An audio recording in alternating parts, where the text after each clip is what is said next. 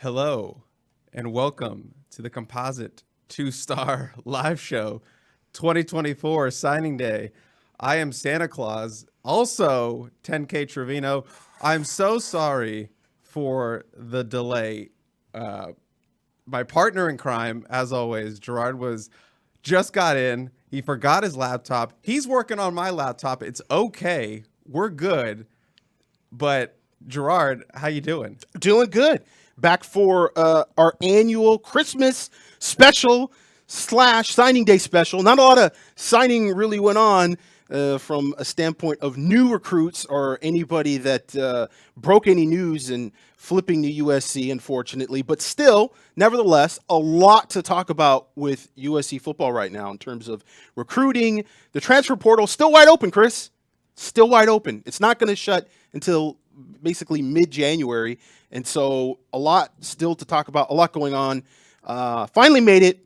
Too much traffic coming from the IE. You know it's bad traffic in the Inland Empire when you have to take the 5 north somehow to get to Redondo Beach. I don't know how that happened, but that's what I had to do to get here. Guys, if Gerard's a little bit loud, he's fired up. You can hear me. I'm fired up, baby! Oh my God. I'm fired up because Chris is wearing a Santa suit.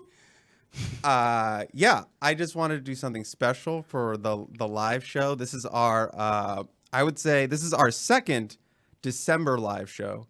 Correct. This is our fourth, excuse me, my finger is jacked up there. Our fourth live show coming off the performance in Palm Springs. Hashtag Mango Cart. If Mango you watch, Cart 2023. If you watch that, I want to hashtag Mango Cart in the chat. The chat is going off right now. People are loving our Christmas spirit. I think, yeah, someone asked, how is Chris going to do 12 hours in that? I don't really know. I know. He's got gloves on. He's gone full on, guys. He's got glasses, the gloves. He might even have a little something special underneath the console. I don't know. I don't want to give any secrets away, but he is all in on this. He's absolutely all in on this. Yeah, that's how. I went all in. I like to go all in for the bit, and that's what happens here. Ryan is actually here. The boss man is supervising just for the early part, just to make sure. It's been a while since I've run the board here. He's going to come on screen right now. Say hi to the folks. Ryan, boss man. Yeah. Can I get some love for Ryan in the chat? He's just here initially supervising. Then he's going to leave, and then he said he's going to come back. Audio good, everybody? Audio's good. Yes, the audio is good. So we've already. If the audio was bad, we know Ryan would already be gone. Off to the eggnog. Eggnog 2023. Yeah. I'm fired up right now because I'm dressed like this, but we're going to see how we feel after several hours. And I do mean several hours, but I also want to respect Gerard's time. He did come all the way out here. Gerard, is your fault the traffic was so bad? Because you are literally hurricane, and it was raining today. Coincidence? I think not. So I think it's your own fault that the traffic was so bad. It either we're going to be tears of joy or tears of sadness. So we'll see how the chat goes.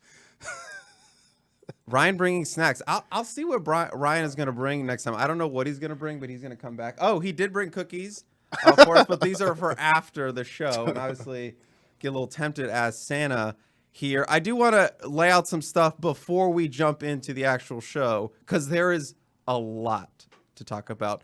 Number one, I do hope we can set some records for the live show. I thought you were going to say boundaries. No. Okay. No boundaries. Everything goes on this show.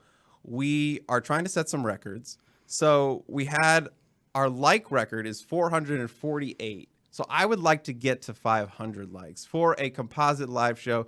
Ryan says bumping it up, maybe 600. I don't know. I want to get to 500. If we get to 500, I'm going to give away some merch. Because we do have the Parastyle shop. And as you can see, our lovely merch selection is on the screen right now. I will give away, if we get to 500 likes, to somebody in the chat a merch piece of their choice. And it doesn't have to be Cilantro Boys. It could be Helium Boys. You can get a shirt or a sweater with me and Shotgun on there. Do we have any retro Family Feud? We have no retro Family Feud. I think Keely would sue us if we went that direction. But that is the plan. If we get 500 likes, also I want to break our concurrent peak viewer, which is around 839. So I think we can get 1,000. I actually have no way of seeing that right now, but trying to figure out how you knew. You remembered that all year long. I went and checked the stats. We already have some super chats lined up. So I got to get to those first. Now, this isn't a super chat show. You do not have to super chat to get your question on, but Correct. It guarantees that Gerard and I will read it on air and talk about it. The first super chat is going to a legend on this show, as you know, and who else would it be?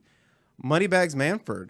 I just wanted the Cilantro Boys to know that I'm wearing my new 2-star merch. Look at that. Nice. He just paid to let you know that he bought merch from us, which is interesting because I need to shout out Moneybags Manford because he actually lent me something. He actually lent me my magic Santa sack right now. See? This is originally his, but he lent it for me for USC's NIL. Yeah, I see it. So, there's some stuff in there. Maybe not as full as you like, but thank you for letting me borrow it, Moneybags Manford. So maybe we'll see what's inside later. I don't know. But thank you so much, Moneybags, for the donation. We do have another super chat from Giovanni. Shout out Giovanni. Records will be made tonight is all he's saying. He paid $10 just to say that. Someone is telling us that over 3,000 people are watching. Is that true? No. 300. Not even close. Off by zero. Off by zero. But way to get me a little bit excited, Earl. Way to get me a little bit excited, Earl. So, yeah. We have another super chat from Moneybags Manford, $1.99. Can I get a shirt with Hurricane's face on it? We've talked about this. NIL, the bag is there, but the bag is not here. The bag has to be here for that to happen, right? Isn't that how NIL works, Chris? Yeah, Might have to contact House of Victory for that. We'll have to see about that. They're not restless in the chat, but they're excited in the chat. They're pumped, so let's get it going. Let's go. Yeah, look. Enough of the niceties, We Chris. have a lot. You haven't even said ho, ho, ho or anything yet. Let's go. Ho, ho, ho. And also a quick shout out to the official sponsor of the Composite Two-Star Recruits, Meredith Schlosser. Shout out to her, the #1 real estate agent in Los Angeles. Gerard, the cold open is obviously signing day. Yep. So, but there is so much to talk about. So what part of signing day do we just jump into right now? Well, we can look at it several different ways. We could go to superlatives. We could go to the good, the bad, and the ugly. I kind of feel like the good, bad, and maybe the unknown would be a good way to break down the initial class and sort of how we're looking at it, in terms of the positive for USC and then maybe some of the negatives, and then getting into what we know right now and the fact that there is another signing day. We are going to be through a dead period at this point, and we're going to get into January, and there are going to be some official visitors in January, and there is a continuation of the transfer portal. We are only in window number 1, folks, and there is 2 windows. So that is going to be a big deal, considering USC is at roughly, I think, 60 scholarship players right now, and then you introduce the new classes, it's 20, and so they're around about, 80 scholarships right now, and that's thinking that there's no additional possible transfers out of the program, and we think there probably could be a few more here. So, yeah, USC's got some headroom, and they're going to be looking for some more transfers. Several positions are going to break it down. So let's talk about the good, Chris. As someone who literally makes a list of the good and bad every year, I think it is a good place to start on the good. We do have another super chat, so I have to break that up right now, just from Shanks. Let me just throw that up on the board. It's completely off topic, but when can we expect a D-tackle, nose tackle? It's going to have to be, let's get into the class, because there is a potential nose tackle from this 2023 signing class. Okay. Now, is he the guy that USC is going to have initially that's going to break the starting lineup and is going to be that guy that they need to run this defense with D'Anton Lynn? No. He's high schooler, and he's a guy that, while a lot of upside, don't necessarily anticipate to make an early impact. Probably going to have to be a transfer. Well, I cut off the rest of the question because it is specifically about a transfer offensive line D tackle. We haven't had one D tackle or O-line visitor yet. Right. So obviously that is something they need to address. The big hole in the middle is that hulking nose tackle, the one that Gerard has mentioned several times. They have to get that true nose tackle, big body in the middle. Right now, there doesn't seem to be any public offers for that. Hopefully we can dive into that a little bit later for you, Shanks. But right now, we are going to dive into the actual good of the signing day class. So they had, our numbers off, 21 people. They signed 19 with one flip, and then there's one outstanding signature still out there with Isaiah Rubin. But the good, I think the number one thing is about the defense in terms of keeping some of their top defenders in the fold despite a horrific defensive performance this season. Obviously, they fired Alex Grinch and have already gotten rid of multiple people on the defensive staff. So to be able to hold on to some of your top defensive guys you had committed since the summer, I think that deserves some praise. I think that deserves to go in the good section. And specifically, we're talking about Elijah Newby and Cameron Fountain, and there was a lot of smoke around Cameron Fountain, maybe taking visits or did take visits to other places, and maybe he could be a flip candidate for some SEC program on signing day. But Gerard, I told you, Mama Casey Crawford, 10 toes down for USC, didn't feel like she was going to let it happen. And she didn't let it happen. When you have Mom on your side, and Mom is as vocal and clearly the champion of that recruitment, that was key for USC. You know, they did a great job, not just recruiting Cameron, but recruiting his family, recruiting his mother. And his mother, throughout the whole process, was on Twitter. She was very vocal about why they loved USC.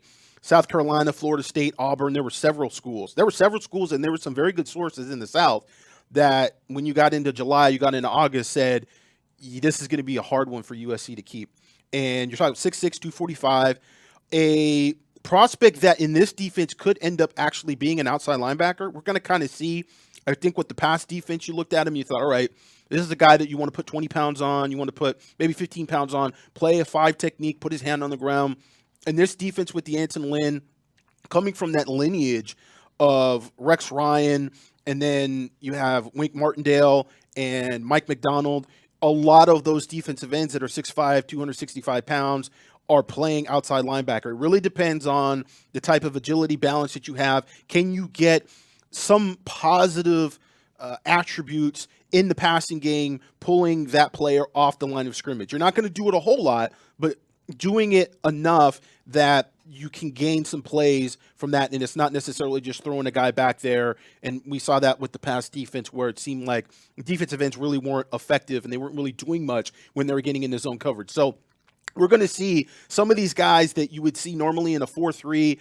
You would see those guys with their hand on the ground. You're going to be able to have some of those guys at the line of scrimmage. It's going to be a bigger front altogether. You're going to have 265, 250 on either side playing quote-unquote outside linebacker. And then when you're going to run a 3-4 base set, and it's not the traditional 3-4. We've talked about this already. It's not a 2-gap 3-4 strictly. It is some 1-gap. This is why with Rex Ryan, it was kind of confusing for a lot of people because he called it a 34-43 hybrid, and people thought that's opposite things. That's an oxymoron. You can't have both of those things. But what he did is basically line up like it was a 34 with 3 down linemen, and those 3 down linemen were around that 300-pound mark. Your middle nose tackle is going to be 315, maybe 320. He's going to be the biggest of those down linemen, but then you're going to be flanked by 2 pretty big defensive end / outside linebackers. And so this defense just naturally is going to be bigger across the board in the front, and when they're running that base set, they could have a guy like Cameron Fountain actually playing the outside linebacker spot, 245, 250. He's got that size, he's got the height. The real question is, again, agility, balance, awareness, spatial awareness, being able to play off the line of scrimmage. Can he do it? We know, talking about the other big-time player they were able to get, Elijah Newby out of Connecticut, Elijah's really a wild card. He's a little bit of the Eric Gentry of this class, in that he's 6'4", he's about 210 pounds, and he can literally play nickelback. He could play outside linebacker. He played a bunch of receiver and tight end in high school. So he's an athlete's athlete. Runs a 10-9. 10-9. He's probably closer to a 10-8 at this point. He's a very, very good player that has the size and the speed combination that he can be a mismatch. One of the big failures from Alex Grinch, I think, in this past year was the fact that they didn't figure out a way to get Eric Gentry on the field more. That needed to be a wrinkle. They needed to figure out one of their best, if not their best, defensive players from 2022, a guy that's a difference maker every time he's on the field.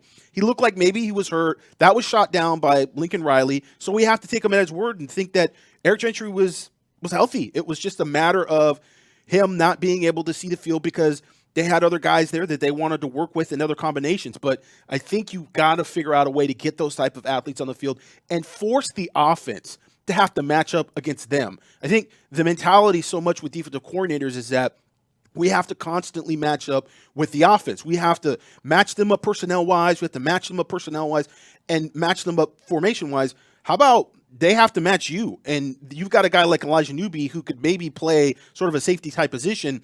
The thing that's interesting about this particular defense is that they use a star back, which is sort of your quasi-safety linebacker.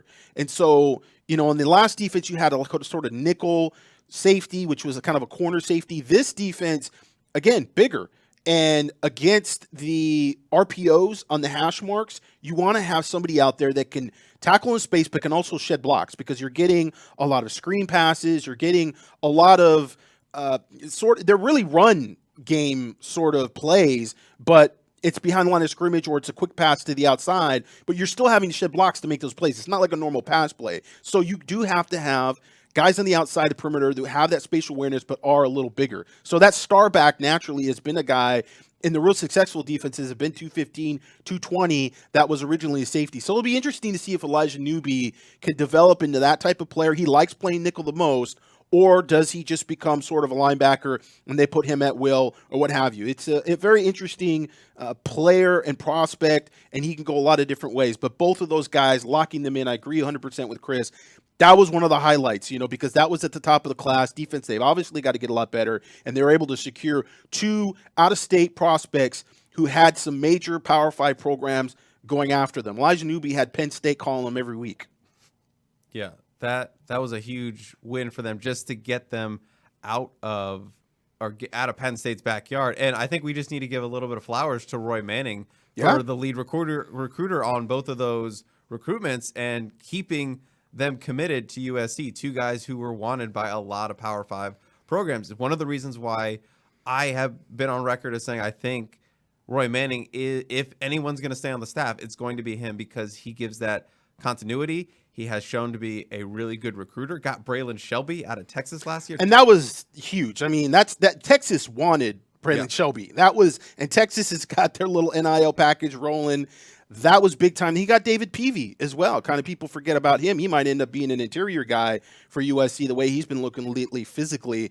But yeah, 2 very good players the cycle before and 2 very good out-of-state players going head-to-head against Power 5 programs when defensively you were awful. I mean, you were as bad as any USC defense ever. I don't know. I don't go back that far, but certainly in my lifetime, I've never seen a USC defense that bad and was able to lock both of those players down. And the thing about Roy Manning, if we're just on that topic, he does have some versatility in terms of his coaching. He was a cornerbacks coach. He played outside linebacker. He's coaching the outside linebacker defensive end. So, he can move around with a little bit of flexibility there. He's not locked into one specific position. But certainly, if there's somebody that you could really pound the table for through recruiting, I think Roy Manning's the only guy really defensively that has shown he can do it consistently against pretty bad odds. I mean, the odds were against them the way that defense played week in and week out. Gerard, we did get a super chat, which I'm going to have to focus you on. It's another $9.99 from Giovanni. GM, let me pull this up right now. Sorry. Let me get it on screen. Where is it on screen? Come on screen. Giovanni asked basically, GM, could you give a, quote, quickish USC player comparison to each signing from today? Now, geez. It's going to have to happen as we go through. We can do those. Yeah, for sure. But anything jump out from these 2 guys right now, Cameron and Elijah, in terms of comps that you've seen over your time? Already made the Eric Gentry comp to Elijah, and not to say that they're exactly the same type of player, but in that they are skilled players who have height and length, a little thinner, a little lighter, but still very physical, still able to play physical around the line of scrimmage despite not necessarily being 230, 235. Eric Gentry's got to get bigger. I mean, again, we're looking at that star back position, but Eric Gentry is a linebacker by trade. He's a guy that has that length and has really good spatial awareness and is incredibly physical. You watch him around the line of scrimmage. I mean, think about the Cal game where he's one of the few guys on this defense that is able to make tackles and solo tackles, and those players with the ball go down immediately. And that's what you want to see in open space.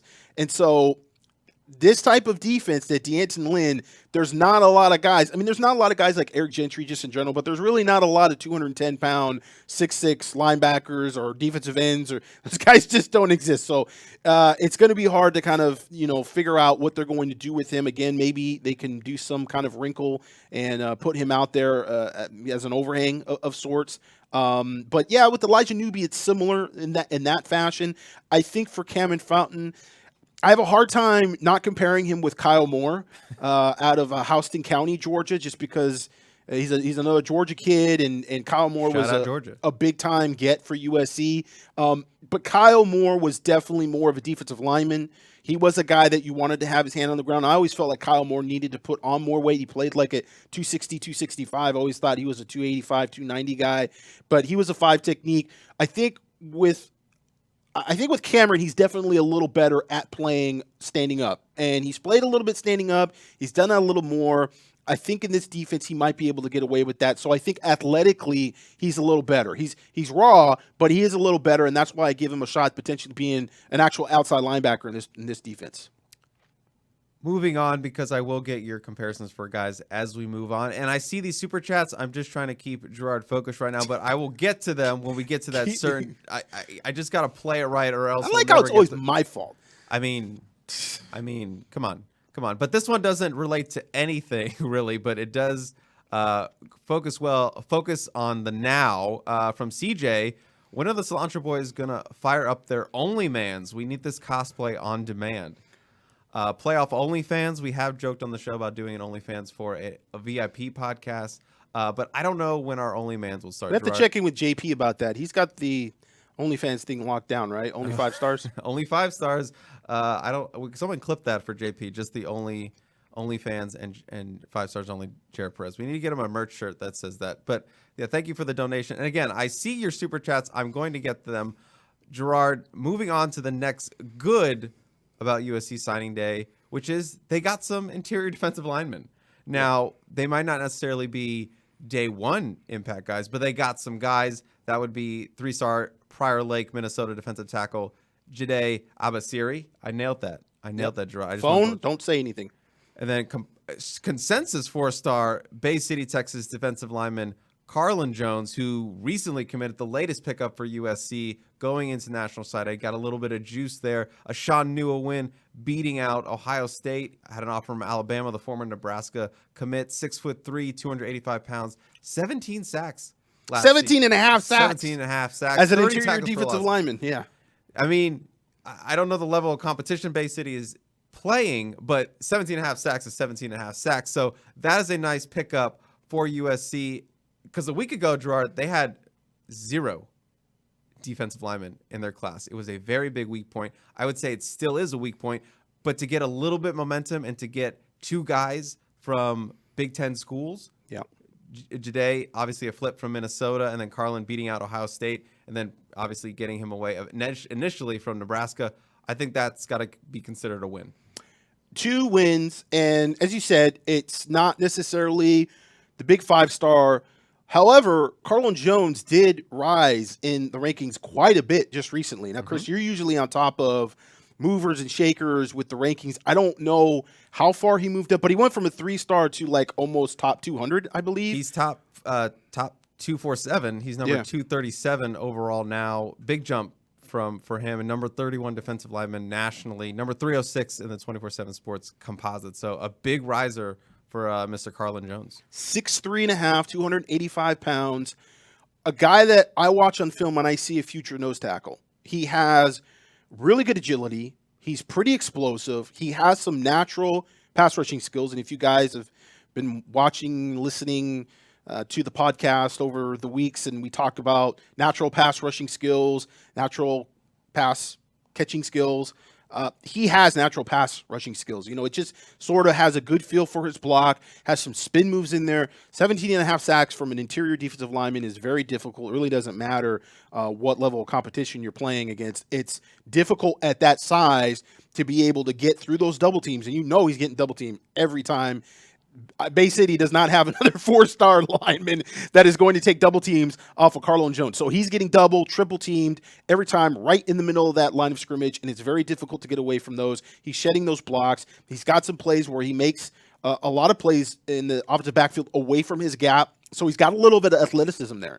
He's going to have to probably gain a little weight to be a true nose tackle, but he's definitely a bit of a steal for USC. I mean, we're going to get into a little bit of that, but superlatives. Straight up against Ohio State 2 weeks ago, locked Ohio State. Everybody I talked to in Texas says he's not going to leave Columbus, Ohio without committing to Ohio State. And he did. And that was shocking for a lot of people. And then he had an in-home visit with USC, and it was like, well, USC looks like they've got a shot to actually get his official visit. And once they got him on campus, there was a lot of confidence there, and they were able to close the deal with him. That's a big pickup for USC. Two big bodies with Abasari, 285, 6'5", a little more of a 3 technique build, but we'll see, how much weight he puts on. It really is dependent, again, athleticism, seeing what these numbers are from these guys, putting them, on the 40-yard dash and with the cone drills, and just you really have to know what their athleticism is. I don't know from an in-person evaluation standpoint what USC saw of either of these players. I don't know how much they saw of them. I know I've seen nothing of them. So it's difficult to sit here and say, this guy's a 0 shade for sure. This guy's a 3 technique for sure. Just from the measurables, that's how it looks. And like I said, Carlon Jones, you got a lot of agility there, a lot of balance, powerful player. That's a really nice get for USC. Yeah, they would have liked to have gotten somebody that would have been, a little maybe more marquee and what have you, but 2 very good players. Regardless, you were not going to get a high school football player that was going to be the guy that was probably going to start for you next year. That's going to be the end-all, be-all nose tackle that's really going to make the front 7 click. That guy's going to have to come from the portal. It didn't really matter. It didn't matter if you got Aiden Breland or somebody of that nature. He still wasn't going to be that guy that's going to be able to turn around, play against grown men in the Big Ten, and you're going to have a successful defense. So they're going to still have to find that guy out of the portal. Like Chris said, not a lot of scholarship offers for those guys, but we don't know the scholarship offers out there. They're not always all reported. Some of these guys want to transfer. They don't want a bunch of media attention, and they kind of fly a little bit under the radar. So we're going to see if there's somebody from this first portal window that ends up being a guy, or there's somebody like Bear Alexander, like last year, came into the second portal. We had a question about any callers. Are we doing live callers? That has been our number 1 request for the live show, and I am set up to do calls right now.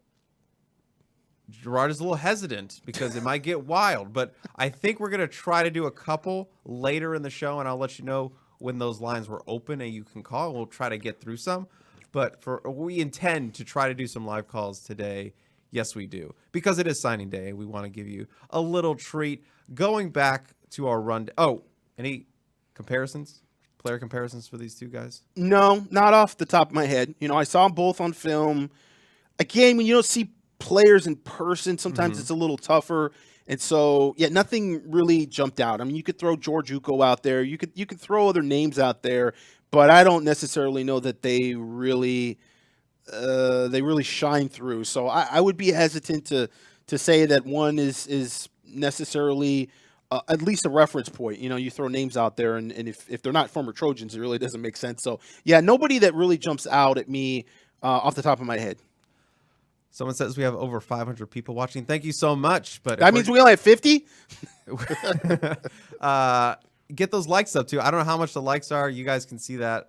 But if you are in there, give us a like, please. I appreciate it. We're trying to break that like streak. Remember, 500. I'm giving away some merch for you guys in the chat. So next point on our good from USC's signing class, the beef, Gerard. The beef. Another full offensive line class. 5 signees, another 5 for Josh Henson, Hayden Treader, Jason Zandamela, Makai Sinai, Justin Taunau, Kalolo Taaga. Another 5 guys. This is a what's the word I'm looking for? A rebuild. This is a restocking of USC's O-line room. It had been bare, and they had struggled to bring guys in. I did the numbers over the prior 4 cycles before Josh Henson arrived. They had only signed 12 offensive linemen. He has signed 10 high school offensive linemen in the last 2 cycles.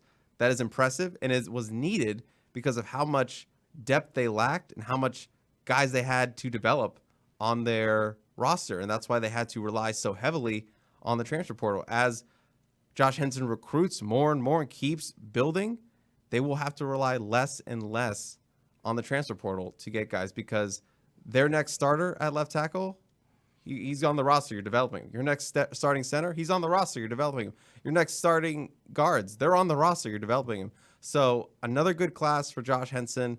Gem of the class being Jason Zandamela out of Florida State. A big win for Henson on the road, beating out Florida State all the way out there in Florida. So got to give props again to Josh Henson for another 5 linemen that he signed in 2023. 2024, excuse me. Yeah, you say 10 out of high school, and what is that, 16 altogether, including the transfers? Because you have... Are you counting Ethan White?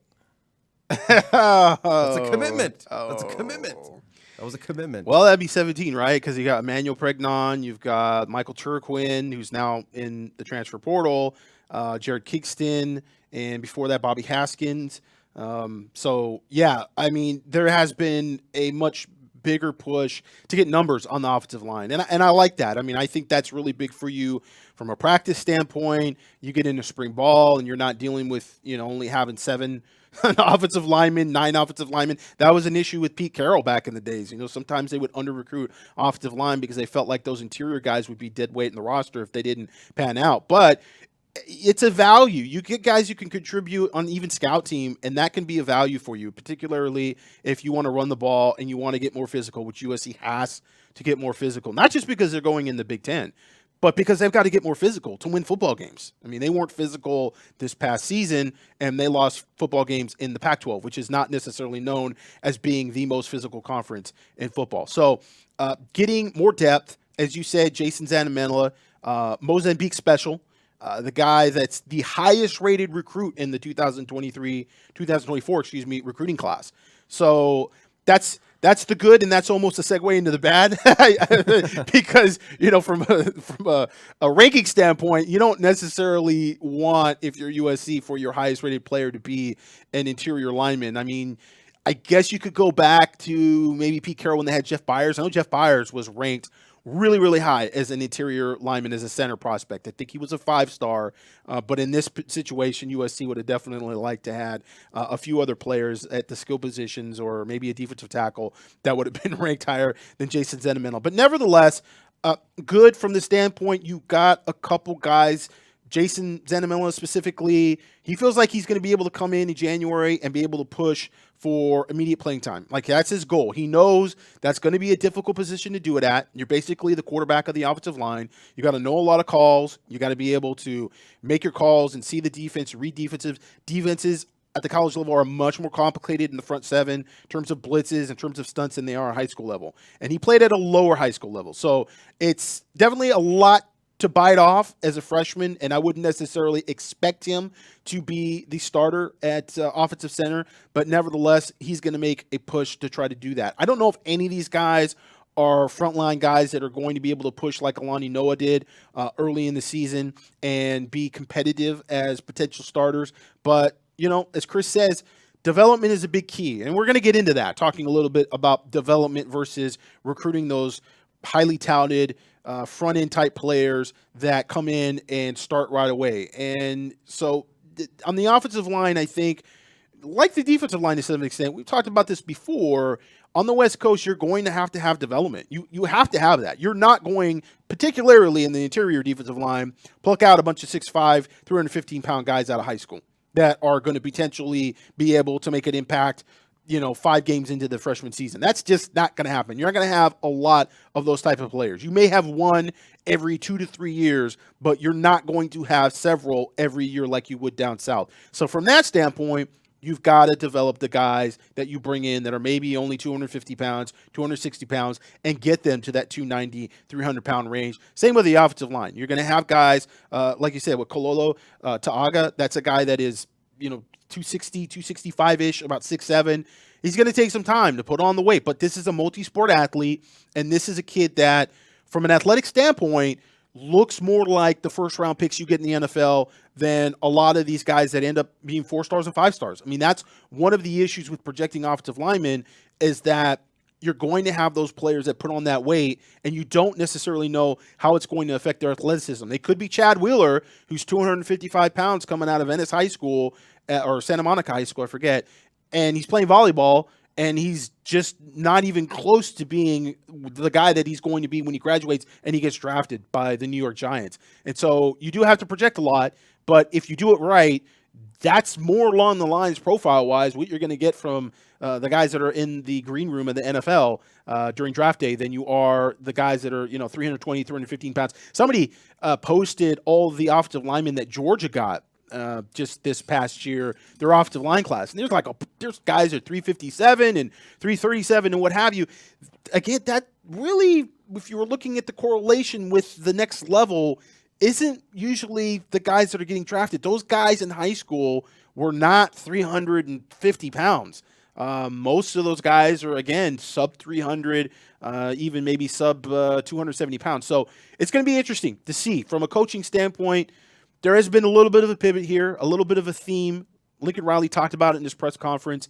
We'll talk about it a little later, though, recruiting those high-end players versus development and going after the guys that are ending up at Utah or Washington. We do have a question about Lincoln's comments on California recruiting, which we'll get into, and that is Super Chat. So, Paul, thank you, but we're going to get into that. So we'll have to save that to set us up for that. Continuing on with the good, and this is a potential steal in linebacker Desmond Stevens, who, if you listen to Gerard talk about him, I don't know if it was last episode or the one. I think it was the last 2 episodes we talked about him. But Gerard loves Desmond Stevens, and Lincoln Riley, by the sound of it, loves him too, and didn't want to call him a steal, but that's essentially what he was saying, and is essentially what Gerard said. Like, you don't hear Gerard call someone a steal very often. And he did with Desmond Stevens out of Michigan. Composite 4-star recruit, guy who played wide receiver, was a cornerback, just does everything. And USC, I think, is getting a really, really good one in Desmond Stevens for that Danton Lynn defense. And a guy who is an early enrollee. So who knows what his role will be as a freshman. But he's coming in where, possibly he can contribute for a room that needs a little bit of juice. Yeah. A guy that, when I watched his film originally, it's interesting because there was a little bit of a process here, and he got a scholarship offer. USC had given a few scholarship offers out to linebackers previously. There was a bit of a wave of scholarship offers that went in around September, I think it was, Chris. Michael Boganowski, little famous 2-star composite name. If you know, you know. And those guys, I'm gonna look up if he's signed. Yeah. Oh, well, those guys kind of came and went. He committed to Oklahoma, and then there was like another wave of linebacker offers. Now with Desmond Stevens, we really didn't know a lot about him out of the gates, and he was, I think, at that point in time rated as an athlete, and a lot of people were talking about him playing safety, which made sense at the time. He played cornerback originally at Clarkson, and then put on some weight. I think he was listed at like 208 at one point, and he was looked at as a potential safety prospect. By the time he's going to officially visit USC, we start hearing, no, they're looking at him more as a linebacker. Okay, that's interesting, right? So I watch his film, and it's a junior film, and it's good. It's solid film. All right, this kid's definitely worth an offer at this point. I don't think they're reaching too much for him. But I had not seen his senior film, and I don't know if it had not been up yet on Huddle or I just didn't see it, but I didn't catch it. And so we talked a little bit about the scholarship offer. He's coming in for his official visit. That week, I end up watching his senior film, and I was like, wow, wait a second. This kid is, first and foremost, incredibly physical, and he, at the point of contact, obliterates some of these ball carriers.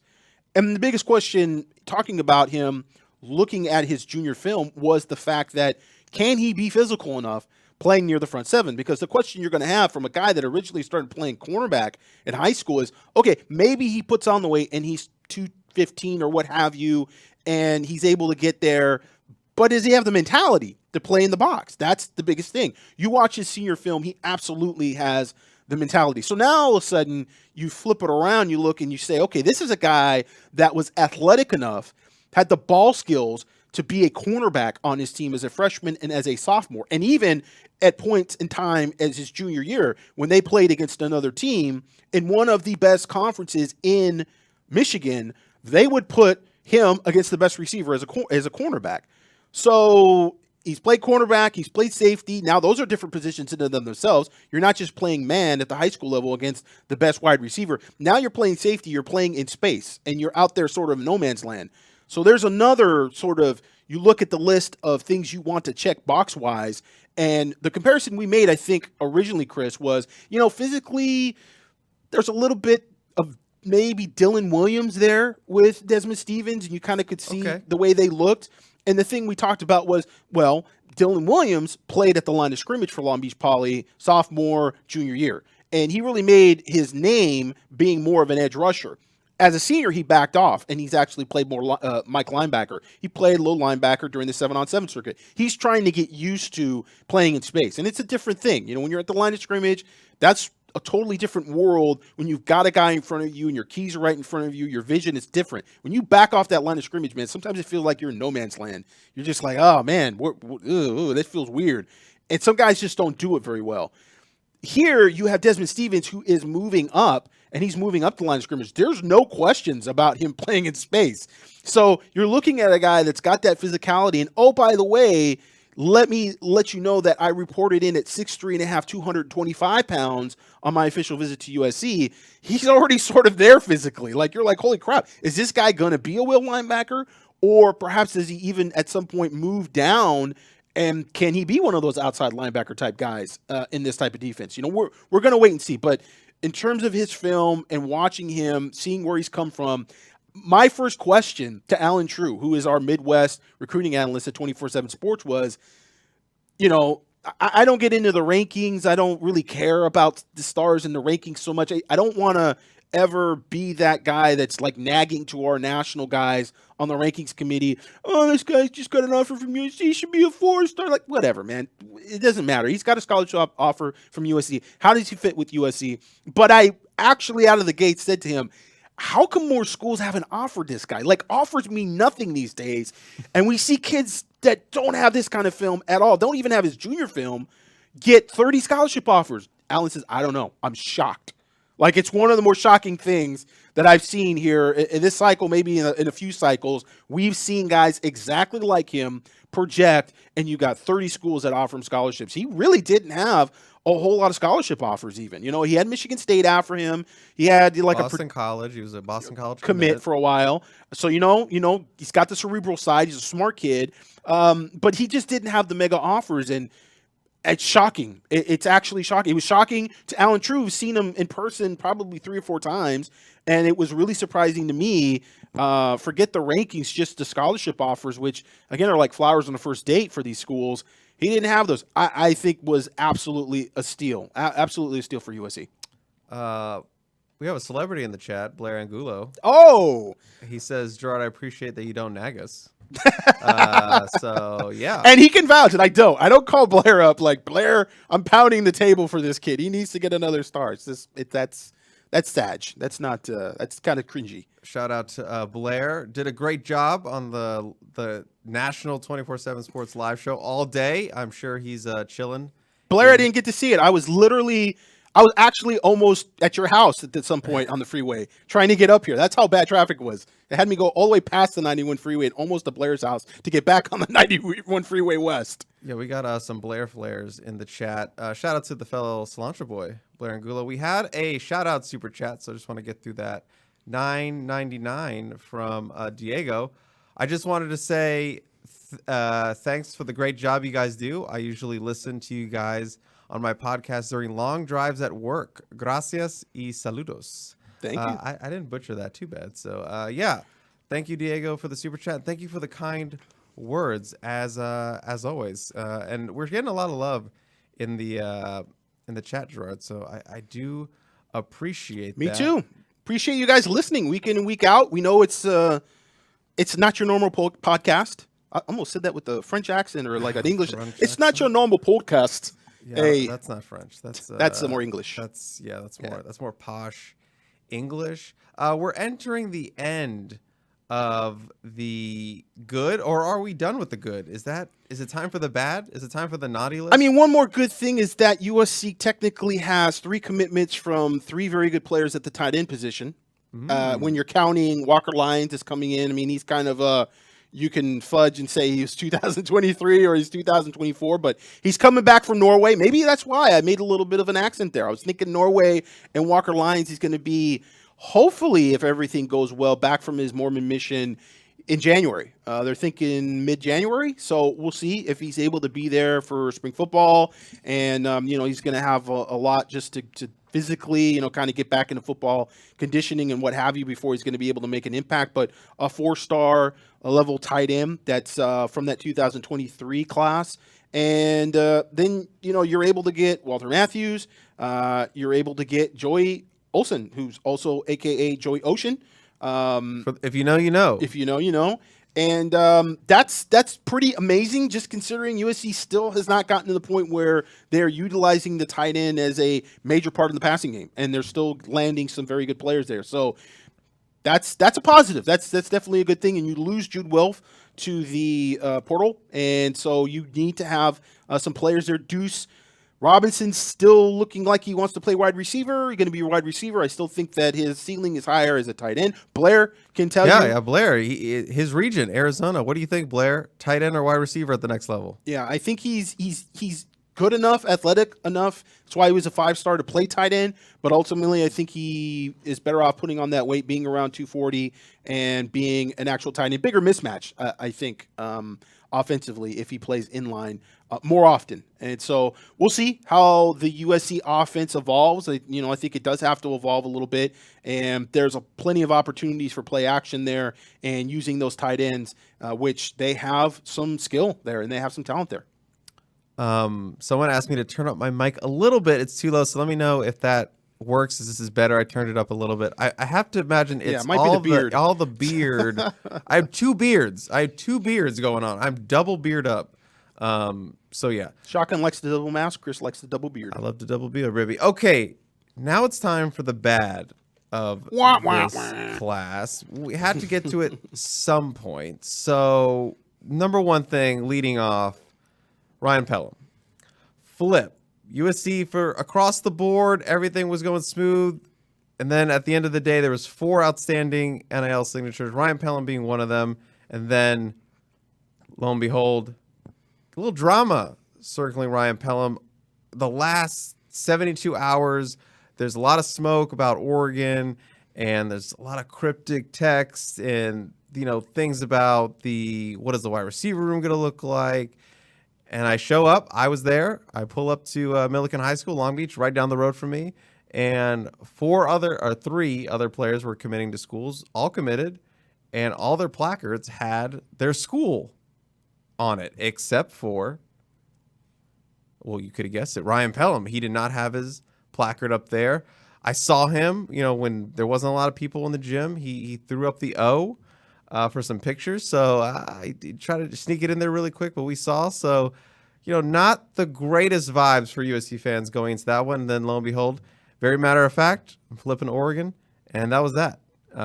And that was USC's only defection of the day, which is, to the dreaded Oregon Ducks, who I know a lot of fans are not happy about. And well, when you look at it, it wasn't an offensive lineman. It wasn't one of their key defensive players. It was a wide receiver. Now, I would say that still stings, especially to Oregon, but it is a position that traditionally you don't think you would have to worry about with Lincoln Riley recruiting. So there is a little bit of, would you say, copium in that regard, Gerard? Yeah. I think, it's a little bit of both. On one hand, yeah, there's a little bit of copium. He's just a receiver. Not a guy that was necessarily looking to start right away, wasn't going to be a player that was going to be an impact player right away. Definitely a little more raw than, let's say, Xavier Jordan, the other wide receiver, 4-star out of Sierra Canyon High School. A guy that may be able to play earlier because he's just a little more polished, route running, etc. But Pelum does have good speed, and he is a player that we saw flash some big-time potential, really more of a big play type of wide receiver. Does have family ties to Oregon. His uncle coached there for a number of years as a linebacker coach. And so Oregon was looked at for a while as the lead school for him.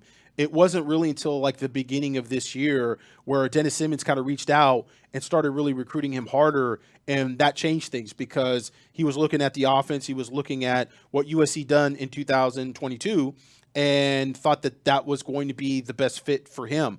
But this is not necessarily new. Oregon beat out USC for a bunch of receivers, Troy Franklin, several receivers a few years ago when Mario Cristobal was there, and they couldn't throw the ball. Their pass offense was horrible, and they were still beating out USC, which had an actual air raid type of offense. They're throwing the ball 50, 60 times a game. They've got 3 receivers that go over 1,000 yards.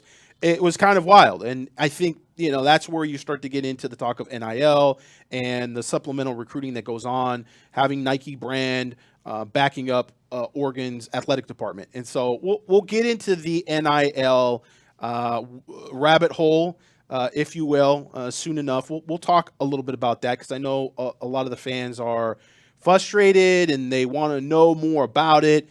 And there are only so many answers that we can give when it comes to NIL.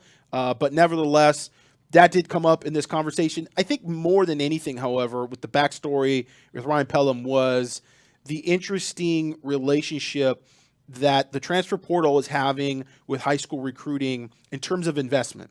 And we'll talk about this even with Malachi Nelson's entrance into the transfer portal. And I think that is probably more underlined in terms of when you go in the portal and you start investing in players, the high school kids feel like you're recruiting over them.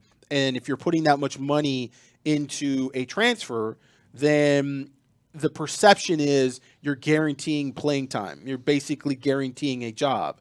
Now, in this particular situation, when it first started to come up that maybe Pelum was wavering, it was because he was reaching out to other schools. There was a couple other Pac-12 schools that he reached out to about taking official visits. I don't know if he took those official visits, but that came up, and part of it was the thought that USC was going to get a couple of big-time wide receiver transfers in the portal. They haven't thus far, and there's not a ton of talent there from the wide receiver position in this first window. Evan Stewart from Texas A&M has just gone into the portal recently, but this was kind of all going down before he jumped into the portal, and at that point, USC, really, the offers that they had out, guys, Will Shepherd, we talked about Will Shepherd the other week.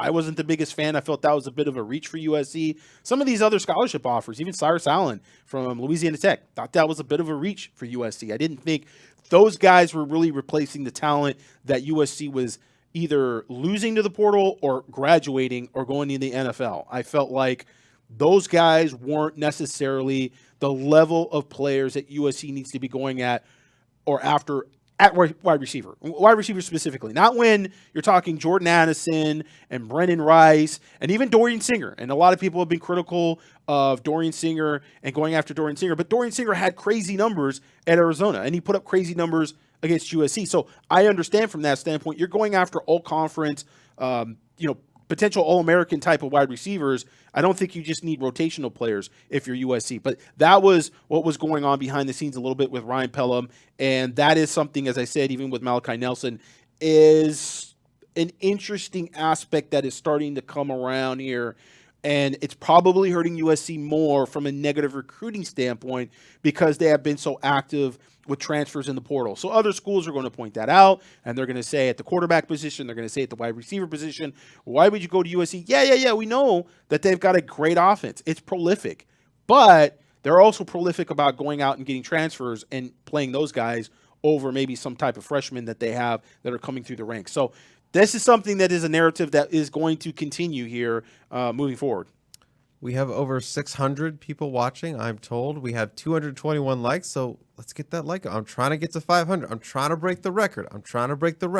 But over 600, thank you so much. This whole I am stuff. I like this. This is Chris's podcast now. We are trying to break it. Gerard doesn't care about numbers, though. He doesn't care about statistics. He just cares about the truth and breaking down stuff. I worry about the numbers. I worry about the numbers. I'm freaking Santa Claus. Of course I worry about the numbers. Okay, so Pelum happened. That flipped. There was some coal there. There's some coal there. Some serious coal there. And now, which kind of brings up the other part of it, that there were no real marquee skill players. Your highest rated player in the class was an offensive lineman. Yeah. And maybe we're combining these two. There was no marquee offensive lineman outside of, I would argue, Jason Zandamela is a marquee offensive lineman, but in terms of that big time left tackle, that left tackle is still eluding USC. That Josh Connerly, when they came so close and got beat up by Oregon. I'm sorry to bring that up, but that is kind of the thing they've been searching for. That premier, that Austin Jackson, that other 5-star level tackle to come in and be that guy at the left tackle spot for USC. So no real marquee skill player and no marquee real offensive lineman outside of Zandamela. But USC fans are not going to get hyped up about a center prospect. You know, they want that big, sexy tackle. Yeah, I mean, and rightfully so. If we're looking at this from an NFL draft standpoint and your first draft pick is a center, you probably don't have a very high draft pick. And it's not to say that the center position isn't important. It's very important. I mean, that guy's touching the ball every snap as well as your quarterback. But it's not the left tackle position, which is a more valuable position just in terms of probably being able to protect the blind side of your quarterback position, which is the most probably important position overall on the field. And so, yeah, in terms of one of the bad things about this class, there are not those sort of players that you look at and you say you can build around from a skill standpoint. Last year, you had Malachi Nelson, you had Zachariah Branch, you had Makai Lemon. You had some of those players, even the running backs with Quentin Joyner, where you kind of go, okay, these are guys that are going to be impact players for us, and these are the guys that are going to be difference makers for us. And this class doesn't really have those guys that you would necessarily build around. And it's not to say that they don't have good players in this class, and they don't have several of them, and then maybe you're reverse engineering a bit, and this is more of a rebuilding class because you are getting those linemen. Nevertheless, it's not necessarily marquee, and it's not something that Trojan fans are really used to. I mean, they're used to getting the quarterbacks, getting the receivers, getting the running backs, and what they really want are the defensive tackles and offensive tackles, and you're pretty much not checking any of those boxes at this class. Yeah, unfortunately. I still think that big one is coming, though, in 2025. That's my bold prediction for next cycle, is that they're going to get that premier 2025 offensive lineman. That's just how I feel. And you talked about how the relationships really start to pay off. This is kind of the year, feels like they could pay off for USC in 2025.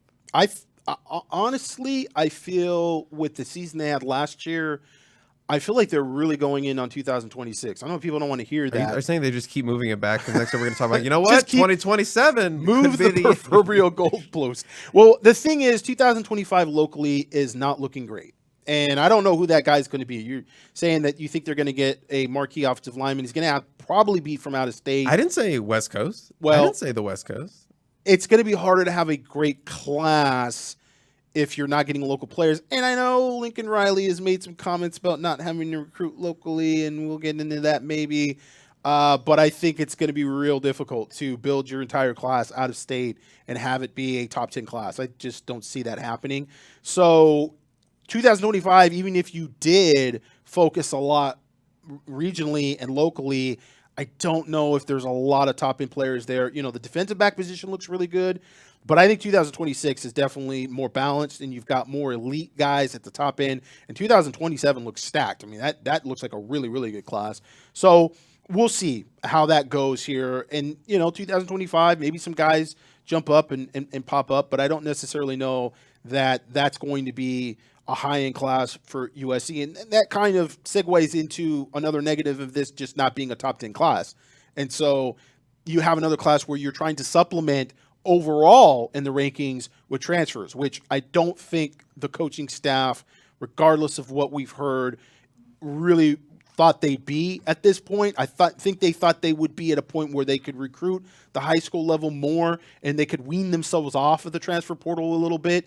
There's been some back and forth as to whether that's really what they want to do, that recruiting transfers is much easier with NIL. Obviously, USC is being a bit more aggressive with transfers than they are high school kids. So that's just sort of, we got to wait and see how this plays out, and it's unfortunately one of those times where recruiting is so crazy right now. I've said this to countless people. I just kind of want to hit the fast forward button and see you guys in 5 years and then kind of go, okay, this is how things are. This is what happened. This is what the NCAA did. This is what the NCAA didn't do. This is what the state federal laws are now in regard to NIL and the transfer portal and how everything sort of plays out. The conferences, did it work out? Did we have two main conferences, or did it completely fizzle out and now they're trying to revamp the Pac-10? I don't know. We're going to see. But at this point, it's kind of difficult to try to project, how all these different things, all these different factors are going to impact USC going forward. And again, we'll talk about NIL and how that affected this class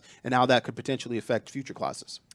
I just want to update, Blair's still in the chat, and he's dropping some knowledge because nice. they were asking him in the chat, Thank you, Blair. Why is Jason Zandamela the number one interior offensive lineman in the rankings, but he's not a 5-star.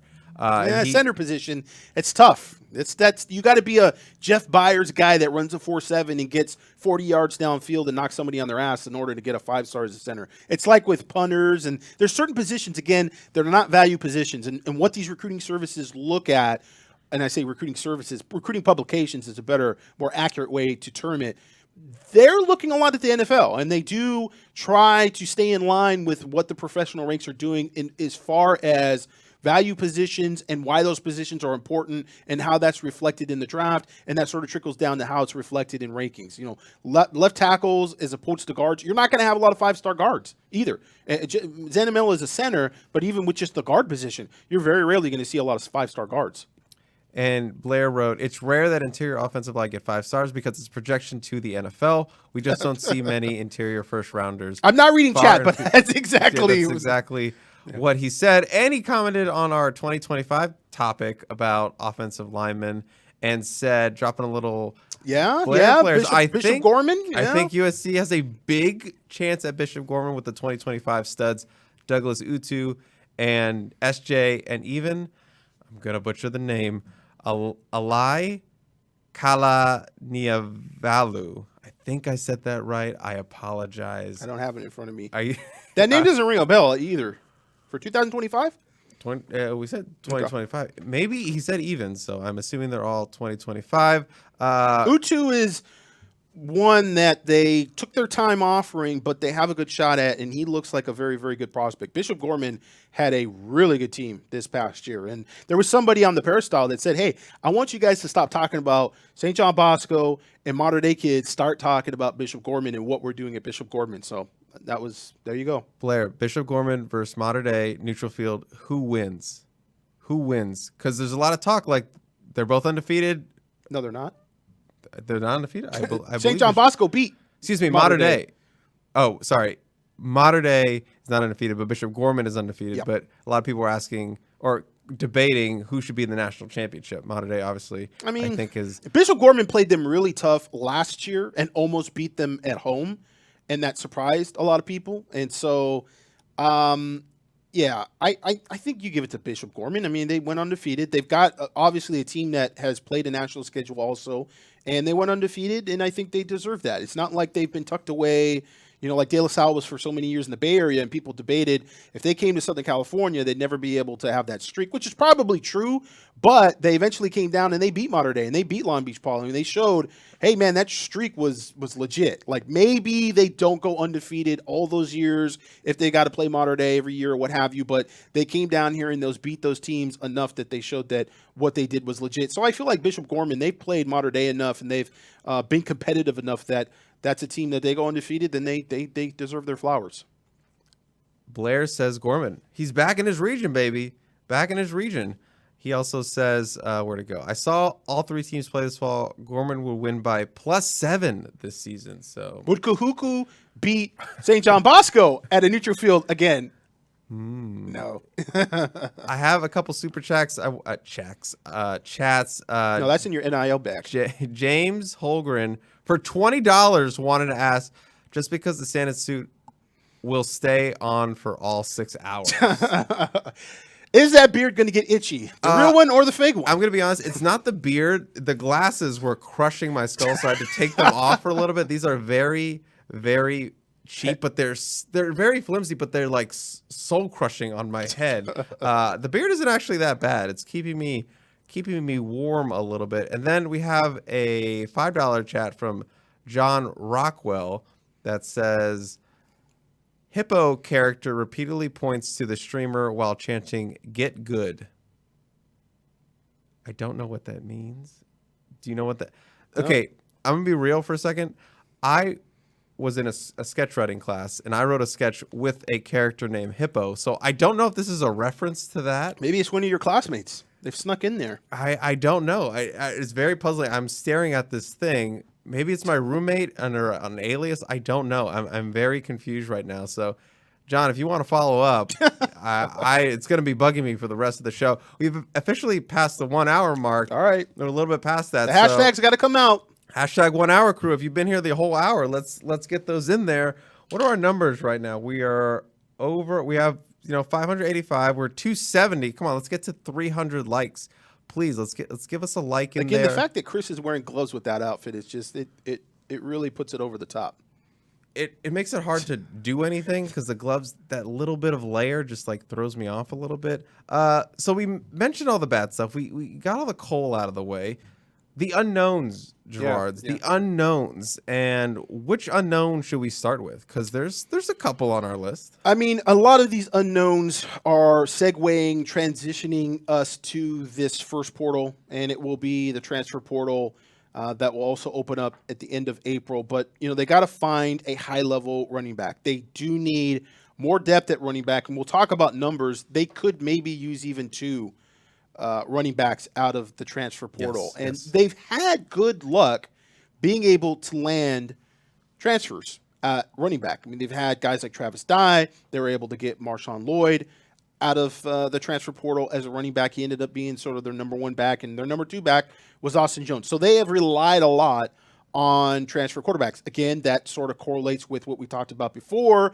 It may be recruiting high school backs and having a guy there as a freshman who's a 5-star, and then all of a sudden you think, oh, well, you know what, we could really use a little more experience, and then you go try to get a guy that's a senior that's a 1,000-yard rusher from a Power 5 school, and how those carries going to be divided up. So they do have to find another running back. They just need, from a depth standpoint, you lose Lloyd, you lose Austin, you lose Raleigh Brown, even though he was sort of a hybrid receiver running back. You're losing all those players. You need to get some more depth at running back, and you do need to find somebody who could potentially be your starter next year. I think Quentin Joyner should get more carries and could be that guy. We still don't really know a lot about Amarian Peterson and how he is going to progress and what type of player he's going to look like. He looked really good out of high school. I mean, he physically is the real deal. Like, he was, I think, 6'2", 210. He is really 6'2", 210. So everything is there physically that we saw out of high school. So it's just a matter of seeing him get more reps and seeing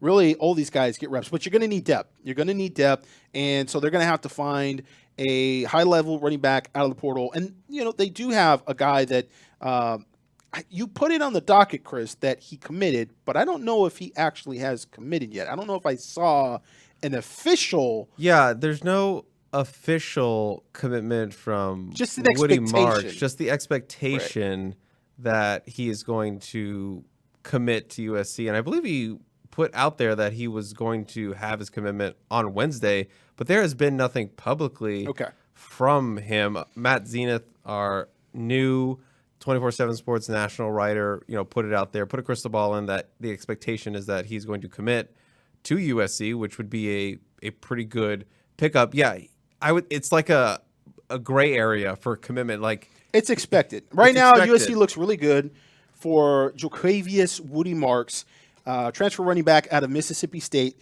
5'9", 5'10", 210 pounds. He's a little stick of dynamite. I mean, he's a good-looking player. Has a little bit of that Curtis McNeil to him. He's a little bigger than Curtis McNeil, but a guy that caught 80 balls, I think, as a sophomore at Mississippi State, had some injuries, and so he hasn't been quite as productive. They're telling me you put it on Instagram, so it's official. Okay, all right. It's official. Thank you, it's chat. official. Congratulations, Jo'quavious Woody Marks. We'll get to him. We'll talk about him a little bit more in depth, but I had not seen anything officially when I was before I was driving down earlier today, so I didn't want to necessarily. Everyone's yelling at us. It's on his IG. Oh, I'm sorry. We're sorry. We're not aware. We saw the news. We have a story out about it, but it's a hard commitment. Okay, we will talk about it. It's on our docket. So we'll get to that. But yeah, USC does need some running back additions in addition to Marks. I think they need to get at least one more because you're bringing in Brian Jackson for the class. He's going to be the youngest running back on the roster with Quentin Joyner and Amarian Peterson, 2 redshirt freshmen. And you can't just go in with Marks as being your only veteran. You need at least another guy. I would really try to get Darwin Barlow back because he would be a guy like, hey, you can be that number 2 guy for us or that change of pace guy for us. Well, he would be able to compete for the number 1 spot. Sure, and he's that's be able true. to compete at USC for that as well, if not better than any other school. Unless you're going to an FCS or you're going to a Division II school, Darwin Barlow knows the offense. He knows coaching staff. He knows the roster. He's competing against 2 guys that were freshmen last year, and he's a good player. But you know what? Maybe there's some frustration from him because he's been there for a while, and we've talked him up since he got to campus. We thought that he had a little bit of it factor. He's got some speed. He's a physical running back. He's a little stiff, and I think he's probably not as consistent in the pass blocking department as some of the other running backs have been. So, from that standpoint, I see why, particularly with Austin Jones, maybe he didn't get as many reps, or Travis Dye. But Marshawn Lloyd has had his struggles a little bit in pass protection as well. Kyle McDonald, the running back coach at USC, always says, no blocky, no rocky. And so that's a bit of maybe an obstacle for Darwin Barlow playing more in USC's offense. And just the fact that, we're kind of overlooking this, USC doesn't run the ball.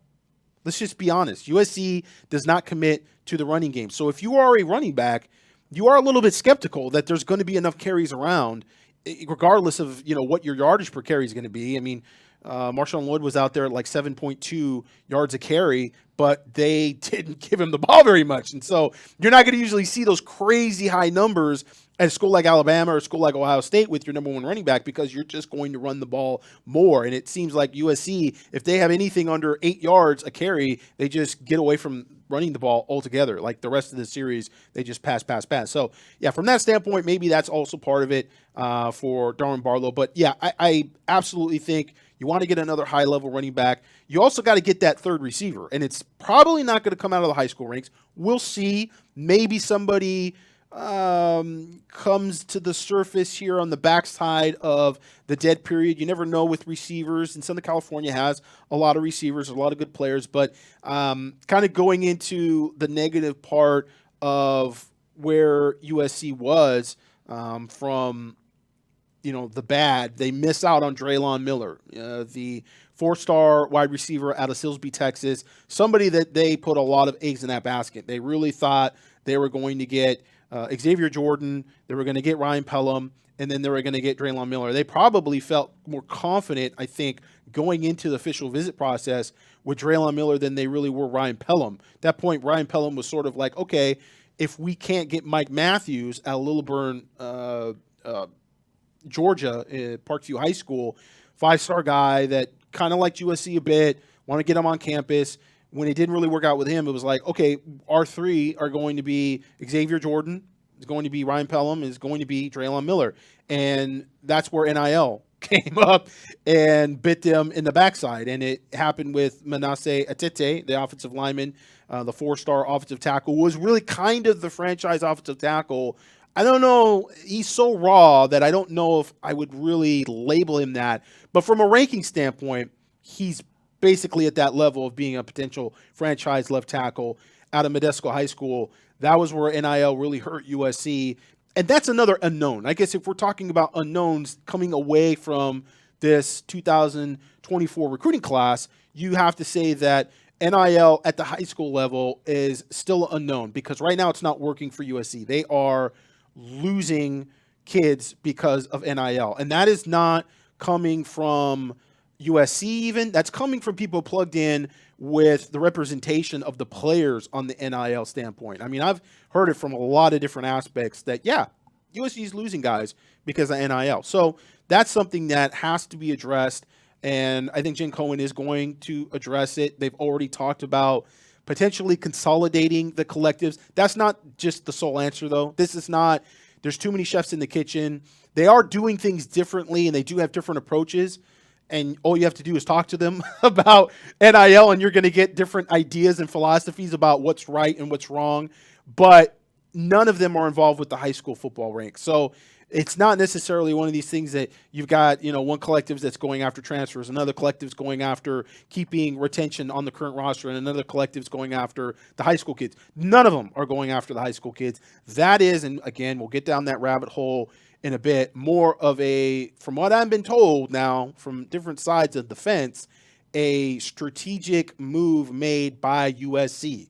So it's not a matter of can you, it's rather than will you go after high school kids, because the can is there. So again, we'll talk a little bit about that. But in terms of overall philosophy and where NIL comes into effect and the impact that it has at the high school ranks, it's still a bit of an unknown rolling into 2025. The next piece for the unknown is one that a lot of people have been asking about, and it's obviously at the quarterback position, specifically with Kansas State quarterback Will Howard, who everything seems to be trending in the right direction for USC to add Howard, the number 5 passer in the 24/7 Sports transfer portal rankings, which would be a big addition, especially after losing a Malachi Nelson.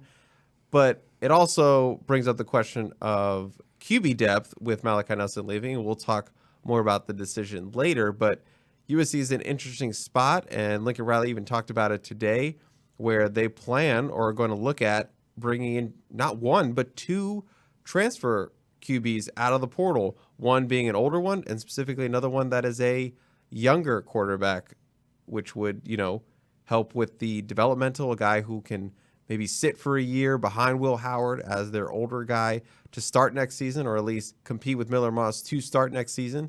So USC maybe going to double dip for a transfer quarterback, which is obviously a big unknown because Will Howard's still not committed, but all signs point to USC coming off his visit this past weekend, multiple crystal balls in for the Trojans.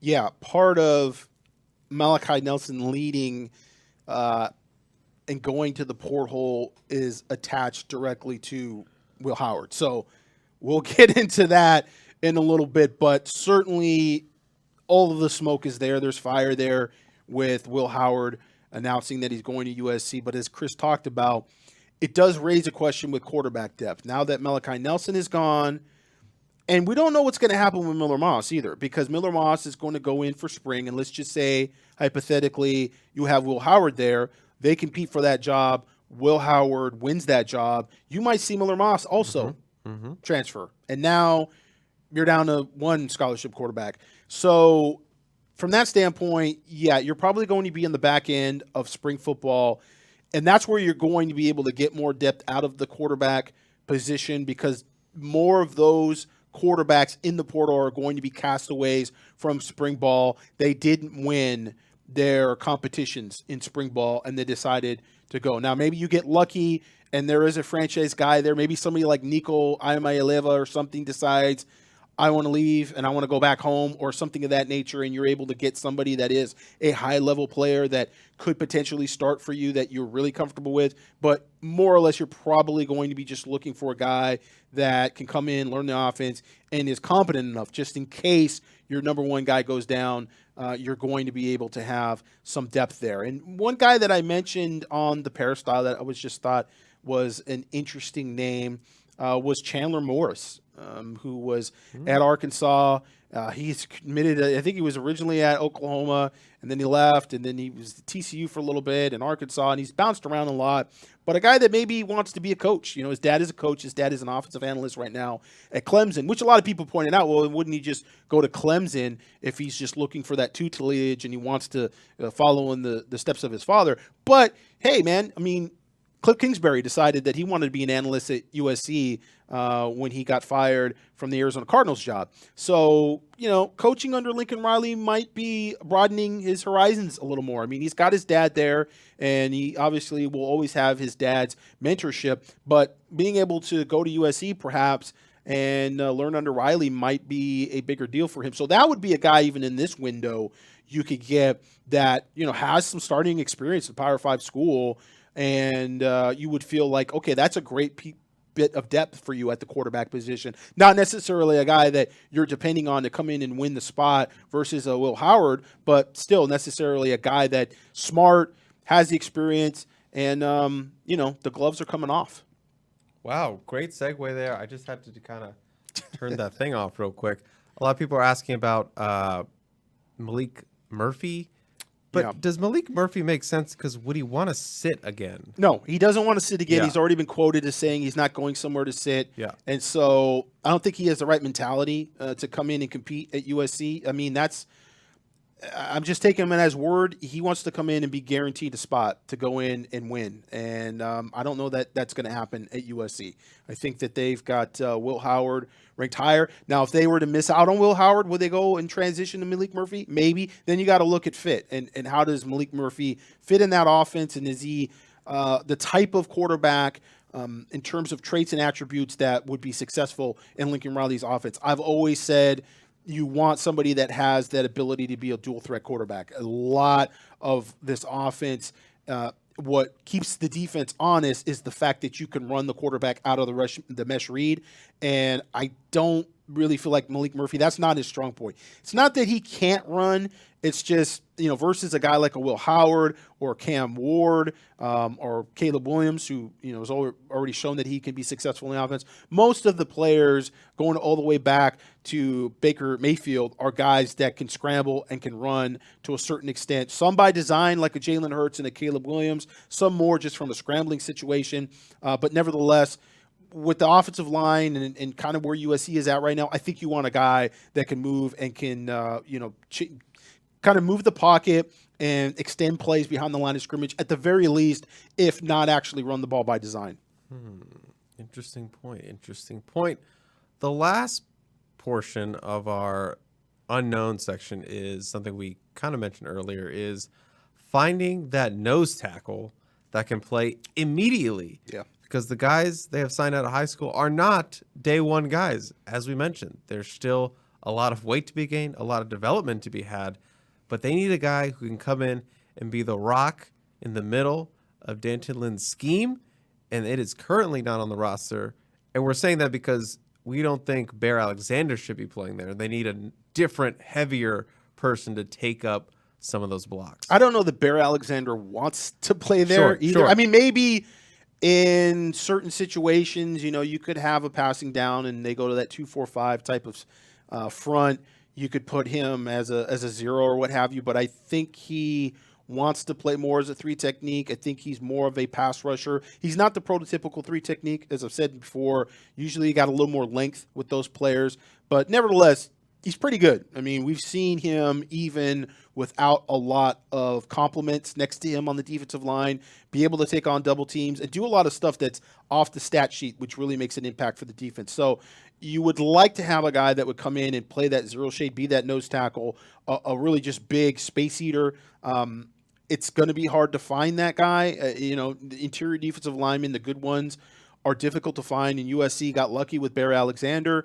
They had to put a lot of investment in Bear Alexander from an NIL standpoint, but they're working on it. I think that despite there not being a lot of scholarship offers out there at face value, I know that behind the scenes they were working a bit with Walter Nolan and trying to get him on campus. I don't know if that's still going to happen. We'll see, but nevertheless, even Walter Nolan, I don't know if he looks at himself as a zero shade these years.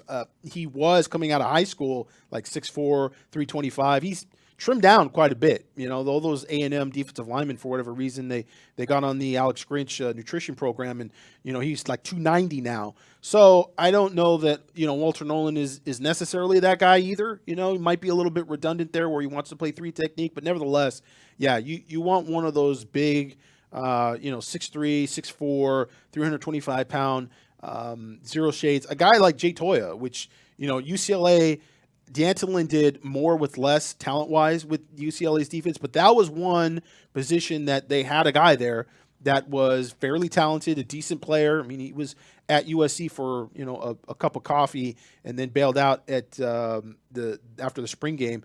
It was funny because that staff really didn't think he was that good. They didn't think he was going to be that great of a player. They didn't think he could bend enough. And it was obviously a different defense. That was Todd Orlando's defense. But he looked pretty good at UCLA last year. And I think he was a big deal being able to have a guy that could take on some double teams in the middle of the defense. And they got to find a guy that can complement Bear Alexander and take some of that pressure off of him, because he's going to see a lot more double teams in the future if they don't have a player that can really move that offensive center back and just get some push back in the middle of the offensive line. I think this kind of super chat I've been kind of holding on to kind of fits into that from Kevin. Why isn't USC aggressive in the portal for O-line, D-line? Do you think it's them not being aggressive? Just because there aren't public offers out doesn't mean they're not being aggressive. Or do you think they're being more, what's the word I'm looking for? Selective? Picky, selective after kind of missing on some guys last year, or guys didn't pan out for them out of those positions? That is a good point.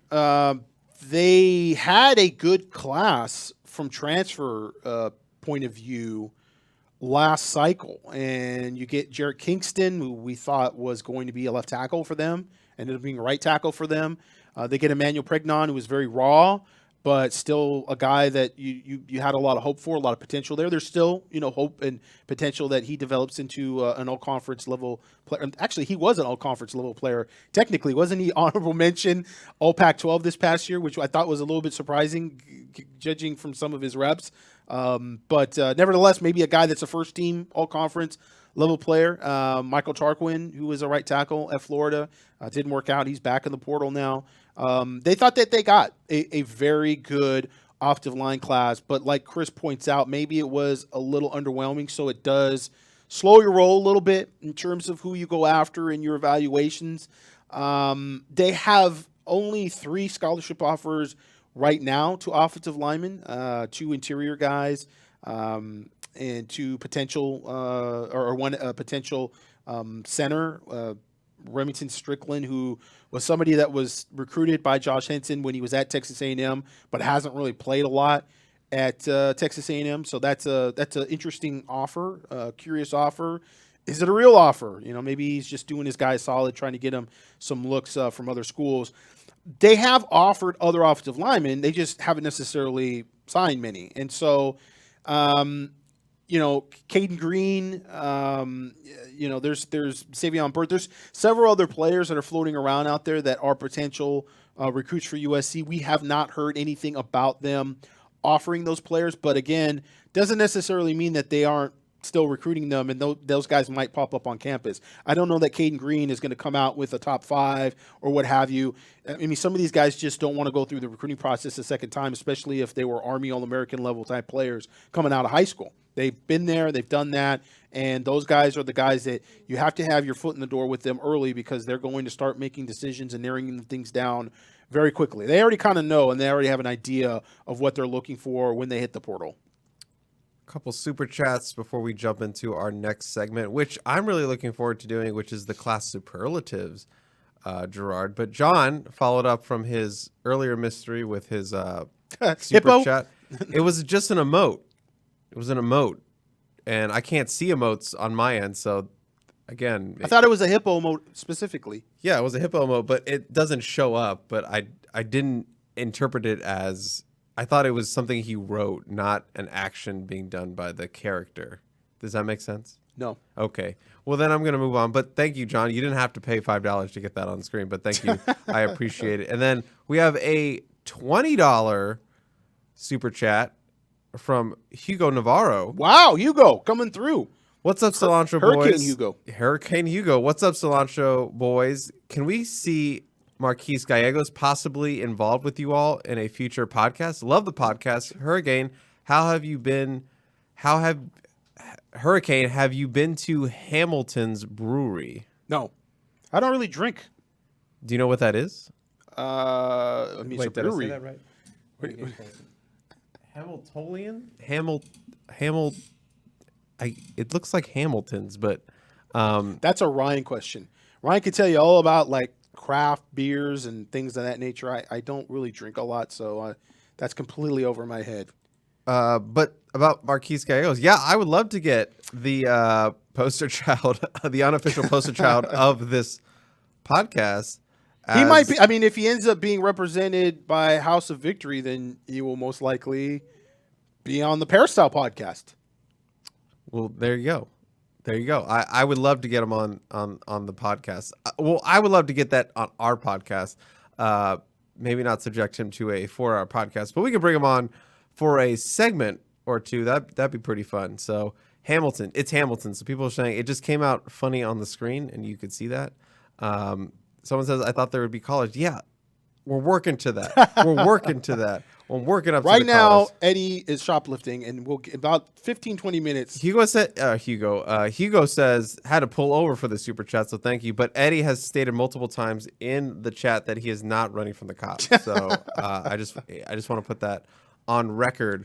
He's already got a built-in excuse for how that call-in is going to sound. Now it feels a little itchy. Well, we're getting into the 2020.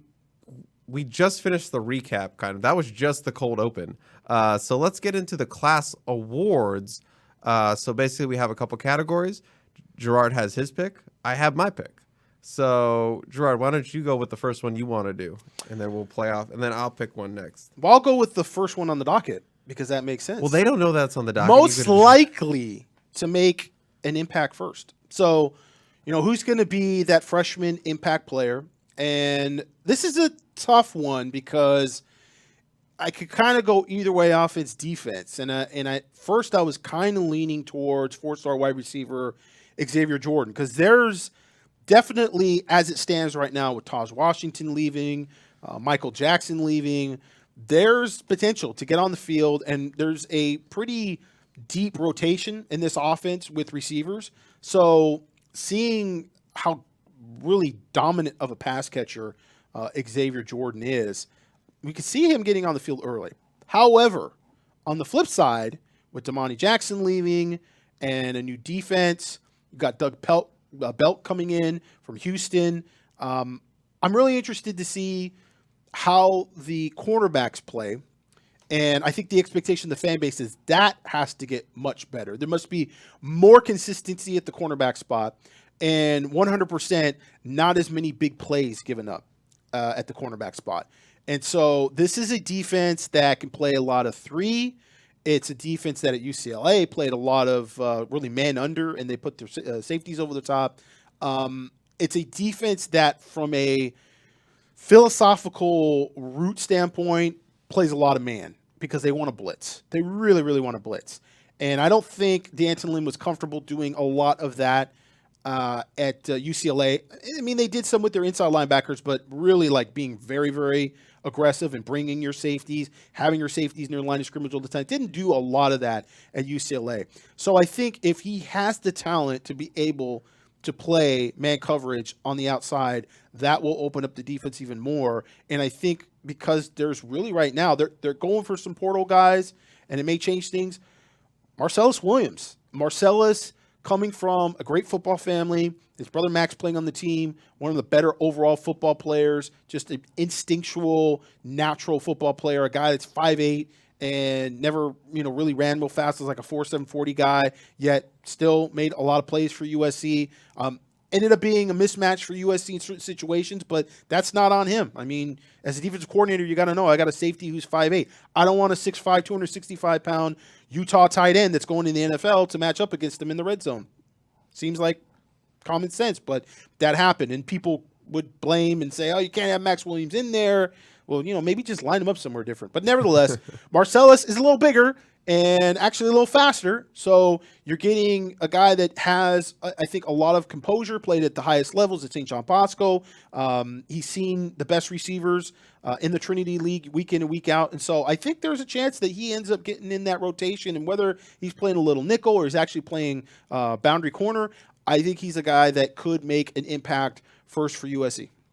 Yeah, I hate to have the same player as you, and this is the only one I have the same player as you, but I would also say Marcellus Williams, just from the standpoint of they need some cornerback help. They got a cornerback today, DeCarlos, I'm blanking on his last name already, Nicholson out of Mississippi State. We'll talk about him, but they did get some help, but they're still going to need a little bit more, especially veteran. But I think that depth chart is open for him to come in. He's going to be an early enrollee. He is an All-American. He is their highest-rated defensive signee, and he's been in the Trinity League, as you said. So he has faced the top of the top competition, and he's going to have that head start with Dan Titlin's defense and everything that goes on in spring camp. So I like Marcellus Williams to come in and contribute early. Is that a starting position? Maybe, maybe not, but I think he can at least get some rotation time, at least be a special teams player. So he would also be my pick for the make an impact first. I'm up next, so I'm going to do best pull by the staff, Gerard, and I'm going to go with Jason Zandamela. And I think people are not talking about Jason Zandamela enough because he is an interior offensive line prospect. If he was a tackle, there'd be a lot more love about him, but he is the highest rated USC offensive line signee since Austin Jackson.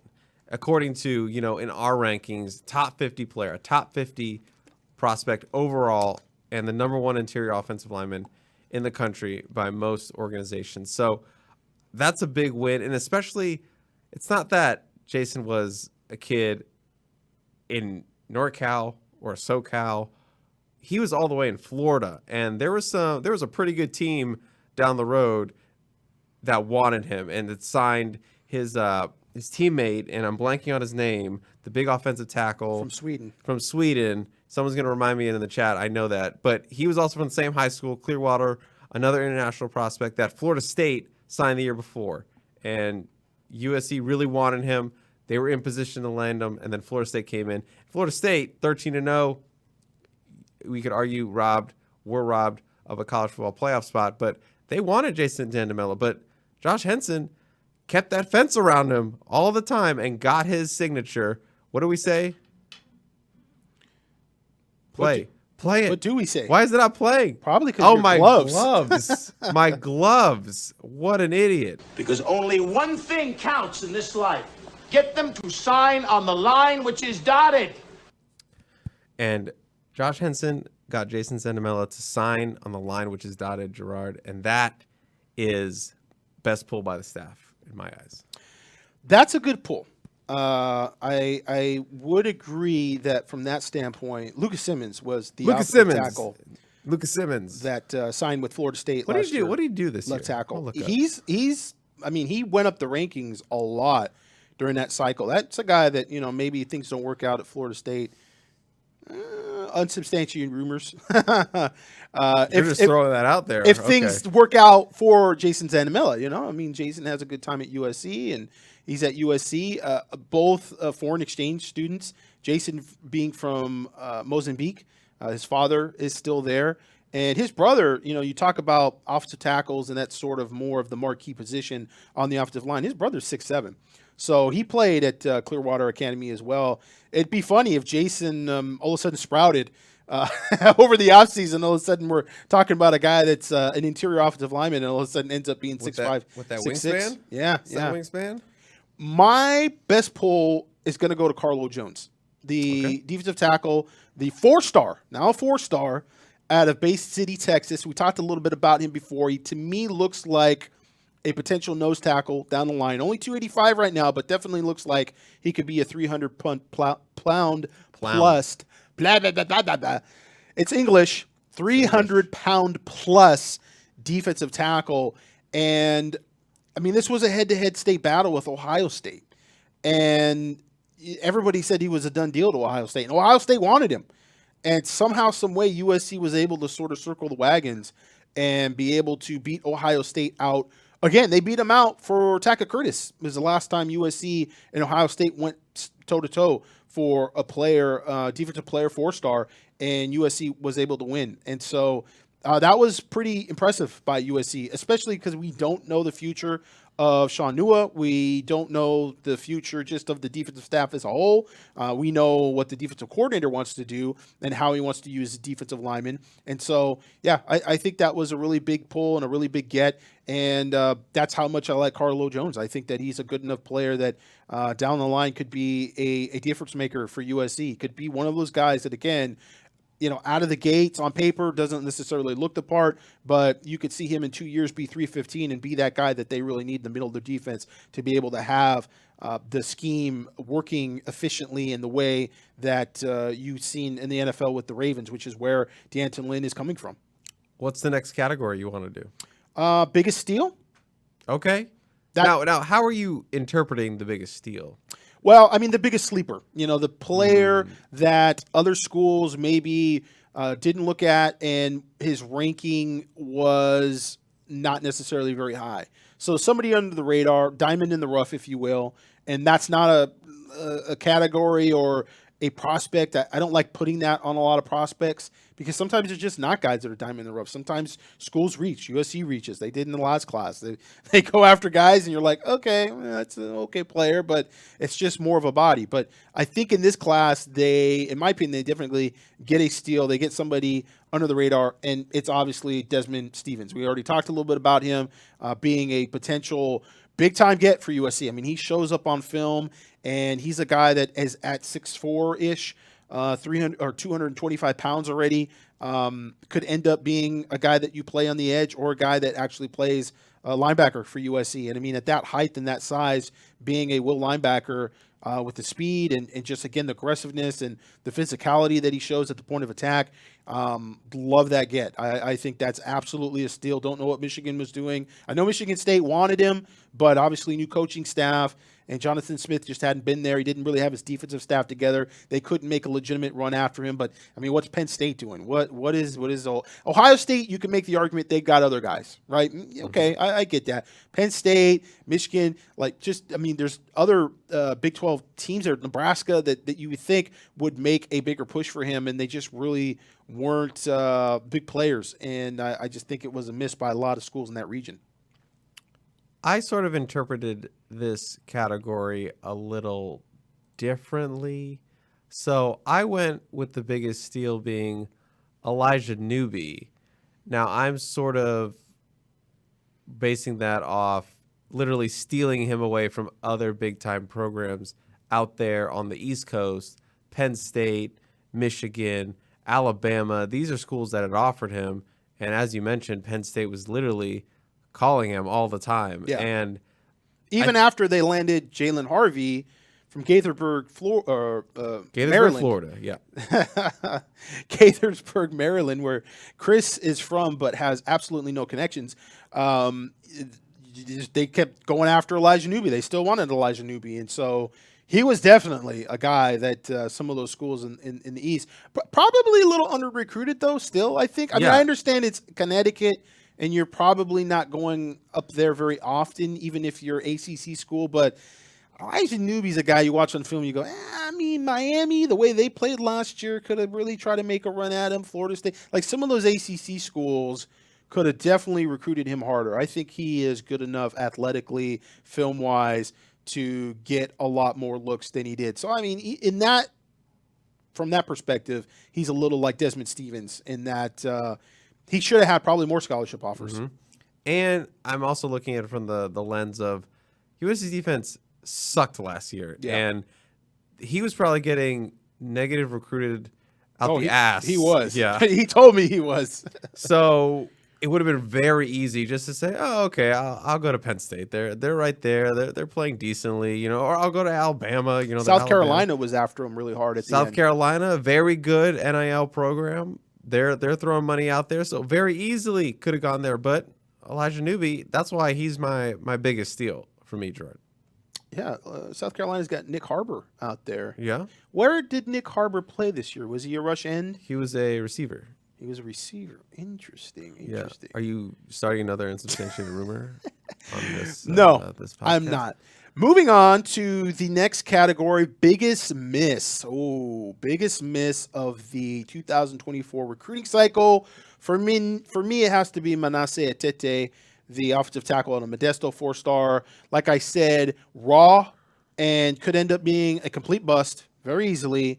But on paper, just in terms of statement, that was out of the gates a huge commitment for USC. It meant a lot in a lot of different ways. We thought that it was maybe perhaps a signal that there was a pivot in terms of USC's approach to NIL with the high school level, because Manasseh Etete was all about NIL, and that comes right from the horse's mouth. Even after he committed to USC, he thought he was getting a big fat check, and it never happened. Over the course of maybe like a month and a half, he went from being committed to USC to decommitting USC and going to Florida State, which was odd because there was a dead period and there was no coaching changes. Nothing happened. He just decided to change his mind. So that was a big miss. And it was a big miss in a lot of ways because it kind of got us back to square one with NIL and sort of the ceiling recruiting, certain players and not really having a chance at other players. Gave us a little bit of foreshadowing with Draylon Miller and that recruitment as well. But Manasseh Etete, I think definitely a loss. It did put USC at one point with 4 offensive linemen in the 2024 class as we got into July.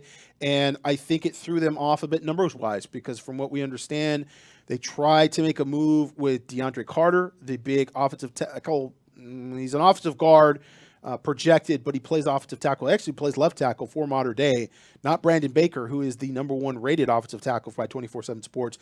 DeAndre Carter is actually their left tackle at Mater Dei, and USC really put a lot of pressure to try to get him committed, and he didn't like it, and he dropped USC and basically decided he was going to go and take his time and not commit during the summer. And I think with USC, they felt like, let's strike while the iron is hot, and we've got Manasseh Etete, we've got Makai Siana, we've got Hayden Trader, we've got these guys lined up. Let's make our move and get this done and wrap it up during the summer. And that was a little bit of fool's gold because Etete ends up decommitting, and I think they would have played it a little differently. Maybe they would have went after DeAndre Carter or just left things, let sleeping dogs lie, not necessarily push or try to get a commitment from Carter over the summer at that point. And they end up taking 5 anyways. Later on. So that goes back to the conversation of, why are you necessarily pushing to try to get things done, to try to get all your commitments during the summer when your numbers can change, man, and you start to get to December and you start to look at your roster and guys start jumping into the portal and you think you only want 3 at one position or 4 at one position during the summer in June, and all of a sudden that changes as you get later in the year. So I think it's just take the best guys you possibly can. If somebody decommits, whatever. If you have all these great players at the end of the year and you don't have enough room, well, then you figure that out and you figure it out on your terms. But I felt like Manasseh Etete was probably the biggest miss, and it may be down the line he's a guy that nobody even remembers because, again, raw. Could be a guy potentially that just never develops, and it was all just, he had long arms, he had good feet, he was a basketball player. He had all of those boxes checked, but wasn't actually a football player. It just, he was a basketball player that you thought would project well on the gridiron, but never actually did that. But I think from a statement standpoint and a storyline standpoint, it was a big miss for USC. I thought about the O-line. I thought about Brandon Baker, and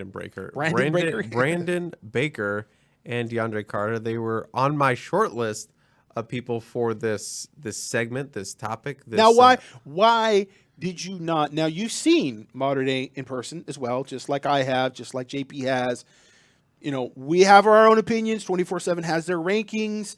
2 ships passing in the night. Like I said at the outset, I'm not one to pound the table unless I feel like we as a network are looking bad, and I feel like there's a guy like Christian Pierce or there's a Drake London, and I'm like, guys, I will be a little more vocal, but most of the time, it's, hey, you see what you see, I see what I see. Why didn't you list Brandon Baker, 5-star, number 1 left tackle in the country, Chris, and he's just down the street at Mater Dei? Why is he not the biggest miss? Well, I was looking at it from a lens of where USC was very close to this. Obviously, Manasseh Tete was committed to USC, and there was some, NIL miscommunication, if you will. But for my pick, they were right there for a potential commitment. And with Brandon Baker, they were heavily involved getting him on campus. And then it kind of just felt like it fell off a cliff with their relationship. Not relationship, but just like the communication. It was like suddenly USC wasn't even in the picture. And you look at all the schools and it feels very NIL motivated. And we know USC is not going in that direction for high school kids. So it kind of just felt like this big disconnect. And I went in a direction where this kid in that moment, this prospect, felt like it was a very real opportunity, chance for them to get, and they just couldn't get it done. Right. So you feel like with Brandon Baker, USC, at the point of him making the decision, was not really seriously under consideration. So it wasn't really a miss so much as it was there were obviously disparities between their recruitment and what the kid wanted out of his college. Yeah, you put it better than I did. So my pick for this segment is St. John Bosco linebacker Kingston Viliamu-Asa, who ended up choosing Notre Dame over USC and Ohio State. This was one where USC was a dream school for him. They got on him kind of slow for the previous staff. Notre Dame staff and Ohio State staff were there early. USC was playing catch up. They really made him a huge priority. And a lot of people on that Bosco staff, believe he is the best player to come out of that program, and ended up being Notre Dame. Went on a trip, prayed about it, felt like God told him to go to Notre Dame, and that's his decision. But I just think linebacker would have been a huge need, and he would have fit right in with the Big Ten, and it would have been a huge local win, especially at a school they've struggled to really get those premier guys. And you had his teammate committed in Marcellus Williams. And again, USC, dream school for him. Polynesian, continue the poly pipeline. Everyone's saying the next 55. Maybe. But I just think it was a big loss to not be able to keep Kingston Viliamu-Asa home. Just a really good standout lineman and just a good kid overall. I was at the Bosco signing day, and just a little fun side note. I mean, he said that everybody in their Bosco signing day has to turn in their speech. And he was like, last year when I watched this, everyone just sounded like a robot. So I didn't write a speech, and he just spoke from the heart. And it was a really good speech, like maybe the best signing day off the cuff from the heart speech I've ever heard at a signing day. And it was really emotional. It was really funny. And yeah, I just think he's a good kid, and he would have fit right in at USC. But again, his choice is to go to Notre Dame. But I think in another universe, USC signs Kingston Viliamu-Asa, and it's a really, really big deal and a really, really big win. So he would be my pick. So with that said, we've given out the awards. What are the grades for the 2024 recruiting class? I think we have the same grade. I think it's a B. It's not a sexy B, so it's like a B minus. It's like a 82 instead of a 88. Yeah, that's the difference there. You got that low. You're just on the fringe, You put it on you can technically put it on the fridge, but your parents are gonna look at it like, you could do so much better. You could do so much better. But we can't be that mad. It's the 80s and the 80s. It's fine. It's fine. It's fine. So yeah, B minus. B minus is where I'm at, and I think that's where you're at as well. Yeah. That was where it was at even before Ryan Pelum decommit and flip to Oregon. I don't think that really moves the needle a whole lot in terms of overall class grade. I think Pelum has potential there. Could be a good player. But as many pointed out, wasn't going to be a difference maker or really make or break the class. And so B- just because you don't have the franchise left tackle. You don't have a highly rated left tackle. You're don't really have any interior defensive linemen that are going to be able to maybe play right away, make an impact. We do like Carlo Jones, and that's, to me, what gets them to a B and not even a C. Because you could argue, are we looking at this in terms of relative to other schools, or are we looking at this relative to what USC does year in and year out recruiting and traditionally? Because we're talking to a bunch of Trojan fans right now, and we're talking about expectations, and the expectations of national championship level football go back to the Pete Carroll era. And we know that those classes looked a lot better than this class. Those are top 10 classes perennially. And this is a class which I don't know what did they end up ranked 20 something, 19? I mean, with Pelum out, what did the high school class ranking actually end up being overall? Do you know that? Whose class? USC's class. Last I checked, it was, I have it right here. UCLA's class. UCLA's class. Western Michigan. Their high school class. What's Helton doing at Georgia Southern? What was the overall ranking of that class? It is 18. So it's 18. So it actually didn't move. Even with Pelum decommitting, it didn't move. That's weird. I wonder if those are updated. But nevertheless, yeah, it feels like it's above average, I think, when it's relative to the rest of the nation. But you could definitely argue, because there's just not a lot of those marquee players up front at any of those skill positions. And it's good that you got some depth in the line and you got some decent players. That makes it a little more solid.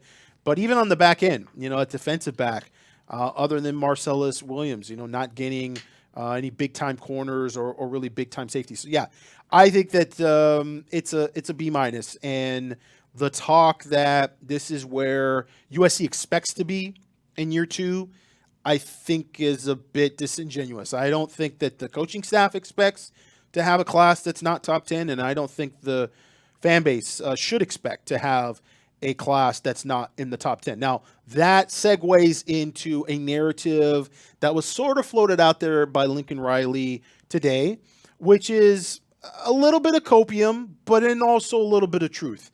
And that is, you're trying to develop your roster and get guys that are players, that are good players that you feel strongly about, regardless of how early you think they're going to play.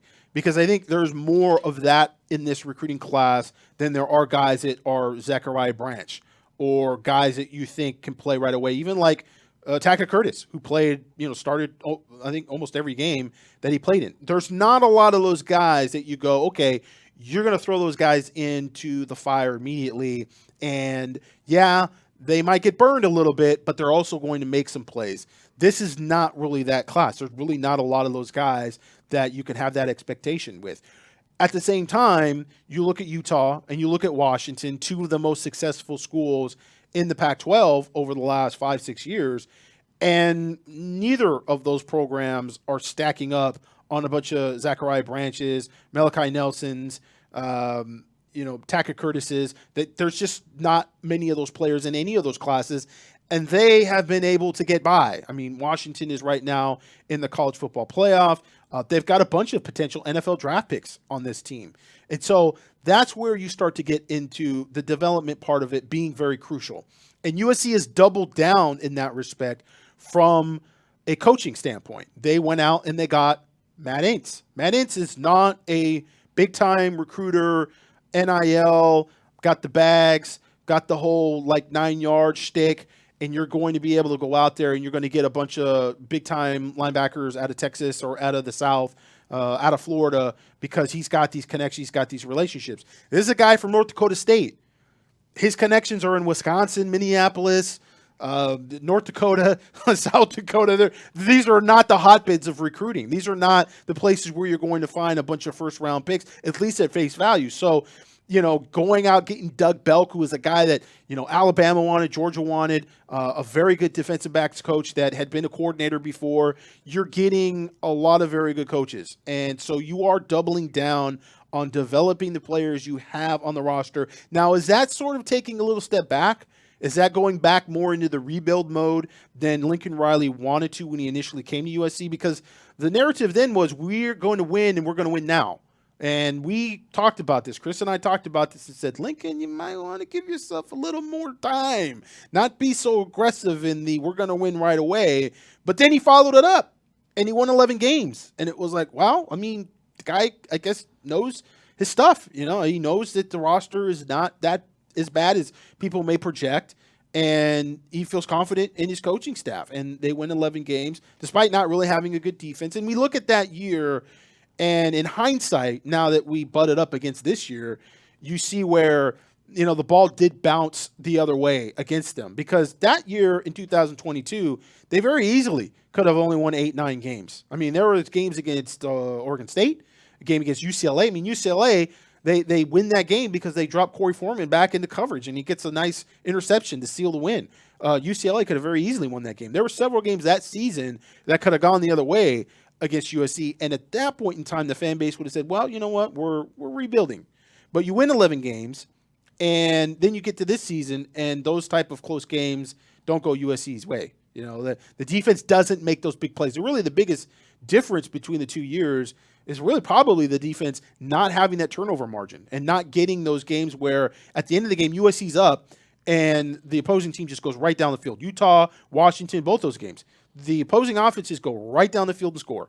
And that didn't happen the year before. So, you know, you see where they want to sort of take a step back and maybe invest more in the development and less into, you know, the high-profile recruiters that are going out there. And then obviously, if you don't have NIL, does it really matter if you have a high-profile recruiter or not? I mean, Dante Williams was not lighting the world on fire as a recruiter. He came to USC known with a reputation as being an elite recruiter. I have a feeling at Georgia he's going to do probably a lot better than he was doing at USC. So the NIL factor is just that. It is a factor.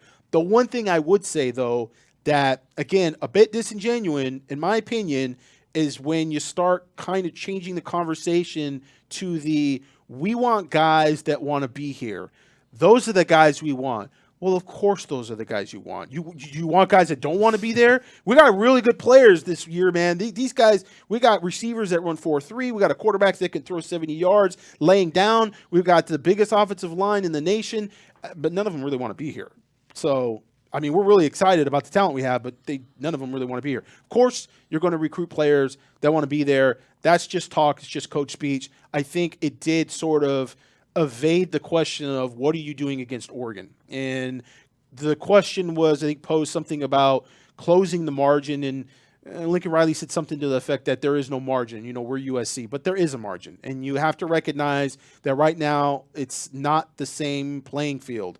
It's not an equal playing field. You know, Oregon is being supplemented by Nike. They're being supplemented by NIL. They are very involved with getting NIL to high school players. And again, we'll get into that rabbit hole a little bit more. But nevertheless, I think there's some frustration from the fan base that they just want to call it like it is a little more. And Lincoln Riley sort of navigating that and saying, you know, I'm not going to necessarily show those cards and just, you know, say it the way it is. It goes back to the whole expectation talk and where is this recruiting class and where is recruiting right now. I don't think it's anybody's expectations, truthfully. A couple of updates from the chat. We have sort of, I don't say sort of, like a legend here, Bless and Breaks, who is actually the person that dubbed you Gerard Martinez. So is there anything you want to say? Because maybe that nickname has ruined your life or improved your life. Improved your life. Everywhere people go, if they see you, they probably gonna call you Gerard. Done neither, because I'm actually no longer broadcasting from the garage. That was given up. Inspired you to get out of the garage? Is that what you're saying? Inspired you to get Inspired me to get away from the mosquitoes and get some air conditioning. So I have, I've been enjoying the podcast from the cool or warm, depending on what the weather is, confines of my own home. So there's no more garage going on. And yeah, so. Hashtag 2-hour crew. If you've been here for 2 hours, we have hit the 2-hour mark. Gerard, we have some super chats I want to get to. SD Trojan. SD Trojan. Let me see this. A mainstay for the 2 Two-Star Composite Podcast. You guys are the best. I could listen to GM speak for hours. That man's encyclopedic knowledge, passion, and reasonable take is welcome reprieve from the P. Thank you. Thank you, SD Trojan. He dropped $20 to tell you that. Thank you Gerard. very much. So, Thank you very much. Yes, you don't have to pay us for a compliment. The compliment is much enough. James, in his super chat, says, was there real smoke with SC and DJ Lagway? And follow up, if they had flipped DJ Lagway, what would the grade have been? Would that it just moved it to a B plus? That's a good question. I think it would almost force you to give him a B plus. It wouldn't have been A because 89? Like an 87. Yeah, I mean, yeah, 89. Something close, B plus. That would have been their biggest poll. Was there smoke? I think maybe there were some calls made. I'm very skeptical right now when it comes to high-profile players out of high school that NIL is going to be a factor, and these last-minute, I'm not sure, type of decisions. There was one particular recruitment, and I won't name names, where USC was involved, and it was two schools. I won't even name the other school because it'll give it away. But I was told it was USC and this other school, and USC had the lead because they had the better NIL deal. And I said, bullshit. There's no way that USC is leading in this recruitment because of NIL, because we know they're not doing NIL for high school players. That has just been reestablished. Manasseh Atete decommitted. They lost Draylon Miller. So we kind of knew we're back to the 2023 class and how things sort of played out. And this source outside the region said, no, I talked to this other school, and they say they're really kind of worried because USC has the better NIL deal. What was happening, in my estimation, is that this kid, his family, and his representation was telling this other school, oh, we really like you, but USC, man, they got this really great NIL package. And what you're seeing somewhat right now is some schools negotiating against themselves with NIL because there's not a lot of communication between the collectives. There's not a lot of communication between the schools. And so you're trying to drum up this, oh, man, I really like your school, but the other school, because that's this sort of face value nonsense, really uneducated thing you hear from mainstream media pundits. Oh, USC has this amazing NIL. Well, they've got good NIL for transfers. It's how you get Barry Alexander. They've got good NIL for the current players. Okay, current players, very well taken care of. But they're just not making a concerted effort to go after high school players with NIL deals. And when I say USC, we have to be very clear in this, to be clear in our language, like we're lawyers sitting around here.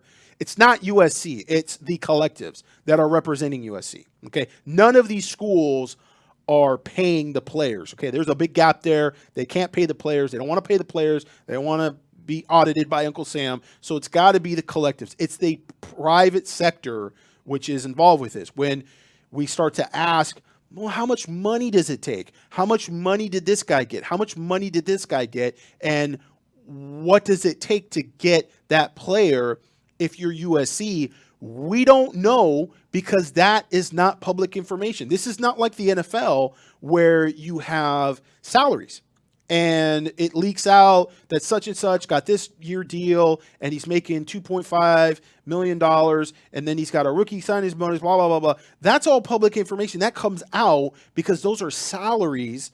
They're not endorsement deals. And that was something else that was brought up today about the NCAA needs to have a salary cap on NIL. There's no salary cap in the NFL or the NBA for endorsement deals.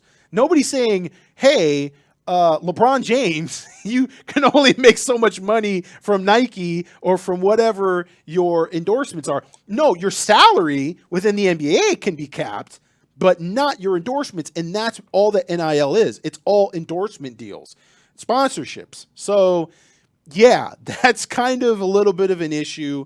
And I think that it's something that, yes, needs to be addressed to a certain extent in terms of the inducement part of it because there's clearly contracts and there's things going on behind the scenes, which, I mean, according to the NCAA and what they put out there, is illegal. It's not legal to induce or give a player a contract that is performance-based or that is based on going to a specific school. So in that situation where USC was competing for this player against this other school, I called it. It was very easy to say, oh, he's not going to USC.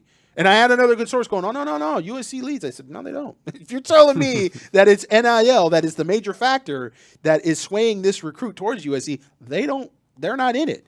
And it turned out that he went to this other school. So, yeah, that's something that we're just going to have to see how it shakes out. And again, from everything I'm hearing, it's more a matter of USC strategically, whether they want to go down that route or not. And again, we still have a segment on the rabbit hole. So we will go down there, Cinderella. We will be there, and we will see all of the Oompa Loompas and the talking caterpillars and the Queen and whatever else. I know Oompa Loompas are not in Alice in Wonderland, but I couldn't remember. Tweedledee and Tweedledum, that's what they are. Gerard, do you want to try to go to a live caller? I do want to try. Let's try. The despair in Chris's voice there was... I just don't know what, because... You better get both gloves on, though, bro. Yeah. You better get both gloves. If you want to call in... This one's going to be like a prostate exam. 512-4-TUNNEL. That's the line. There's been someone in there waiting for 40 minutes. Oh, I feel bad. I mean, they can still listen to the show. Is it Jared Perez? No, it's not. It's not JP. We would never make JP wait 40 minutes in the call chat. So we're going to try to do some live calls. We've never done it before on the show. I don't know what that's going to look like. I don't think it's going to look like anything. I think we're just going to hear it, right? Right. You're right. I mean, like, I don't know. I don't know. Let's just go to one because there's someone waiting in here. And again, I have no idea how this is going to go. I hope this works. I hope you can hear. So if you're in the chat, let me know. This is Dave from Rio. Rio? Her name is Rio. So in the chat, I'm going to go to this call. Let me know if you can hear it. You should be able to. So, I mean, let's go to Dave. International call, Rio de Janeiro. I don't. Okay. Do you speak Portuguese? No. Is this? Okay. Never mind. It's showing the old message. Oh, it's showing me the last time this person called in what they wanted to talk about. So, okay. I'm sorry. Let's go to Dave and Rio, the first caller ever for a Composite Two-Star live show. Help me, God. Hello. Hello, can you guys hear me? Yes. Oh, this is scary, but yes, we can hear you. All right, well, hi, Chris and Gerard. Not sure if you know Gerard, but I'm a regular caller for Tunnel Vision. It's actually Dave from Iowa. From now on, everyone can call me 2QD for two-question Dave because I always have two questions. What part of Iowa, Dave? Question is, what part of Iowa are you from? He wants to know what Des part of Moines. Iowa. Did you get that? Des Moines. Des Moines. Des Moines, Okay. okay. My sister lived out there in Griswold, out there in BFN cornfields. It was incredible. It was an hour and a half east of Omaha, and Iowa was nice. It's different, but I hear Iowa, and I always want to know where people are from in Iowa now because I've been to Iowa. Dave doesn't know what to do because usually he calls in and then Ryan's like, make it quick. Yeah. And now Gerard is like, tell me what part of Iowa Give me you're your life from." story, Dave. Yeah, so the floor is yours, Dave. All right, so as usual, I got two questions. My first question is for Chris. Chris, Lincoln Riley said those are some large human beings when asked about the D-line class in the press conference today.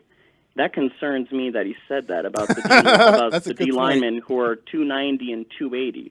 My question is, do you think Lincoln Riley knows that there are D linemen over 300 pounds and are 4-stars in high school, or can he just not land their commitment?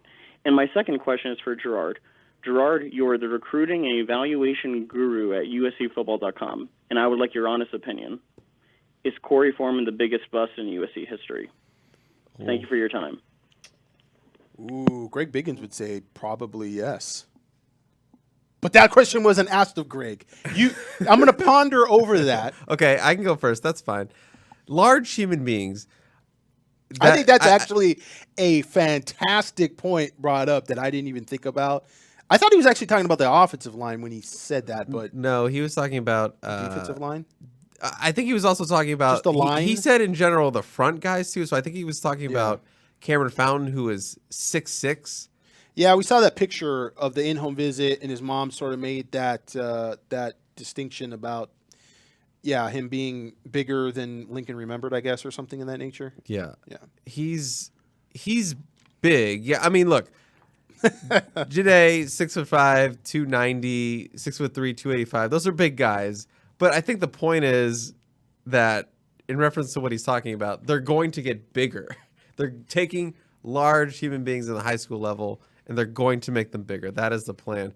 But sure, does he know that linemen come bigger than 300? Yes, I'm going to assume he knows that linemen come bigger than 300. But they are still big guys, but they need to get bigger. They need to be 320. They need to be 310. They need to be over 300. I understand the question. I feel like there's a little bit of trolling in there, but I'll respect it. Trolling, but nevertheless a decent point. A valid point. We know that USC is coming away from small ball, and it was you felt like USC was a little bit denial about that. Like, oh, we're not really trying to get smaller. We're not really trying to play small and quicker and shift and use stunts as opposed to just going one-on-one and in a street fight up front. And again, it's a little bit of that disingenuous sort of thing where the fans just want you to tell it like it is as a coach sometimes. Like, just admit, we're small up front and we made a mistake and we need to get bigger and we need to get stronger. And Lincoln Riley has talked about that. But, making the opening statement and sort of underlying that these are really big players does sort of give you like that little bit of hesitation and going. Hey, they're both heavier than Anthony Lucas. So I mean, last year, at least on the offensive line, they were bigger. Last year's offensive line class was much bigger, with Alani Noah being 320 and Amos Talalele being 330. Those are some big human beings. Like, for high school kids, those are bigger kids. And like I said at the top of the podcast, we're looking at Georgia's offensive line, and it was like, you got guys in there at 370 or what have you. That's sort of where you open up with the first thing you come to think of is they're gigantic human. Like, these are humongous human beings. That's not the first thing that I would think of or describe USC's linemen as in this class. I would probably go with, that it's a real mobile class. Or, you would use different traits probably to describe them. So I think there's something to that call, and there's a little bit of a point being made there. And so I will say I tip my Santa hat to you on that one. Now, in terms of Corey Foreman being the biggest bust, it would be between him. Yeah, who are the contenders? Whitney Lewis. Okay, is definitely up there. 1,000-yard receiver, 1,000-yard runner out of St. John Bosco, out of St. Bonaventure High School. Came in a year after Lorenzo Booker and was a 5-star, and it was just a really intriguing prospect. 6'1", 220 pounds, put on a bunch of weight, ended up being 240 pounds at USC. Never really did anything at USC. He did have a really good spring. We talked about that. When Mike Williams tried to go to the NFL early, Whitney had that spring ball where he looked like the old Whitney Lewis. I don't know that Corey Foreman has ever had that period of time where we looked at him and thought, oh, maybe that's the Corey Foreman of old sort of thing. He's always had injuries, and losing the weight didn't help him. He's just never really shown those flashes. And so he was the number one player in that class. Whitney Lewis wasn't the number one overall player in that class. He was a 5-star, but he wasn't the number one overall player. I don't even think he wasn't ranked higher than Reggie Bush. They had several players in that class that were also very good. So I would say that I think there's a good argument to be made that Corey Foreman is maybe the biggest bust in USC history. Some names being thrown out in the chat are George Farmer and Max Brown. George Farmer did more than Corey Foreman ever did. George Farmer had a decent junior season. Him leaving the NFL a year early was just a bad decision. He should have never left. He should have come back another year. He started to get traction. He started to make some plays. He looked like he was a decent football player that maybe could end up being the George Farmer everybody thought he was going to be. Who was the other player? Max Brown. Yeah, I mean, Yeah, the problem with Max Brown is like he started and then there was Sam Darnold and we kind of forgot a little bit about Max Brown and how highly recruited he was. And then he transferred and it was just like out of sight, out of mind. I don't think there was the expectations again with Max Brown that there were with Corey Foreman. Corey Foreman was USC finally stopping the bleeding of Oregon getting the number one player out of California. They had gotten the number one player out of California the 2 previous years, and Corey Foreman was like a big deal, just even from the statement of we got the number one player in California, who happened to also be, I believe, the number one player in the country for 24/7 Sports that year. Now, that was the 2020 season. And again, this is why Greg is like, yep, he was the biggest bust. We didn't get to see those guys play a senior year. Corey Foreman sat out. He played AAU ball, basically. They had some like sort of club ball. It was with Winter Circle, and they went up and they played, I think, the Tracy Ford team. I remember watching those games on like some weird screen. They weren't great. But that was all the football that he ever played that senior year. So I saw him out of high school, and I tell you, I was a little bit like, I don't know. I mean, 5-star is number one player in the country. He wasn't. I never thought he was the number one player in the country. I know that sounds like hindsight, and I'm armchair quarterbacking the rankings, but I didn't think he was the number one player in the country. Just like I don't think Brandon Baker is the number one offensive tackle in the country.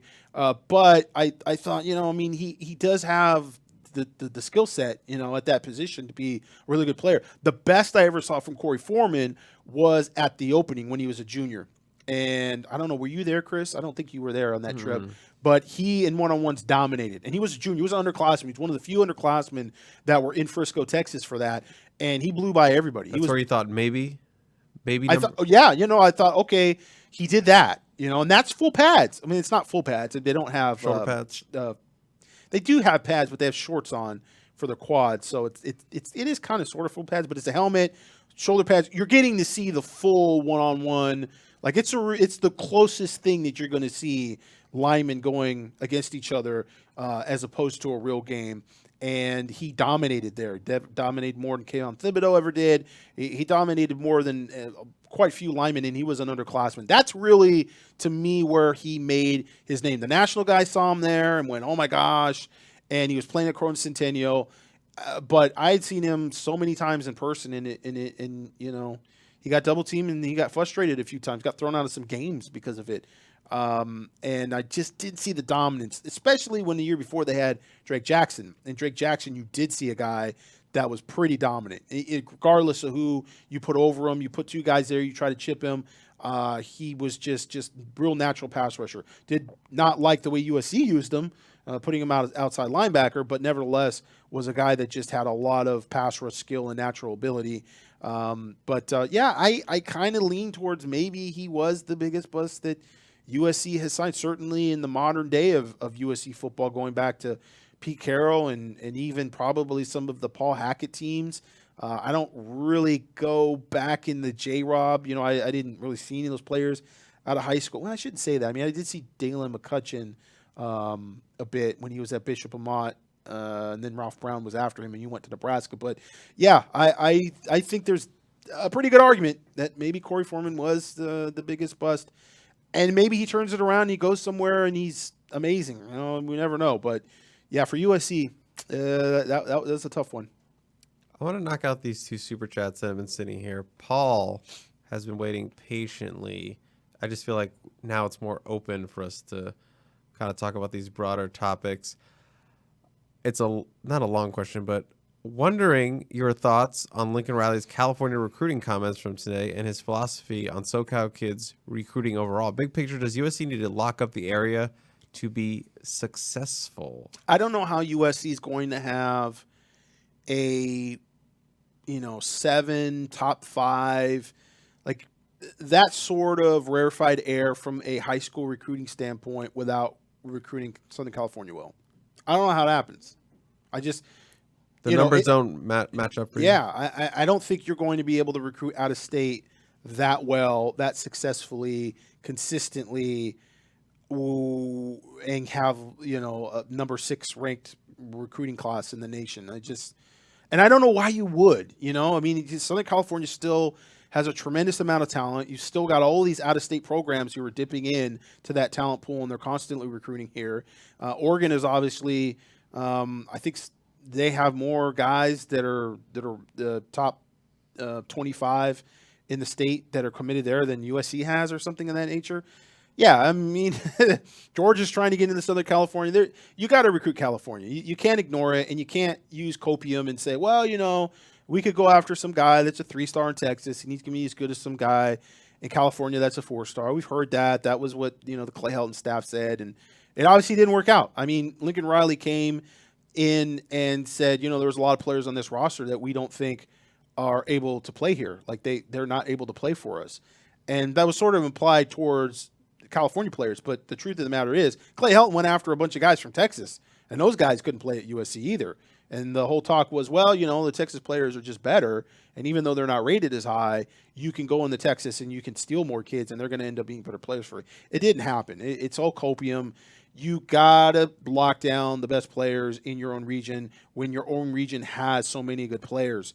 And the argument that the demographics have changed and there's not as many good players in California, okay, fine. But you're still only grabbing how many guys per class? 20 guys per class? You tell me you can't get 20 guys out of California when there's like 140, between 140 and 180 that are going to Division I colleges every year? Like, come on, that's ridiculous. So, yeah, you have to, I think, in order to have high school classes. Now, we're not talking about the transfer portal. We're not talking about the overall ranking.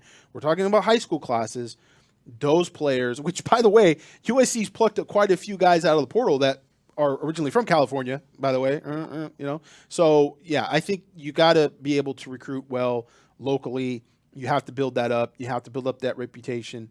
And, if USC wants to be a college national championship football program contending year in and year out, okay? Not, we might be able to win the Big Ten every 2 to 3 years, but we're talking about a national championship contender. So we're talking about one of the best, let's just say 5 programs year in and year out. Consistently you're there. You're there with Alabama, you're there with Ohio State, etc. I think you have to get better high school players. You have to have top 10 classes, and then you have to supplement your immediate needs with the portal. I think you have to have both. It's still a little bit of wait and see what you can do with just the mercenary sort of style with, half your class being portal guys. But the data is starting to kind of lean towards you need those guys out of high school, and you need to develop them. And most of your marquee talent is going to be guys you get out of high school. It's not going to be the one and done type players that you get out of the portal. That's basically what we've seen from Alabama, Ohio State, etc. Those schools are still heavily relying on high school kids in their classes, and they're just cherry picking guys that they feel can start for them and be all conference level players out of the portal.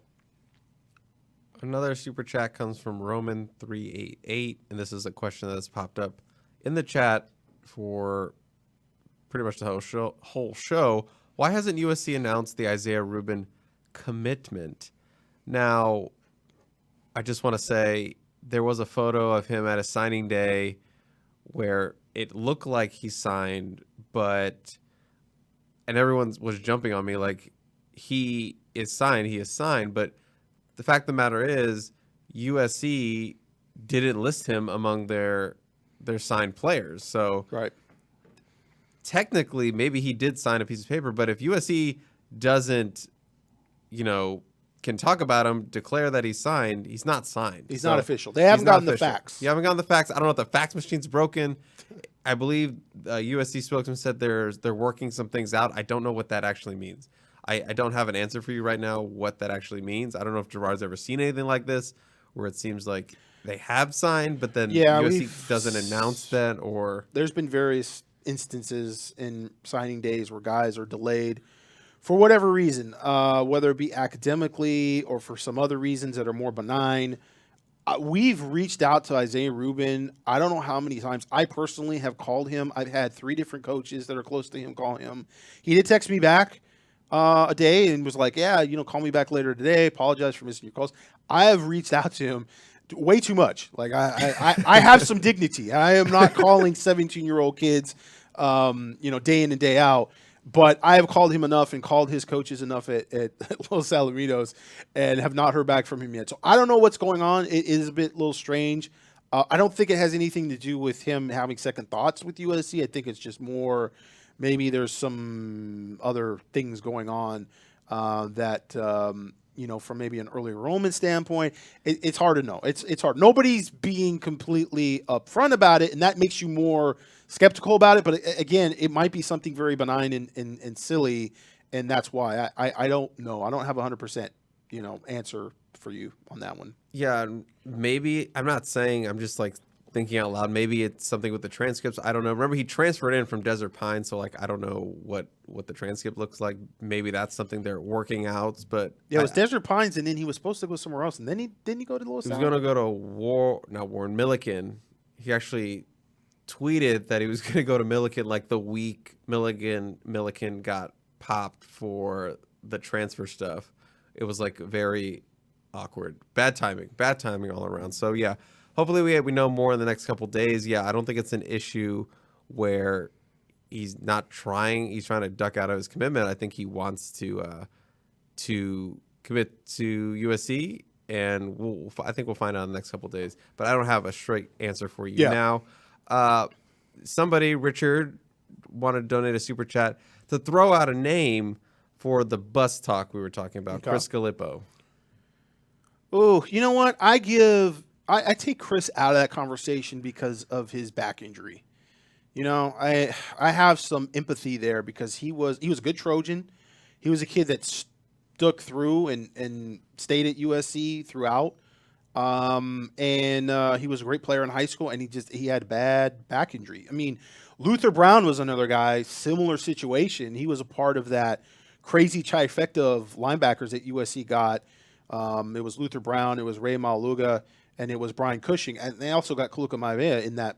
It was really a quad city sort of situation. There was a Voltron of linebackers that USC had.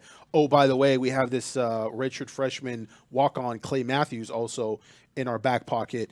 And Luther Brown was another situation. He had back issue. He had a bad back. He came in and he could just never get healthy. I mean, back issues are horrible for people. And so, yeah, I kind of take him out of that conversation just because it wasn't like, with Whitney Lewis, he had dyslexia, and that was a whole thing that went on with him as well. I mean, you could make that argument like, hey, man, it just academically, he struggled there because he just couldn't get locked in, with that. And but I think there were other issues because he had a lot of help, a lot of support academically, and still kind of fell through the cracks. I don't know, with Corey Foreman, honestly, I'm somewhat surprised he didn't actually transfer sooner. Mm-hmm. Thought he was going to transfer when Helton was fired. I kind of thought that, he was a Helton guy. And culture-wise, I think, there was some things there. There was a little bit of back and forth. It was after that really bad year that they had, and I can't remember who said it. I think it was Chase Williams who said something to Corey Foreman on the sideline, which kind of gave us this vibe like, yeah. I don't know if you remember what I'm talking about, Chris. I don't think I want to repeat it. But it gave you the sense that, yeah, the culture was really bad at USC. And guys were loafing and guys were standing on their high school stars. And I remember, back in the day, Ed Orgeron talking to Ryan and us about bringing in all these guys that were highly ranked players. And he says, yeah, he goes, now the work begins. We got to de-recruit them. and it was like, de-recruit them? What do you mean by de-recruit them? What he meant was just humble them and say, listen, you're nobody now. You're not a 4-star. You're not a 5-star. Nobody cares about you. Nobody cares about how many catches you had, how many sacks you had in high school. You are now at the bottom, and you've got to work your way up. And I don't think there was anything of the sort with Clay Helton and the staff. I'm sure there was some things said like, hey, you got to work hard and, you've got to earn your way on this team with your scholarship, et cetera, et cetera. But I think it was probably that point was driven home a lot harder by Ed Orgeron than it was Clay Helton and that staff. And so, the de-recruiting is a very big deal and humbling players and getting their mind right. And that may segue us into maybe talking about another player that transferred. I don't know where you want to go from there, Chris, but there's some conversation about that as well. Culture still being built at USC. We've talked about this. We sat here last year in this studio and said, listen, it sounds nice. All the coaches talking about how the culture is changing. You're going to hear about this during fall camp and spring ball, how the culture is changing. Culture that is where USC's was does not change over the course of a year. It doesn't change over the course of 2 years. You got to have 3 or 4 years of football behind you, and you have to start winning, and you have to create a standard, and then that standard has to be met by multiple classes of player. And then you have established a culture where guys come in and they see the upperclassmen ahead of them. They go, oh, that's what I have to live up to. Mm-hmm. That's what these guys, that's what they just do. They don't talk about it. Okay. They don't make a big deal about it. They don't get on TikTok. They don't have shirts that say, yeah, we're badass. No, they just do it. And it's ingrained in them. And that's where the younger players step in. They go, oh, that's what I have to do. That's in order to make my way here, I've got to get in line and I got to be that guy. That takes years to do. So, that's still obviously a work in progress. Did it take steps back? I don't know. That's debatable. But the culture talk is still something that USC is working towards. And obviously they got to do a better job next year. And, there's got to be accountability, et cetera, with that. But, yeah, the culture thing is definitely a big question still for USC. Yeah, so we could either talk about the new transfer additions that USC has picked up over the last couple days, Let's do it. Or I was going to say we could talk about the guys who have left. So I want to know what the chat wants to hear about. Do they want to hear about the transfers that are coming in? The good news or the bad news? The good news, or do you want the bad news? So we did good, bad first. So I'll let them decide really quick. Just an update. We still have well over 500 people watching. We're at 355 with the likes. Oh, that's so disappointing. Yeah, let's come on. We can get it up to 400. We can break 400. We have you wanted about 500, 20, right? Yeah, I wanted 500. I'm working these baby steps. The guy put on a Santa suit. You can't get 500 likes. Let's go to 400. We have 20 minutes before the 3-hour crew. Smash is that up. like button, I think guys. we could do. I think they want the transfers out. They're like suffer. The transfers out. The bad news. I feel like we just got to keep rolling into it right now with the guys who have transferred out. Okay. And then we can talk a little bit about the exits. Let's talk about the elephant in the room. Maybe it won't be as bad as you think it will be. Well, it's not bad. I mean, it is what it is. It's already happened. We're not going to get into, who could transfer because that's a little bit of a sticky situation. Well, let's just talk about the guys that have already left. Okay? Yes. So it's been a long list and growing list, but over the last couple of days, it's been like the ones where everyone is now looking at USC like, oh, what's going on? You've had the what's happening at USC talk from other fan bases. Yeah, you got the Schadenfreude. Offensive lineman Michael Tarquin, Mario Williams, and then the 3 big ones that have hit the last bang, bang, bang. Malachi Nelson, which, we reported on early, give a little bit of a tip there in the Peristyle, just to plug us there. Malachi Nelson, the first big, real domino to fall out of the transfer portal or into the transfer portal, the former 5-star quarterback, followed by Domani Jackson, the former 5-star signee as well, and then Tackett Curtis, the All-American linebacker who, hailed as Captain America, started very up and down. He entered the portal, and then Corey Foreman, the other former 5-star, is seeking transfer as well. So all these give various different responses from the fan base. But over the last several days, there have been a lot of bigger names than what was initially going to the portal, Gerard. And I don't know where we actually start with this group, but there's some stuff to open up about. Yeah, and we'll start with Malachi Nelson because we kind of segue talking about Corey Foreman and a lack of culture at USC, a lack of accountability, a lack of work ethic. And the Malachi Nelson transfer, I thought it was interesting because Lincoln Riley sort of coined it as a surprise. He didn't see it coming. And I sort of believe that in one respect, but then I also think that to some extent USC sort of, I think there was a come to Jesus a little bit with him behind the scenes, and I don't want to get too detailed into it because I'm going to save some stuff for War Room, but I talked earlier about NIL. One aspect of NIL that is coming to fruition is going out and getting a transfer, and in order to land that transfer, you're going to have some type of endorsement deals ready to go. Okay, that's just you're not going to land. You're not going to be in the conversation for these transfers at the high end of the portal unless you have some of these deals in play. And so what is being perceived is that you are investing that money, and like the NFL with a first-round draft pick versus an undrafted free agent, you are guaranteeing playing time. Now, in the NFL, we know that there is an owner and a coach. There's a front office. And yes, in some situations, the owners may try to put pressure on the coaching staff to play a particular player that was drafted highly because they've invested a lot of money in that player. Now, in some situations, the owner and the front office, maybe they make that decision without the blessing of the head coach. I think in most situations, the head coach has some type of say as to who goes first. Now, go back to the Al Davis, Lane Kiffin situation with the Raiders, and they go get Jamarcus Russell. And Lane Kiffin now, in hindsight, it's like, oh, man, I had nothing to do with that. I didn't want Jamarcus Russell. It was all Al Davis. And so in that situation, if you believe what Lane Kiffin says, Al Davis decided, hey, this is who we're going with. This is who we like. And there was a difference. And then there was pressure, even though Jamarcus Russell maybe isn't playing well in camp, to still play him regardless because he is a multi-million-dollar guy that they can't afford to have him on the bench. You're not going to give the job to somebody who's making half that much money. He's your starter, and you're going to be paying somebody $10 million a year to hold a clipboard.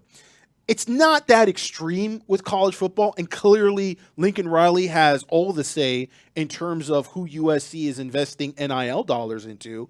But nevertheless, the perception or the excuse on the other side of the table is if you're going to go get Will Howard and you're going to put a bunch of money in Will Howard's pocket, then what kind of quarterback competition, what kind of playing field are we really looking at during the spring?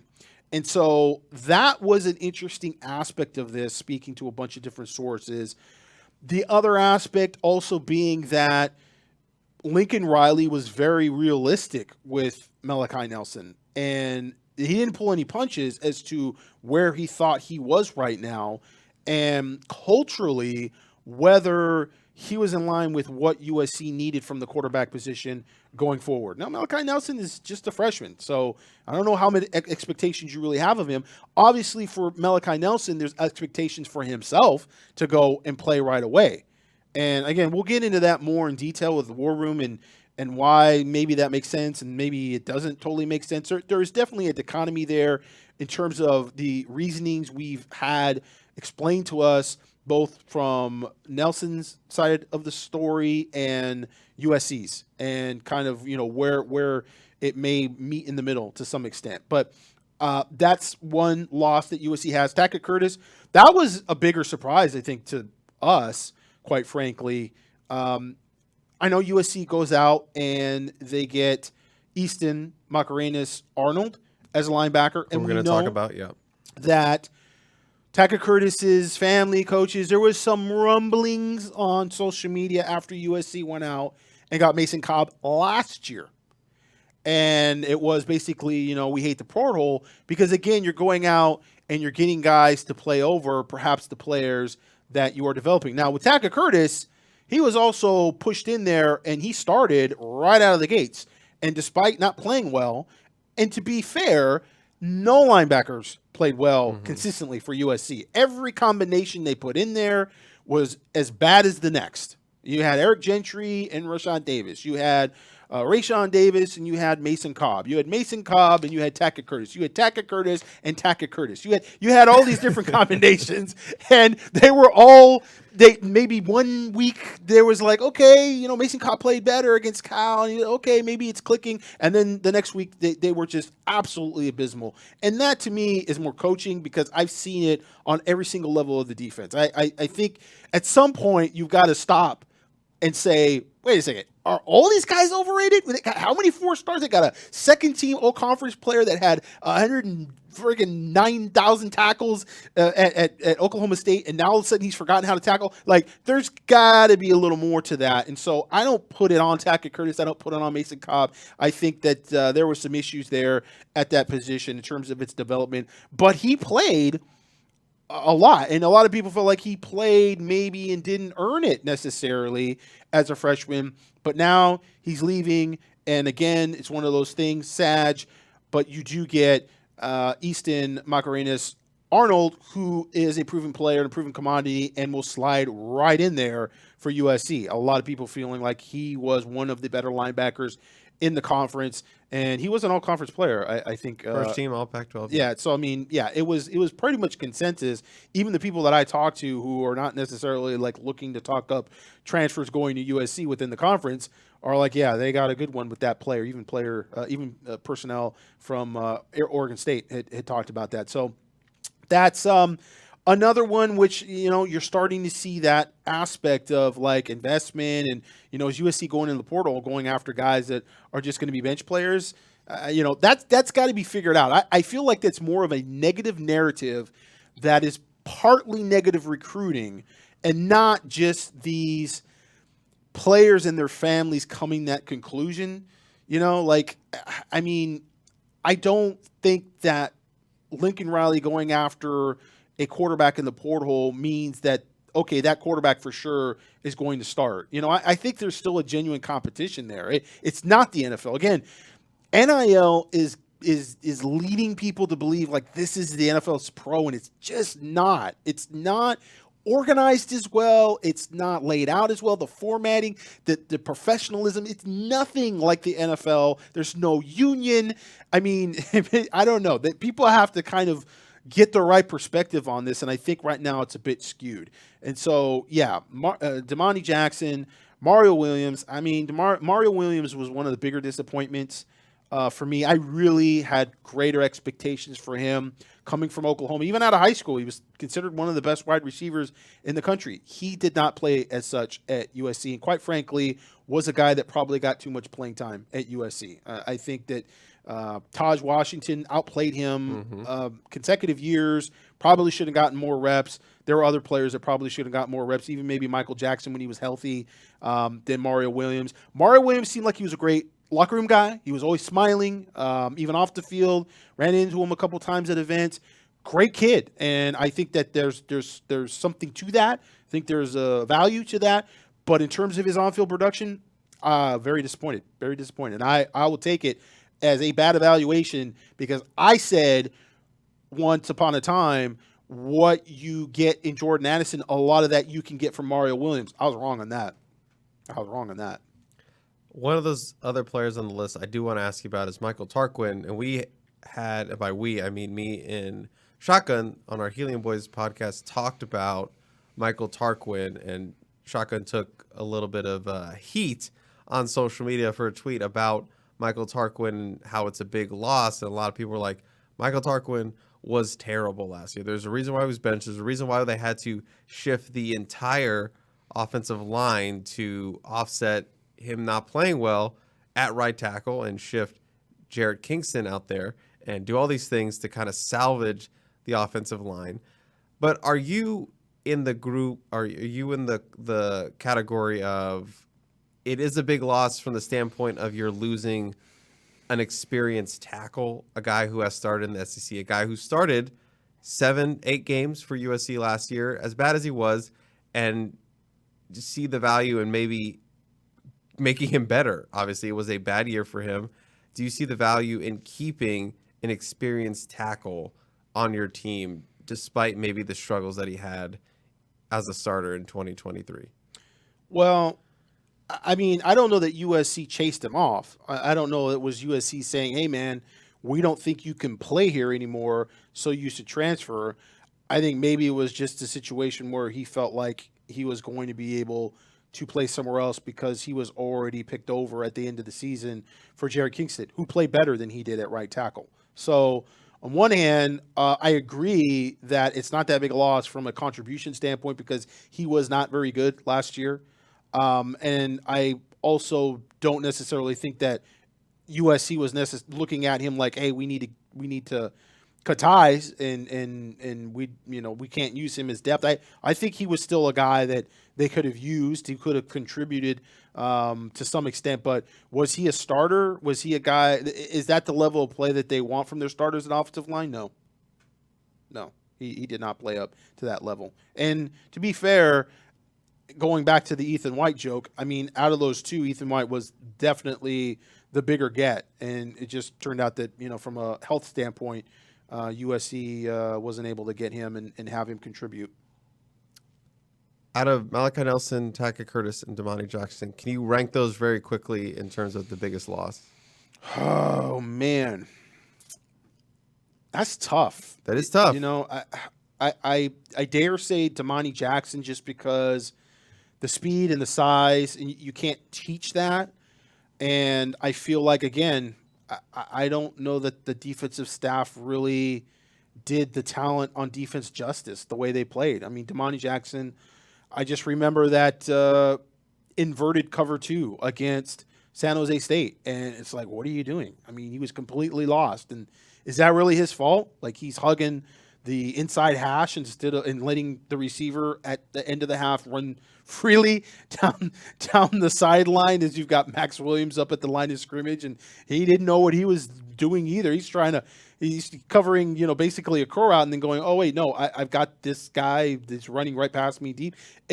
Those type of things make me question, the coaching and the scheme. We saw some flashes from Domani Jackson his freshman year. He came in against Oregon State.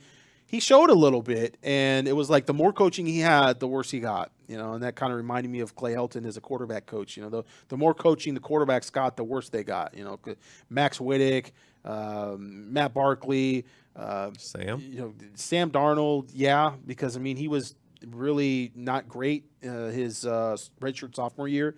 He came in and was just gangbusters as a redshirt freshman, and then he struggled. He had 22 turnovers on his own that year. So it's one of those things like you want to see your guys, the more time your coaches have with them, develop and get better. And it seemed like Domani was getting worse.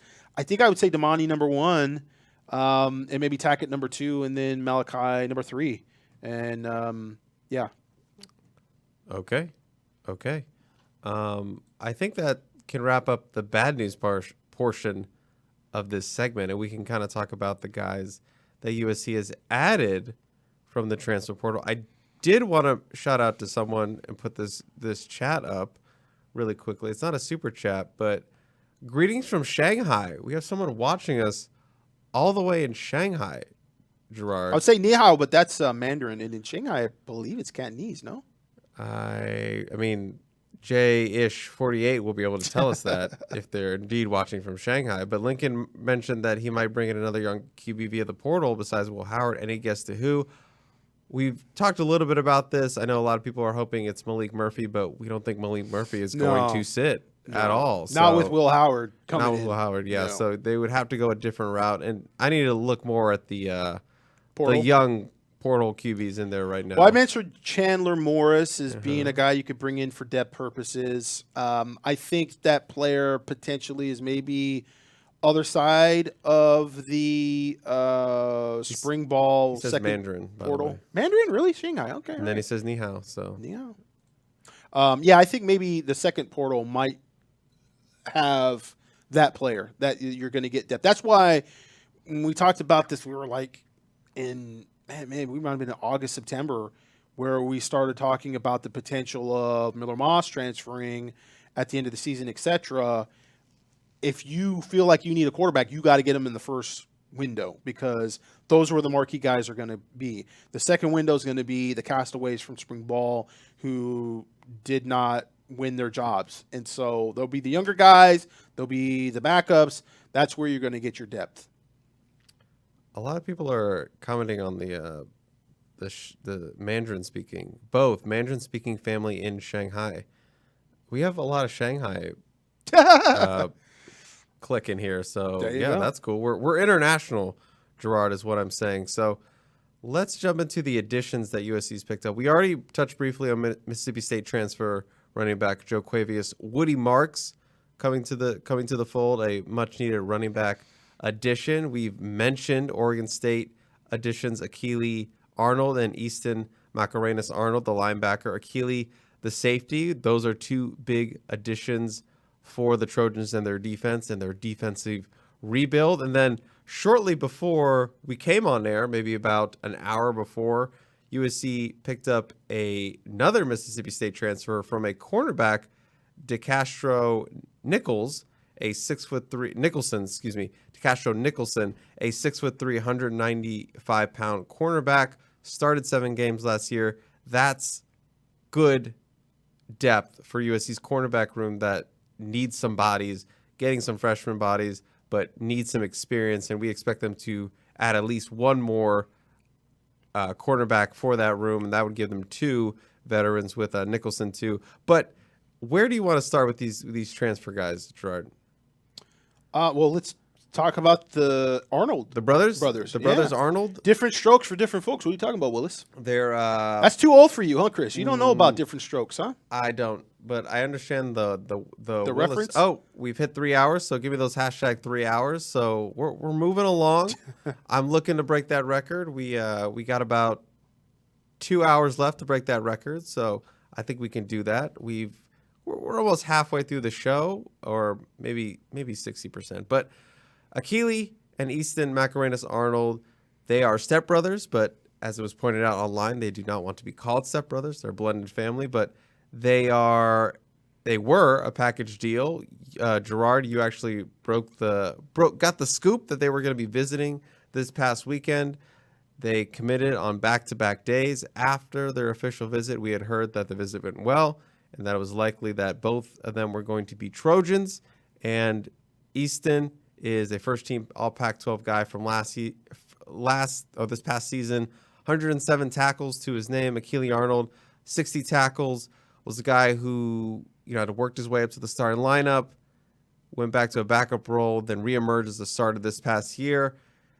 Akili, big safety addition. That room needs some veteran safeties. Losing Max Williams, might be losing Kalen Bullock as well. Bryson Shaw, his future is unknown. Doesn't know if he's going to come back for another year, but he goes well with Jalen Smith coming back and nickelback, and we like where USC is with Kamari Ramsey. That would be a really good 1-2 combo addition for Danton Lynn with Akili Arnold and Kamari Ramsey. We'll talk a little bit more about him later, but Akili Arnold in the mix. I think that's a really good pickup. He's a 3-star prospect in the transfer rankings, but he's a veteran, 5 years in college football. He's experienced. And then Easton, as you mentioned, another talented linebacker for that room and a guy who was an All-Pac-12 defender last year. Yeah, and somewhat similar to Mason Cobb, a little undersized, about 5'11", 225 pounds, 230 pounds, and very active in the passing game, very quick. Looks more like a weak side sort of will linebacker than a Mike linebacker. I thought it was interesting seeing Mason Cobb play as much Mike as he did.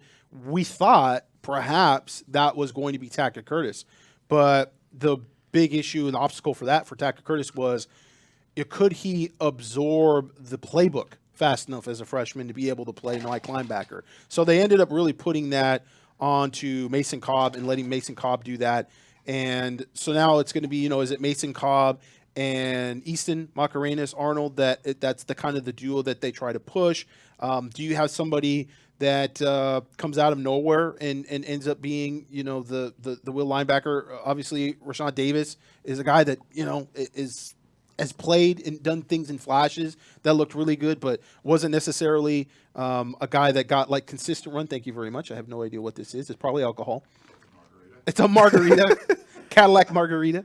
Ryan has brought us margaritas. Santa needs a top off. We just hit 3 hours. Yeah. Good. The what? Good luck drinking that with that beard, man. Oh, you want to do be the tasting overhead it through shot? that beard.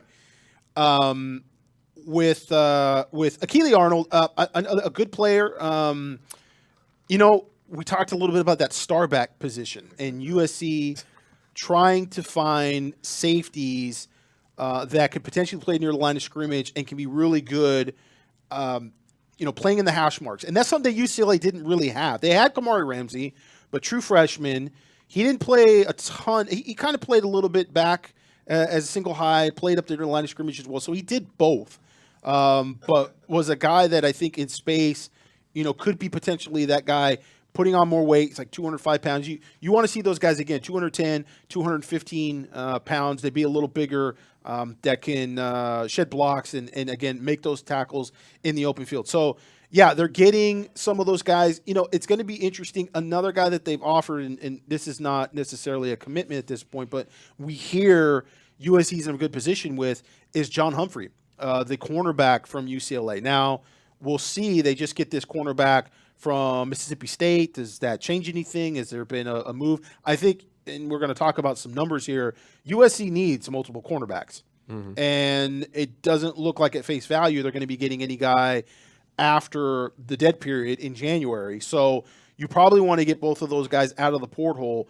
So I think John Humphrey is probably still up for grabs. And the talk of maybe John Humphrey coming and playing with his former teammate from Muir, Kalen Bullock.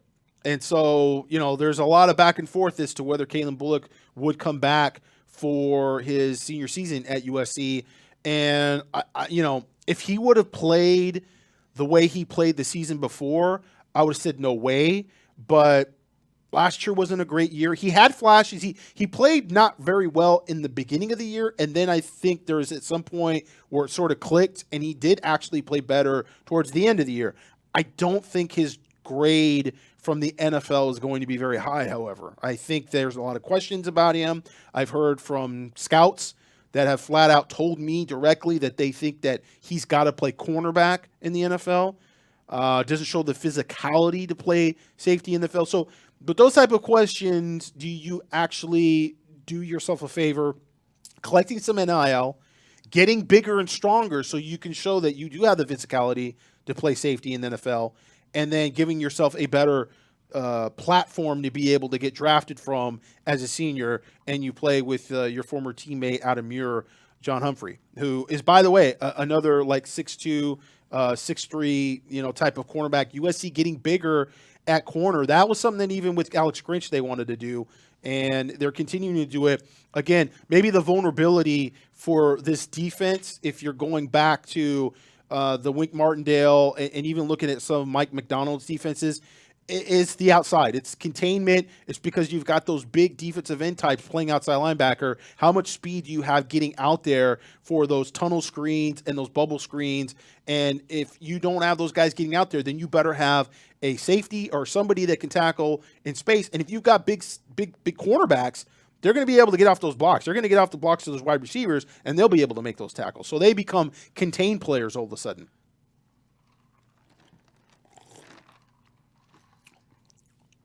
Okay. No? You just took that like it was nothing. Oh. Yeah, well, I wasn't drinking it through two beards. That's why. Yeah, I mean like in Star Wars when I do have to drive home, so R2-D2 I gotta chill out. Is like screaming. That's what it felt like in my body. The tequila is strong in that, but we are still. Gerard, cheers. Cheers. Cheers to Ryan. Ryan. He came back. You came back. He came back for us. I was watching you on my TV. Okay. Yeah, oh, Ryan, really? Do you have a message for everybody? Merry Christmas. Happy New Year's. Feliz Navidad. Yeah. Happy Hanukkah. Everyone's saying cool boss. No, I try. These are good margaritas. Hopefully, I'm good. Gerard usually gets the blended margaritas, like when we would. Yeah. Go out. He doesn't drink very much, but he seemed to like this one, so that's good. Yeah, I like Fortaleza margaritas. tequila. It's very good. Fresh squeezed juice, and these guys are the best. So you guys enjoy. We need to smash that like button too. Smash it. We're over 400, so Yeah. we might be. They want the 500. It's the. Ooh, that's a really like pickup for the final stretch of the podcast. So Final stretch. We're only an hour 3, Chris. Come on. an hour 3, we're 3 in 10 or something. I don't know. Ryan probably has the official. That margarita is already hitting you. Yeah, We're on hour 3. Hour 3. Are you? I thought you said what? Never mind. Never mind. Hashtag. We went from mango cart to tequila. It's okay. It's okay because I have to say anyway after to upload this podcast, so Yes. I can sober up if. Will if- you if do it in need your be. gloves? Oh, absolutely. This whole absolutely. time for 3 hours, Chris has been putting his gloves back on and taking them off to do his phone and to press buttons. It's like, just take your gloves off, man. Just give it up. It's part of the. It's Nobody can see the gloves. It's part of the thing, man. It's part of my thing. You said that was Fortaleza? Fortaleza. Yeah, someone says Fortaleza, awesome tequila. So we're not There you go. sponsored, but Fortaleza, give us some sponsorship money. Well, you know what I had for dinner before I drove out, Chris? Cilantro? Something with Yes. cilantro? Yes. I had Juanita's Menudo. Menudo. He is all in. Shout out Yeah, to I really, Juanita's. and I actually put salsa in it from some leftover tamales that we got the other week. So, I mean, I don't just talk it, Chris. I live it. He's about it. He's really about it. How did a cilantro boy not know how to pronounce Fortaleza? That sounds Italian. I'm going to be honest with you. That sounds Italian. Fortaleza. See? Tabaracci. We had a Tabarrucci. quick since we're talking about cornerbacks, Romy asks, is there a comp for Marcellus Williams? I don't know. You've seen him a couple times just this last season, Chris.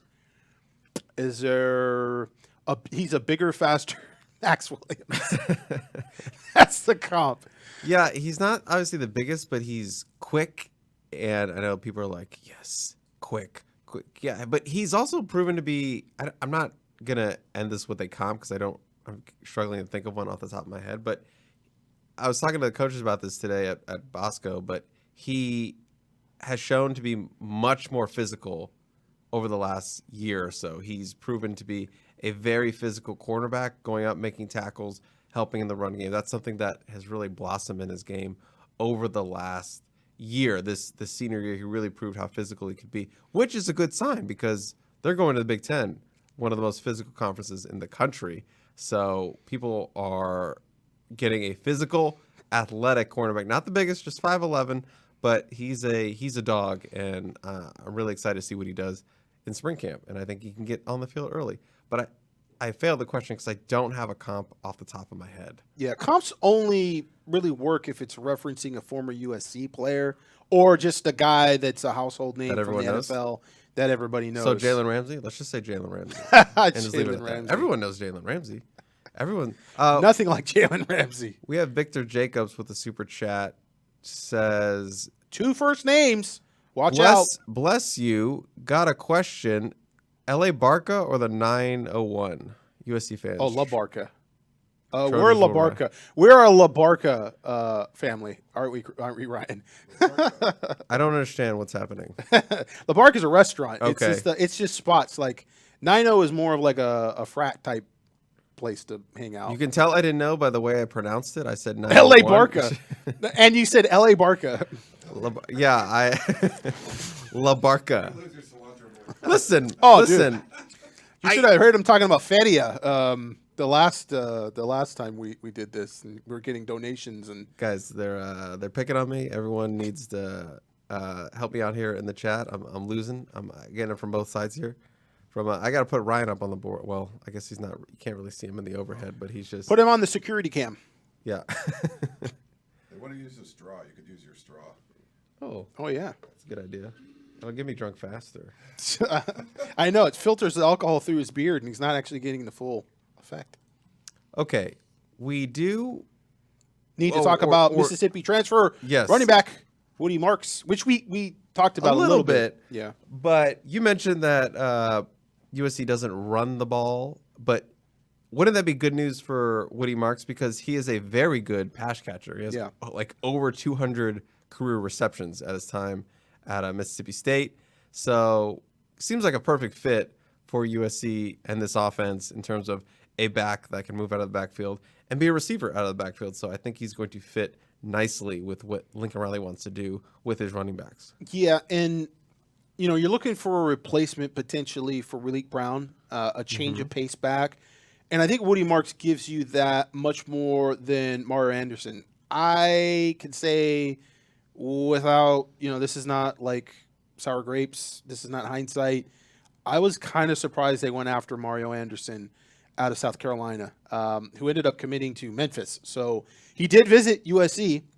He was on an official visit for USC, but he's a guy that's like 5'9", 208 pounds, 210 pounds, but a very north and south runner. And he has some good runs on his film, but not the biggest running back. And his running style is very linear and doesn't make many moves in the open field, and just didn't look like he fit what Kyle McDonald tends to recruit at the running back position. What Kyle McDonald really likes is good pass blockers, running backs that have very good lateral feet, lateral movement.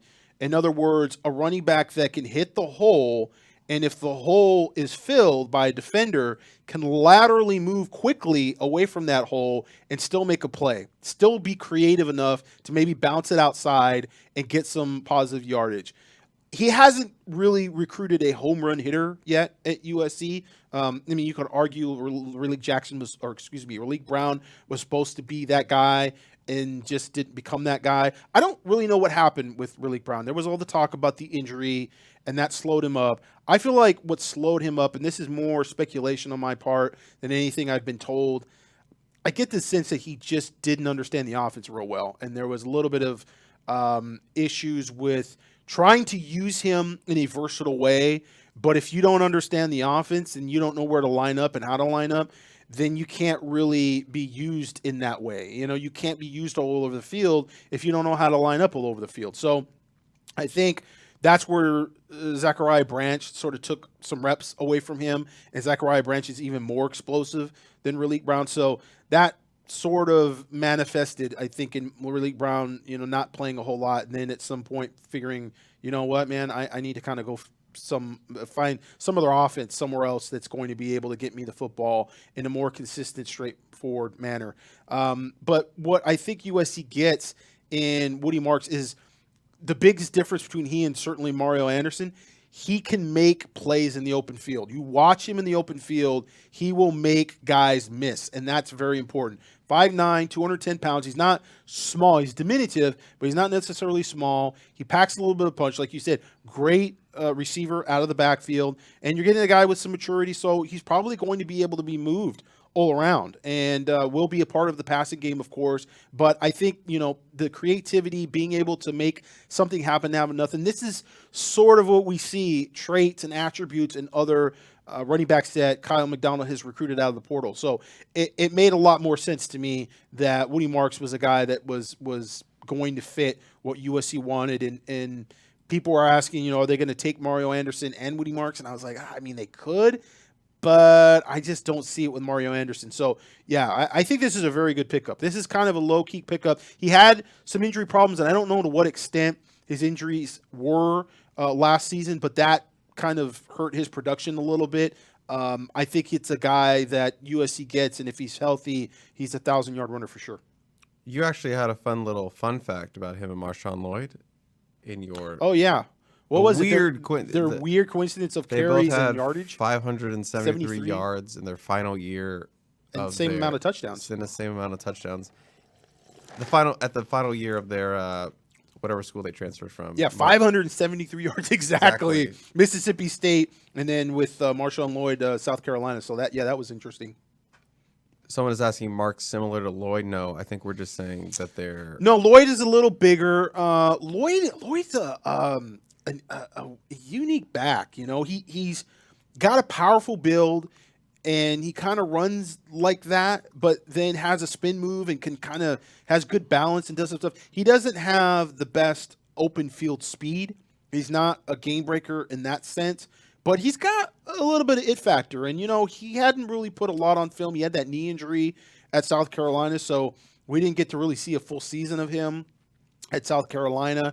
And he's a good back, and he's going to maybe get he might catch on in the NFL, I mean, he has some things to work on, certainly, but there's a little bit of it factor with Marshawn Lloyd. But I feel like, with Woody Marks, there's a little bit of it factor. You see some of his highlights, and again, the big difference between him and Mario Anderson is he can miss. If it's a one-on-one situation, he's gonna get yards on it. He's gonna be able to make a play and make that guy, whiff. And that's important. If you're 5'9", 210, you got to have something, man. You can't be straight north and south type of runner.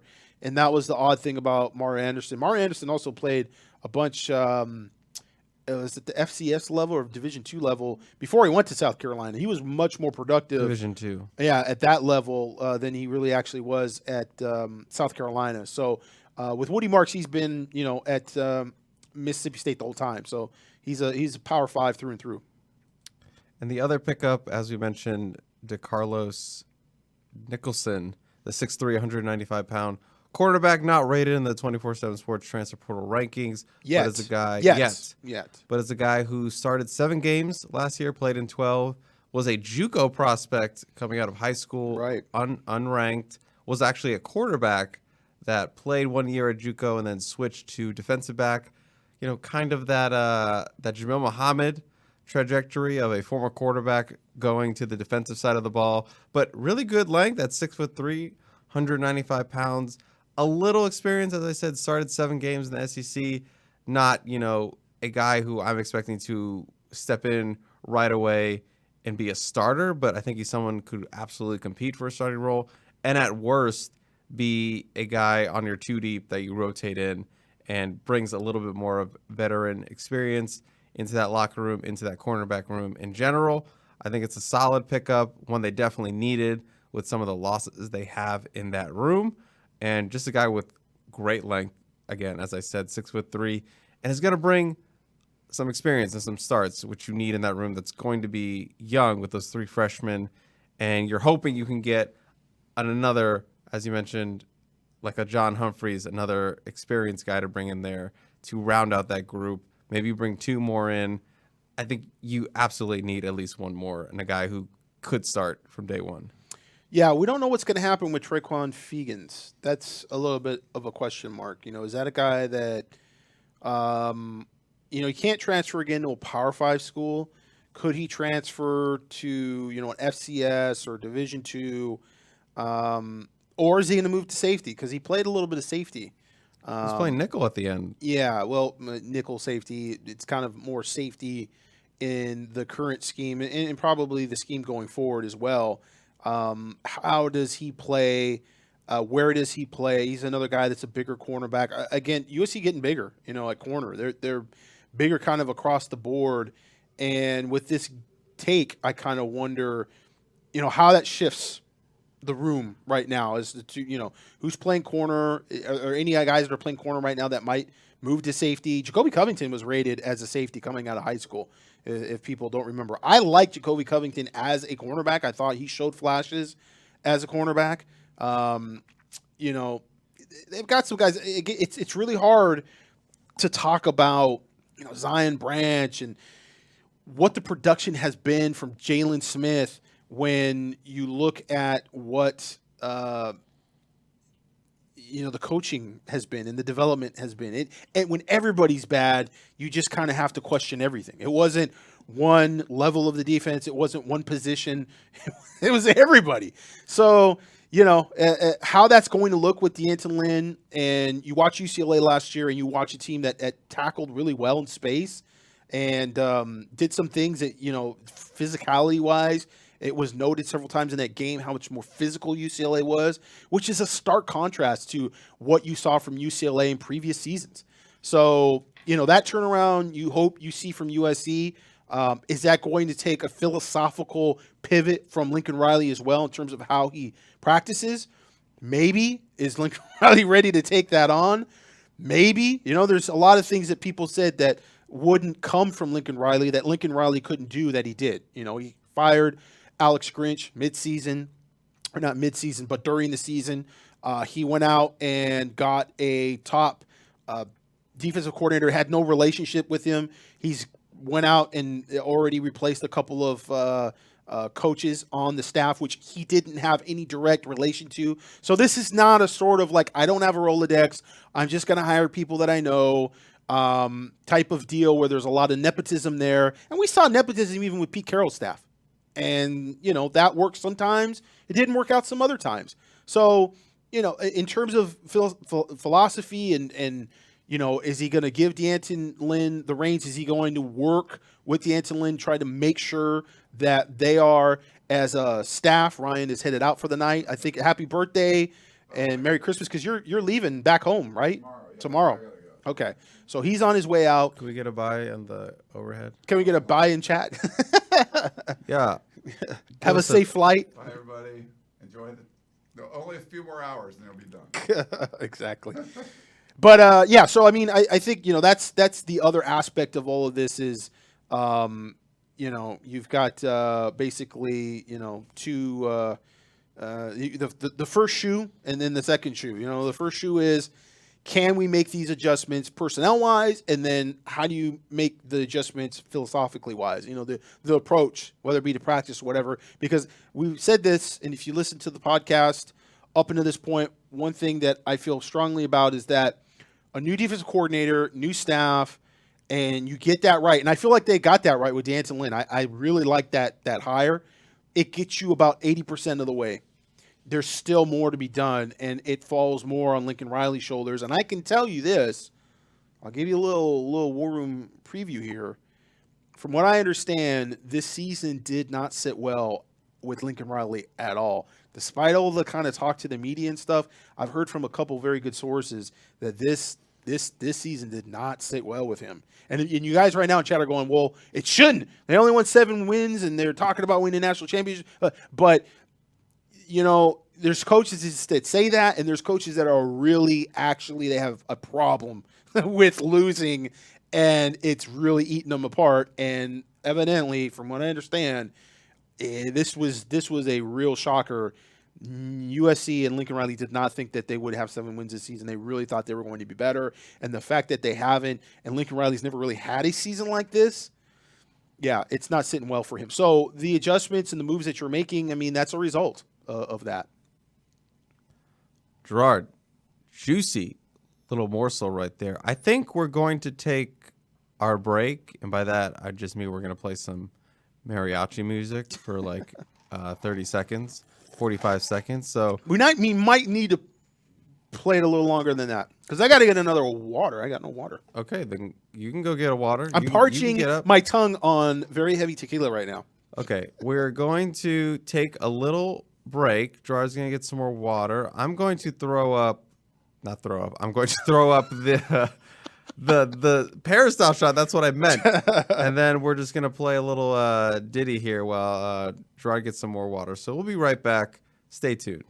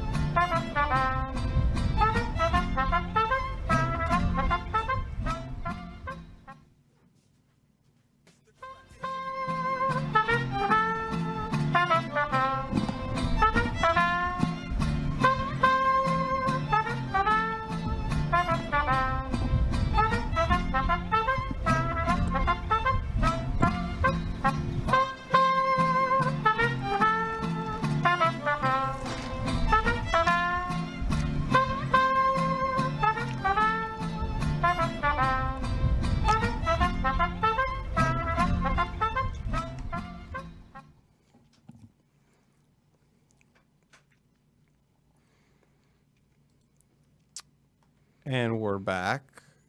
played it twice because it was so nice. And Gerard really did have to get some water. So Yeah, I wanted to get a brand new one. So we're here. We're approaching the 4-hour mark. Really, already, huh? Yeah, we're almost there. Is this Ryan playing? No, it is not Ryan playing. He wishes it was him playing. So there are a couple of different ways we could go into this. I don't know. Is it NIL rabbit hole time, or is that the final segment of the day? Or are we going to talk a little bit about roster management, or just a quick little? I think we got to go into roster management because we just talked a little bit about some of the porthole additions for USC. And so, yeah, I think roster management is a very interesting topic. It's a topic in flux for all schools at this point in time. And it used to be back in the days you could say, hey, they have, a need at this position. They need to get 2 receivers here, and then you get 1 guy here, and now you have the transfer portal, and guys are leaving unexpectedly, and all of a sudden your quarterback position, which you're like, yeah, we need a quarterback, now becomes we need a couple. 2 quarterbacks. And how are you going to get 2 quarterbacks when it's the dead period, and you've only got January? And, perhaps, Lincoln Riley talks about getting a younger quarterback. Maybe they try to search for a high school quarterback. It seems like a reach, however. You don't want to use a scholarship on a guy that is a real sort of project at quarterback. And most of the top quarterbacks, all of the top quarterbacks are already signed. They've been committed. It's interesting when we talk about numbers. But as we said before, USC is hovering around, basically 80, 81 scholarships right now. There's probably going to be more players that enter the porthole. And so there's going to be some headroom in this class. So, Chris, how do you want to break it down? I think we should go by position and kind of give our thoughts a little bit on where the class stands and kind of where they can go moving forward. Now, are these numbers here on the screen what USC is hoping to add, right? These are the numbers that I project. Okay. That you're supposed to pretend are not actually on the screen, and that you're just a really smart guy, let's redo and that. You're just thinking off the top of your head. Let's redo that Let again. me think about the roster and think about how many good players USC needs at a Let's position. redo that. This isn't live. We can cut this. Let's just redo it. Give me a pause. All right. So we haven't written anything down, and this is all off the top of our head. But USC has some spaces to fill. You already talked about the quarterback. Yeah, right. It's already looking at 1 to 2, and Lincoln Riley's already on record as saying 1 to 2. We've been on record as saying multiple running backs, given that they were only going to have 3 scholarship. And they got one out of the portal now. And they got one. I think they're still going to get one more. Yes. Now, wide receiver is an interesting one. I figured they wanted to at least get a guy who can come in and compete for the number 1 job. But not getting Ryan Pelum part of the class, they were still looking for that 3rd wide receiver in the class. It looks like they're going to have to take multiple, and Lincoln Riley has said as much, that they're going to have to get multiple guys at the skill positions. May we want to bump that up to 3 because it was looking like 1 to 2. But it was looking like 1. They wanted 3 out of the high school ranks, and you thought, okay, if they have 3 out of high school, do they not go into the portal at all? I think they're still going into the portal. You want to try to use the success of the players that have transferred there and gone on to forward that and get other good players that are going through the same route. In other words, you have a guy like Jordan Addison who goes and he ends up being a first-round pick, okay? Didn't win the Biletnikoff again, but he ended up being a first-round pick. Okay, that's good. That helps you go get Dorian Singer, right? Now, Dorian Singer didn't have a great year, and that kind of hurts USC because other schools are going to say, why would you go to USC? You're going to end up like Dorian Singer. Look at what he did at Arizona, and then look at what he did at USC. And he had Caleb Williams. I guarantee you that Arizona is going to say that to players like maybe a Dylan Gresham or somebody of that nature. But you do have Brendan Rice. And I feel like Brendan Rice is another one of those sort of like Mekhi Blackman was for Dante Williams. Brendan Rice is for Dennis Simmons in terms of development. Because he came to USC raw. I think he came to USC as an immature kid. Didn't have the best mentality. wasn't ready to work quite the way he needed to work. And I think he got that straightened out this past year. I think you saw a more mature, hungry, focused Brennan Rice, and you saw a guy that was a physical freak that really sort of to kind of put it together. And I think the NFL is going to love him. Like, they're going to go after him. And that's a success story for USC. So USC wants to recruit off of that. Yeah, you got Dorian Singer, but you can recruit off of Brennan Rice. And you can recruit off the resume of the staff, because of going back to Oklahoma, the guys like CeeDee Lamb that they have developed over the years, that will help you. So I think you could argue, okay, 2 is fine. You need to get another guy. We talked about this last week.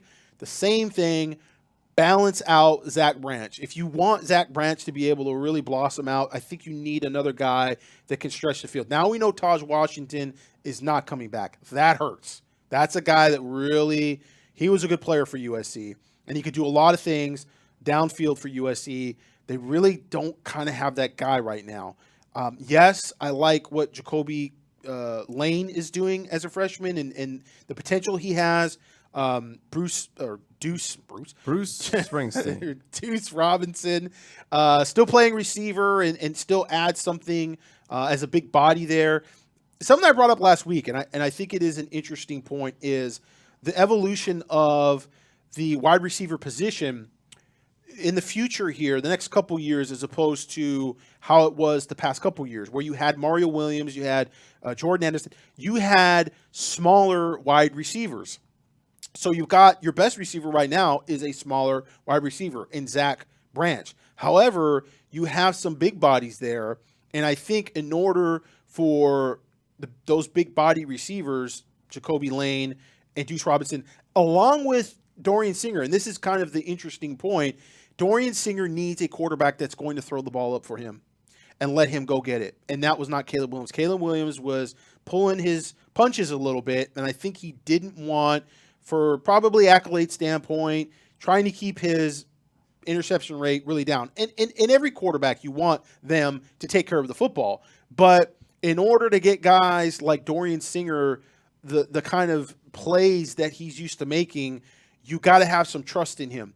And Dorian isn't the biggest guy, but he plays big. And I think that was an issue for him with Caleb Williams. He just didn't trust him. He didn't throw the ball up for him. There were not enough 50-50 balls that he was able to go up and try to steal away from players. And now that you have Deuce Robinson and Jacoby Lane potentially in the lineup, that's going to become even a bigger factor for USC. Whatever quarterback they have back there that's throwing up those passes, he needs to have a little more trust in receivers.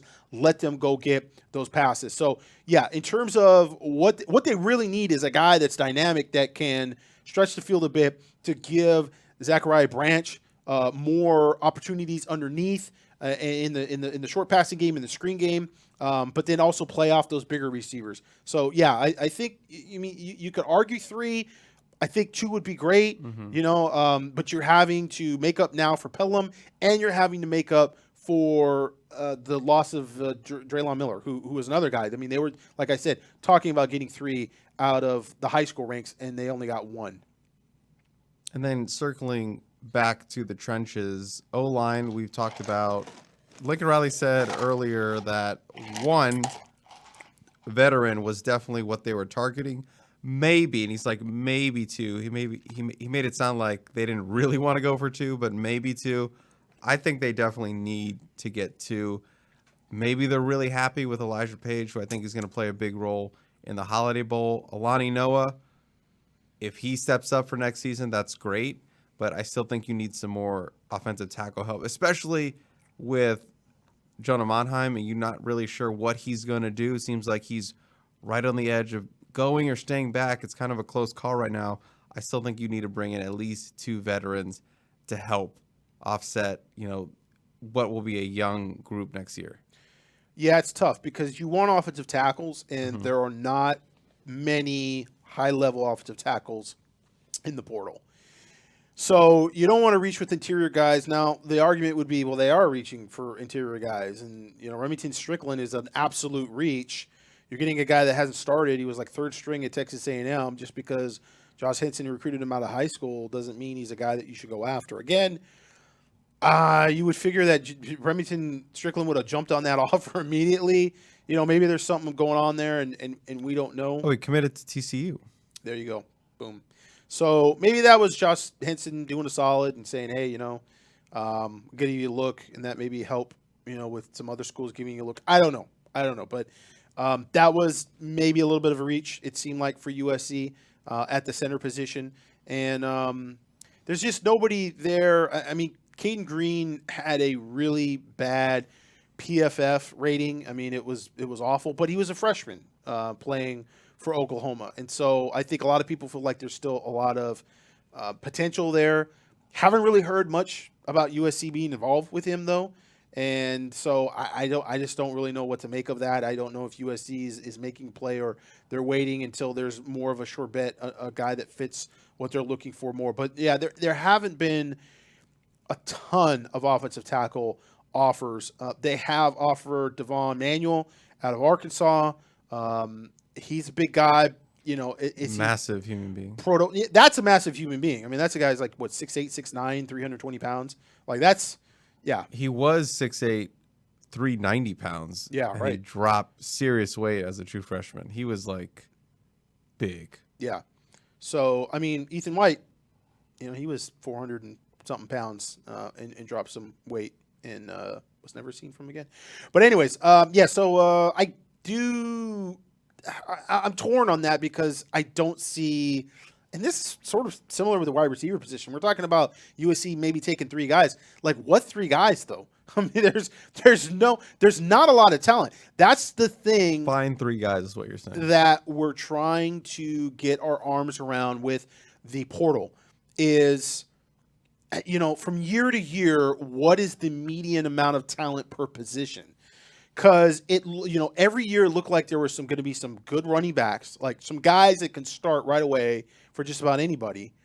And then there's some good receivers. I mean, Jordan Addison, former Blitnikoff winner. Now, I know that was maybe a special situation, circumstance, because he knew Caleb Williams, etc. But still, you had, some really good receivers we talked about going to the portal. Marvin Harrison Jr., we all remember that. Xavier Worthy, we all remember that. This year has been pretty sparse, and some of the guys that USC has offered feel like have been a little bit of a reach. When we start talking about roster management, what we also need to talk about is USC actually getting better at these positions.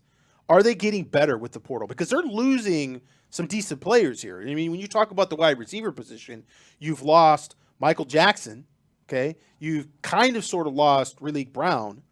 Some of these guys that they've offered, are they better than Michael Jackson? I would argue they're not. So, yeah, you do have to try to get better. Also, you lose Domani Jackson. Okay, what are you doing cornerback-wise? Are you getting better? Are you getting better players? So you can just get guys, and they're okay, but they're not necessarily better. USC's got to get better, man.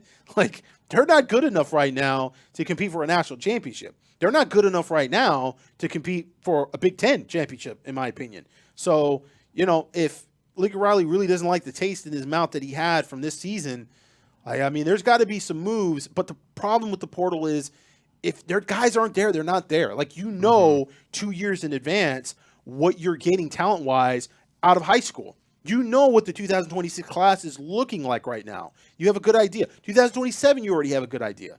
Like, I already know, probably just 24 plus 50 players that I know from the 2027 class that I've got an eye on. I know that DJ Dalton out of Mater Dei is one of the top freshmen that they have. Like, he's a guy that's going to be a guy in the 2027 class. So you sort of know ahead of time how your current roster has to reflect what you're going to do on the recruiting trail. And with the portal, it's not necessarily true. There's positions there where you might expect it to be good year in and year out. And at the receiver position, I hadn't seen it, man. Deion Burks, I thought he was a pretty good-looking player. He looked like a better version of Mario Williams to me, kind of what I thought USC might get out of Mario Williams. But other than that, Evan Stewart's a hot name right now. Evan Stewart would be one of those more elite-level players. I haven't seen a lot of what he's done at Texas A&M, but at high school level, he was a guy that had that ability to get yak yardage. He's got good speed downfield. He reminds me a bit of Xavier Worthy. I don't think he has those type of track times. I don't remember him putting up big-time track times or if he even ran track out of high school. But he's swift. He's a little slight, not super physical. So, he's a guy that's got to get better in the run game. But as a compliment to what Zach Branch does, oh, yeah, definitely. He's slight, but he's definitely more of a downfield type of threat, and that's what USC needs to play opposite of Zach Branch, I think. Moving on to the real position of need, which is defensive line. Yeah. 2 interior defensive linemen to go along with Nate Clifton. You want, both those guys can be nose tackles, but you want 2 300-poundish guys to add to the roster for sure. I mean, you could say at least, but you only have so many roster spots, and you do have some other positions that might need looking after. But you just don't have that nose tackle, and you'd like more depth there in the interior line. You can't have 270-pound guys on the interior line running this defense or really most defenses, that are successful. And then you're hoping to pair that with Anthony Lucas for next season, hoping he makes a jump. And then Elijah Hughes, you're banking on him as well. And maybe you get something out of Dejan Lafitte. But, yeah, you need at least 2 more big body vets to beef up that room significantly, to go with Bear Alexander and Nate Clifton, who you've already landed through the portal. Outside linebacker, we're factoring in Easton here, another one? No. We're not factoring. Oh, you're done? He's an inside linebacker. In this defense, he is absolutely not an outside linebacker. Outside linebacker are guys like Samuel Ukunlola, 6'4", 265 pounds. Sorry, I think of those as edge rushers, but then this defense, they are outside linebackers. Yeah. So your 250-pound, 265-pound guys are going to be edge guys that are outside linebackers in this system. And I think you would like to get at least one of those players. You lose Solomon Byrd. You lose some of your outside guys. You do get Romello Height back. You do have Jamil Mohammed. Jamil Mohammed's a little short, little sawed off for this type of defense, playing at the line of scrimmage. He might become a bit more of a third down sort of pass rush threat. Not to say that he didn't already kind of do that to some extent, but I think more so he might not be a 3-down outside linebacker for you in this defense. You need a little more length, a little more height from your edge rushers. And so I would think that that's a position where we've seen some talent get in the portal, and USC's not really been involved, at least at face value, with some of those players. I don't know. They might be waiting for a guy. Maybe there's a guy out there that's not in the portal yet that they look at and think might be in the portal soon. I don't know. Springtime? Could be a Chris Trevino special report coming at some point to talk about a guy. Oh, I didn't realize I was up. But, yeah, that sounds great. That sounds great, Gerard. The next cornerback, we've already talked about that in detail with you need at least a couple guys, vets to offset those losses you're suffering with Domani Jackson, Christian Wallace. Not sure what's going to happen with Sierra Wright. I'm going to chalk it up to not going to be on the roster. That's another thing. It's like, who is playing on the outside, and that's where you think Marcellus Williams might actually have a shot at doing some stuff. He's going to come in early in Roy Lee. He's had his brother there. He's got a bit more composure and understanding of the college football level in USC than other guys. He's not going to go to USC and be overwhelmed to be that type of freshman that has to acclimate a whole lot. He's been on campus as much as some of these players that are there on the team right now. So, yeah, that's why I kind of tend to think that, he's a guy that they might need, and he would have an opportunity to come in and step in right away and at least rotationally, play kind of early on in the season. It gets rough for USC immediately, though. You don't have San Jose State and Nevada to start out with. You've got LSU. So I don't know how that's going to dictate, playing young guys and what have you. But nevertheless, that's a position where USC could definitely they could use an immediate starter. And at that point, I don't know if they have that guy. We'll have to see with the new commitment out of Mississippi State that I just don't know a whole lot about. whether he's that guy that can come in and actually compete right away to be a starter. But yeah, I mean, technically you're losing your 2 starters from last year if Zaire White is not coming back, and you've lost Domani Jackson. And Tim in the chat pointed out Malachi Crawford as someone. Yeah, he was injured last year. 6'4", 180 pounds. Still needs a lot of development, but you're getting a body for practice, and it'll be good to just get him back on the field. Not sure if he's a contributor next season with that group. I did want to ask very quickly, do you think Jalen Smith could play cornerback? Because if you're bringing in Kamari Ramsey, is he going to be the nickel? That's going to be the competition. It is going to be Jalen Smith and Kamari Ramsey. And, does Jalen Smith start looking at the portal if Kamari Ramsey commits to USC, which he hasn't publicly committed to USC yet, but he does? I don't know. But that, to me, is the star back position. That's up for grabs, and I think Kamari Ramsey probably fits that position along with Jalen Smith more than some of the other cornerbacks that are more single high type guys. So, yeah, we'll see how that goes. But you need another safety. You're also getting Akili Arnold. We can talk about him. He's another guy, that 6 foot, 200, 205 pound sort of player. These are not the sort of lanky speed type guys that you put as a single high. Zion Branch is another player that obviously has a lot of size, so you might think about putting him up closer to the line of scrimmage. It just depends on what D'Anton Lynn wants, what he sees, Out of those nickel-based defenses, Jimmy Lake liked to play, and this is a completely different scheme from a completely different coaching tree, but he liked to play the smaller Budda Baker types, guys that are like 5'9", maybe 5'10", 185 pounds, playing that nickel safety position because they were quick, they were agile, and they were really, really tough and made good tackles in the open field. Again, the common thread there is tackling in the open field. How do you get to that point? Jimmy Lake used a couple of bigger guys. I think he was Kevin King even at that point, and he was a bigger 6'3" guy.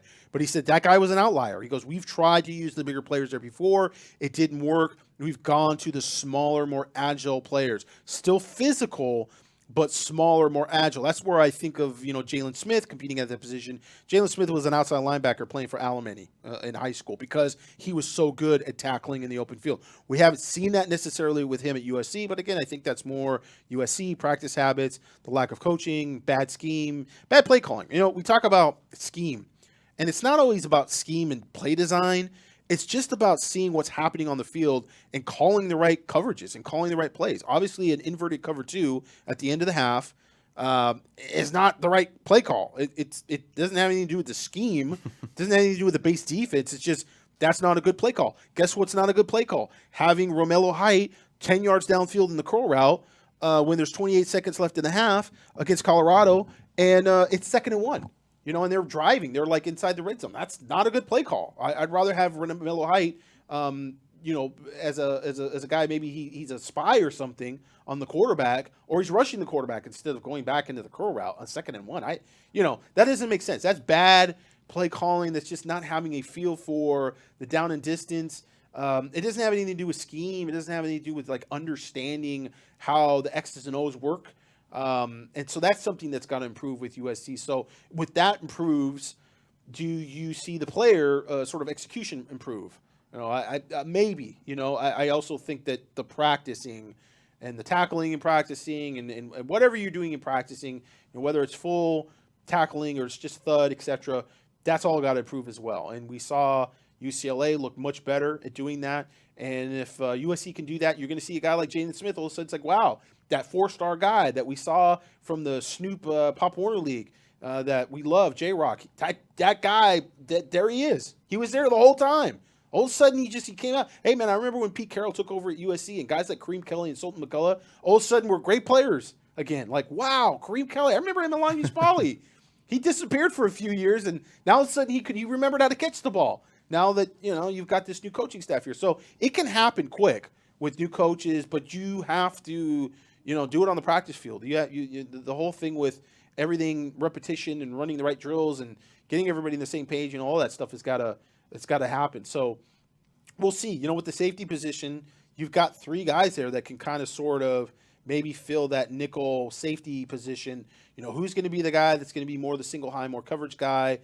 Is that going to be Kamari Ramsey? Maybe I've got him pegged wrong. I liked what I saw from him more near the line of scrimmage than back, deep. And again, Caleb Bullock, if he does come back, there's one of your guys that's probably going to play a safety position, and you're just looking for your other guys. I personally just don't know if Kalen's actually going to come back. He's not practicing with the team, it seems like. The 2 practices I've been to, he has not come out for USC. He's not come out with the team. And everybody who hasn't come out is someone who is declared. Yeah. So that's just my read on the situation. So, I mean, maybe D'Anton Lynn sits him down, is like, hey, I can make you a first-round pick. I think he's probably already done that. It's more of that little envelope that comes in the mail that says you're a 7th-round pick that sometimes is what does it. And sometimes it doesn't do it. We see guys get undrafted all the time at USC. They get bad advice. There's so many wannabe agents floating around LA, and they get into some uncle's ear, and they're like, dude, I heard it from this team. I got this connection. He's a 3rd-round pick. And it's just like, no, he's not a 3rd-round pick. So, sometimes that doesn't mean anything. But I've heard enough at this point that I'm skeptical that he's like a surefire draft pick. Certainly somebody that you leave NIL behind, because that is the one difference now on the bright side of things, retention-wise, for guys that are on the fence with the NFL draft that might be 4th, 5th round picks, and you're no longer talking about a signing bonus, and you've got to work your way on the team. I mean, we just talked about how this perception of going after guys in the portal and investing in them and what that looks like on your current roster for the younger guys. Well, in the NFL, if you're not getting drafted very high, there's no job security there. Like, they're like, yeah, we like this guy, but we don't like him that much. So he's a 5th-round pick. He's a 6th-round pick. And at that point, you better make it happen. Not everybody is Nickel Roby. They're not going to get undrafted. And I said it when Nickel Roby didn't go undrafted. That was a mistake. Nickel Roby was a playmaker at USC. He was a very, very good player. Caleb Bullock has been good at times, but there's definitely questions there. And the reason why it didn't work out for Nickel Roby initially as a draft pick was because he was 5'8", and you're a 5'8" corner, and it's just nobody's going to believe you that your 40-inch vertical is going to overcome that. But he was one of those guys that you thought if anybody could overcome it, he's that guy. Like, he was a really dog at USC. He was a good player at USC. Kalen, again, flashes. I've heard a lot of talk like he's going to have to be more of a cornerback in the NFL. He's got to get more physical. He's got to fill out, so on and so forth. If the NIL is right, then maybe it's better for him to take his his $100,000 or whatever he's going to get out of that, and just wait another year and try to develop and try to improve his stock with a better coach, a guy that's actually been in the NFL. That's the thing, and this is a flex. Every time D'Anton Lynn goes in home with a recruit or anybody else, I have played at the NFL level, but more importantly, I've coached at the NFL level, and I know what the development cycle is for the NFL, offseason, and et cetera. And I've coached in one of the best pipelines that there is in the NFL, and that is the Baltimore Ravens. Not just the Baltimore Ravens, but, I mean, he goes with Rex Ryan, and he's a part of the Rex Ryan tree with the Jets and Buffalo, and he's got Dennis Thurman as the defensive coordinator there at Buffalo. Then he goes to the Ravens, and he has Wink Martindale, and he has Mike McDonald as defensive coordinators. He's coaching as safeties coach. So, I mean, yeah, there's a lot of mentorship that is potentially there for Caleb Bullock if he wants to come back. I just realized the reference you made earlier in this topic about 2 hours ago about me making some report or something. You're referring to a certain yes, former USC commit. Yes. Now, Michael Williams. You're referring to Michael Williams. I was. Okay. Yeah, maybe that'll be in the war room. So, yeah. Eyes get big. Eyes get big. Do you want to knock this out real quick? Yes. Yes. Do you want to lead it in if you're throwing it to me for this? Well, I got to throw it to you because you're the man on the scene when it comes to Portage, Michigan linebacker Jaden Walker. You've talked to him recently. about his official visit to USC and his interest in USC. He is committed still, as we know, to Michigan State, but he has pushed back, the last I heard, his decision to after the early signing period. He looks like he's going to be more of a February signing.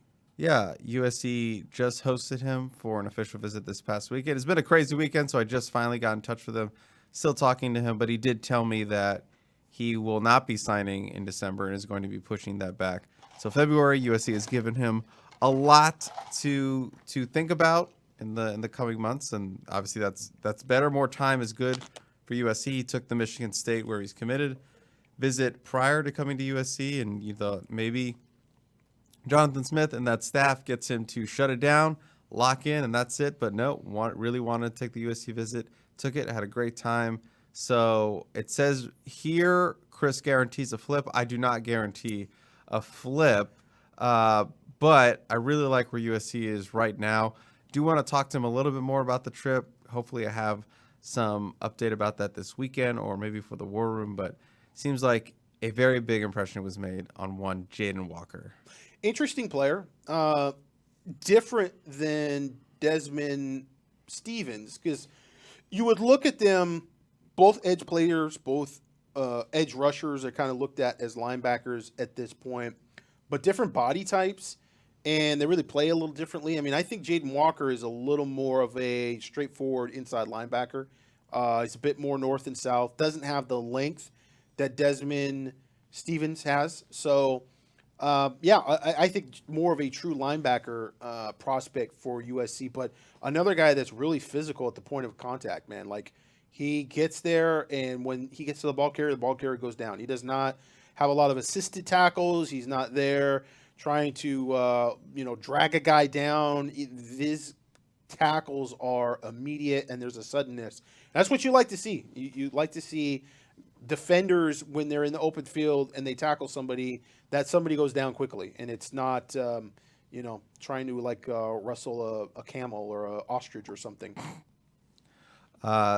So yeah, that's Lincoln Riley did mention more high school signees will be happening. Perhaps Jaden Walker is one of those signees, and maybe there's some other visitors USC gets on campus for January, Gerard. Yes, they will. They will have other visitors. They were trying to make this play to get a lot of the Texas A&M castaways and guys that were wavering, and that's a process.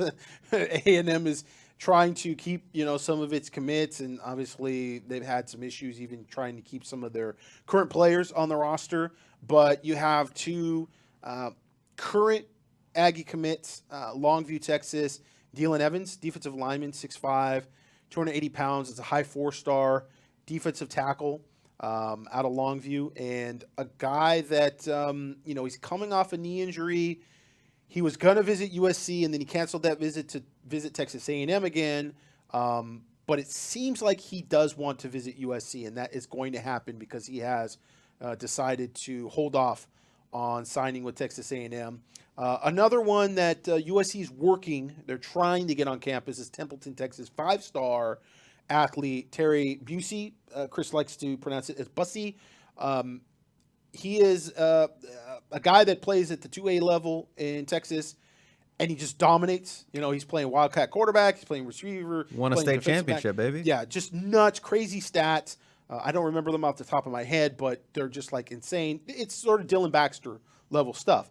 Again, USC's trying to get some traction. They're trying to get him on campus. There is a possibility he is going to wait. Last I heard, I don't think he signed today, but he was going to wait to make his decision. So that's another potential player that USC's trying to get. There is the cornerback out of Georgia, Trajan Greco. Great name, but doesn't sound like USC is going to get that commitment, because I think he signed Yeah, he today. did the old, was it Jaden Woodby? Or who recently There's did a few that? players. I mean, Gary Bryant did it. Yeah. Signed. Brew McCoy did it. Signed today, but is keeping it quiet so he can announce at one of the bowl games.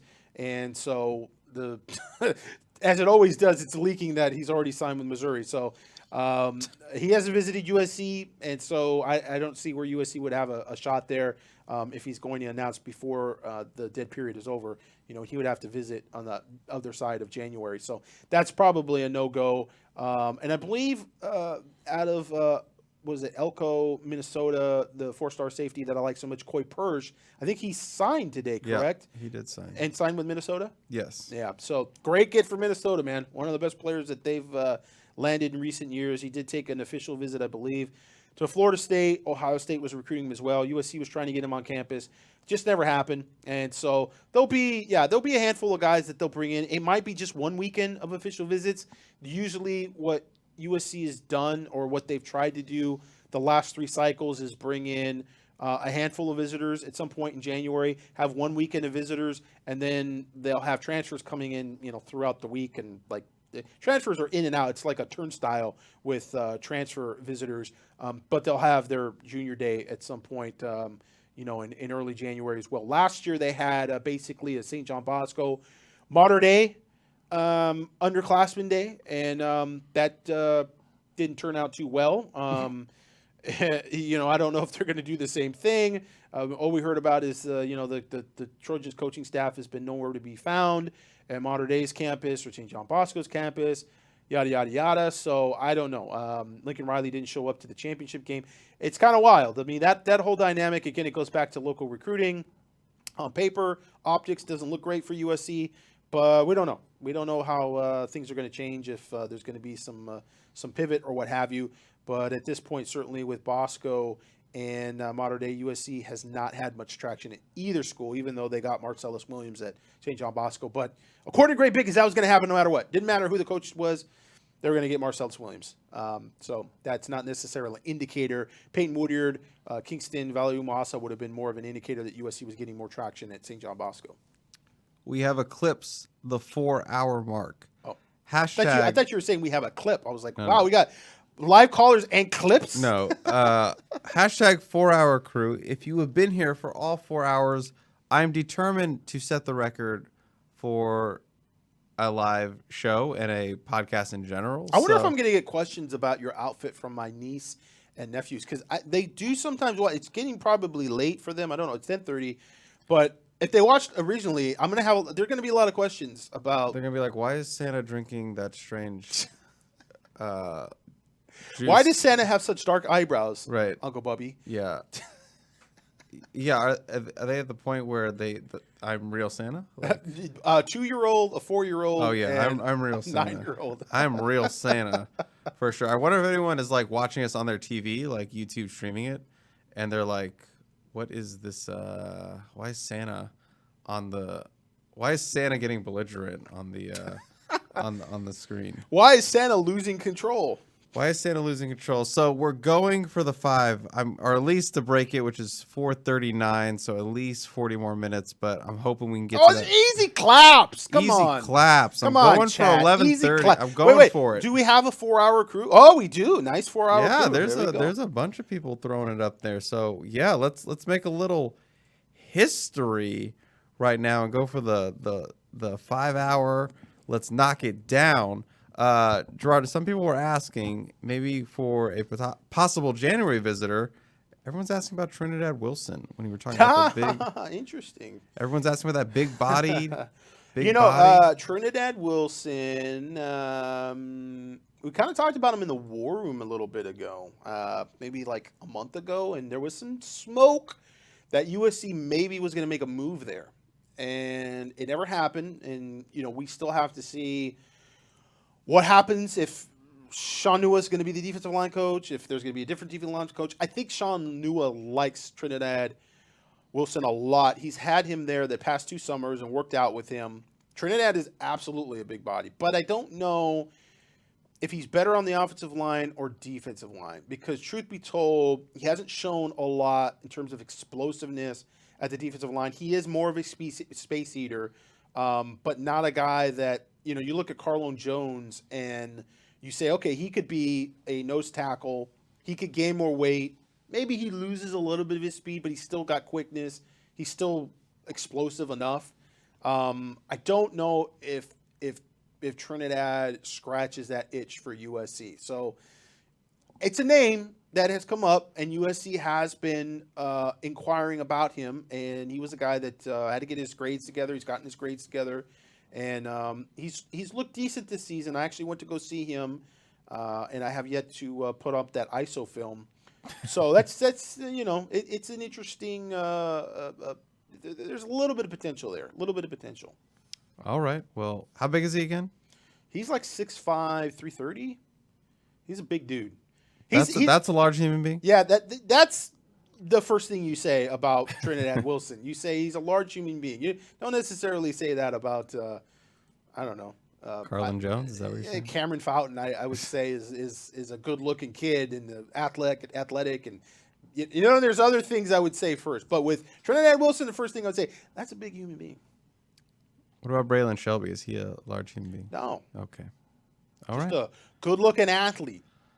All right, I think it's time for NIL Rabbit Hole, and it's technically kind of our final topic on the sheet, and it might take us all the way, but I do have a super chat that maybe will jump us into Will derail us? No, I think it jumps us into into it. it, okay. Luke Aragon Oh, there you go. Lord of the Rings. wants to know, does Lincoln Riley leave if NIL doesn't improve? And that will lead us down the rabbit hole, I guess. Okay. No, only because, as I sort of talked about before, I've been told from multiple sources now, one within the collective spectrum that USC has, and one from the representation spectrum from the players' perspective. A lot of this is roster management, and it is dictated by Lincoln Riley. That Lincoln Riley does not want to recruit high school players with NIL. That's not something that he or USC at this point, from a strategy standpoint, want to do. So when I talk about can and will, and we've seen this sort of go back and forth on social media, some bickering between the collectives and what's the issue and what's not the issue. I've been told by more people, money is not the issue, flat out. And again, this is not just coming from the collective side. This is also coming from outsiders that are dealing with these players saying that, no, USC's got money. Like, USC's got lots of money. And we hear that time and time again. It's more the approach from the coaching staff and what they want to do and how they want to use that money. And at this point, they feel like it is smarter strategically to go after transfers with that money than go after players that, by the way, high school players, we talk about these 5 stars and you want to get them and you want to pay them all this money. Take a gander over at Texas A&M's 2022 recruiting class. One of the most epic, legendary recruiting classes in the history of college football. Guaranteed 3 national titles. And how many of those guys even are on the roster anymore from that class? They've lost a lot of those players. That was supposedly a $30+ million class. And how much of that money is Texas A&M getting back?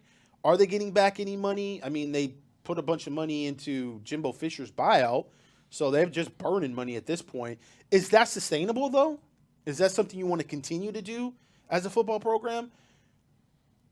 USC, again, this is 2 different really good place sources saying, no, this is just not what they want to do at this point. So the good news in that is that they could change that decision anytime and change that strategy. If the NCAA opens it up or the regulations are changed or it just says F it's a free-for-all? Well, in terms of where it's going to go? I think from that standpoint, you're talking about what does the NCAA do in terms of regulations and bylaws. And as we've talked a little bit in the war room, there's a sense maybe from USC standpoint that at some point during the spring, the NCAA is going to review and start to audit NIL and how programs are doing NIL and maybe create bylaws that are more in line with the way USC is approaching things right now. To that, I say good luck, because I don't think that the NCAA at this point really has any initiative or there's nothing pushing them in that direction. Truthfully, they're scared to death of lawsuits, and I just think the genie is out of the bottle. I don't know what they can really do. Again, you've got people who are saying, oh, they need a salary cap. A salary cap on what? Nobody's getting paid a salary. There's no salaries here. These are endorsements. You can't. So Nike wants to come along and give you $60 million to put your smiling face on a shoe. Nobody's coming along to say, well, you can't make $60 million. You can only make $20 million. Like, that's not capitalism. That you can't do that. You'll get sued for sure for that. So that's not happening. The only thing I could see which would happen beyond like some type of scammaz, and again, the feds get involved, and all of a sudden then there has to actually be something that's done to track how much people are making off of NIL and what, some weird thing like that, is if the conferences got together and let's say the Big Ten conference comes along and says, okay, these are the laws, these are the rules, this is how you have to do NIL. And if you're caught doing NIL elsewhere, if you're caught giving any money to kids or having contract with kids before they get in, regardless of what your state laws are, you're going to be breaking the rules of the Big Ten, and you're going to be suspended, or you're going to lose games, whatever. You're going to be punished as if it was the NCAA. And the reason why I think conferences could maybe get away with doing something like that more is because you can always choose what conference you choose to play in. Whereas the NCAA, it's a bigger, broader thing. You want to go play college football, you kind of have to be a part of the NCAA. And the NCAA says you can't get paid as a player with NIL or from sponsorships or endorsements. Then you sue and you say, well, I have the right for that. I have the right to my name, image, and likeness. You're using that. I should be able to use that. But if a conference says, this is how we're playing by the rules, this is what we're doing, if you don't like it, go to the SEC, that might be interesting. That might be a little bit different. It's like with the FCS. You have those schools, they have 60 scholarship offers, right? And then you have the Ivy League within the FCS, which gives no scholarship offers. That is just a gentleman's agreement among those schools. We're not offering scholarships for athletics. Academics first. Athletics is not going to be the prevailing emblem on our crest. We are not going to offer any athletic scholarships, and everybody agrees to that. There's no like, well, we're just going to offer this guy a scholarship on the low. No. You'd be kicked out of the Ivy League for that. So there's an agreement there, and anybody that's recruited by those schools, no, you're going to go play for Dartmouth, you're going to go play for Yale. You're not getting a scholarship there. That's just how they do things. Maybe to some extent the Big Ten could say that, because I feel like the Big Ten is more aligned with what USC is doing. And people will say, well, look at Ohio State. They're recruiting really well, so they've got to be doing some type of NIL. But USC has beaten Ohio State out for two pretty good players, Carlin Jones and Tackett Curtis. So when I see Ohio State doing, they may be doing some things here and there, but it's not across the board. Certainly not as aggressive as Oregon. It's not as aggressive as maybe South Carolina. Well, I was going to say Texas A&M, Miami, et cetera, et cetera.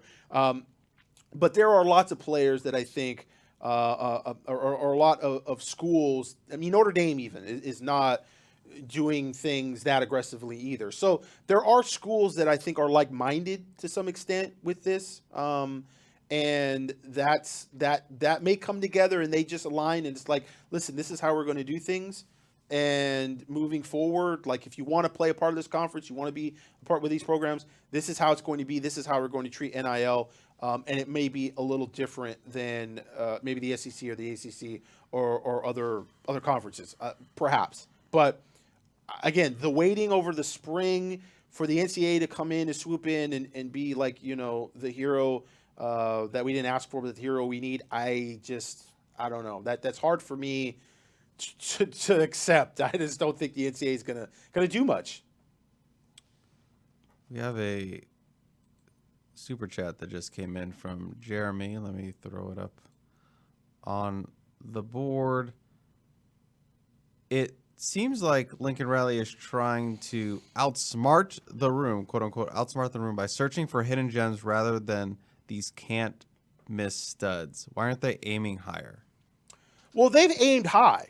I mean, it's not like they haven't offered scholarships to, Jeremiah Smith and Draylon Miller, Manasseh Tete. I mean, they did recruit Brandon Baker to a certain extent, but Brandon Baker had professional representation through an agency, and I think it just became very clear that you are not going to recruit Brandon Baker unless you talked about contracts and NIL and endorsements and when are you making this money and how are you making this money.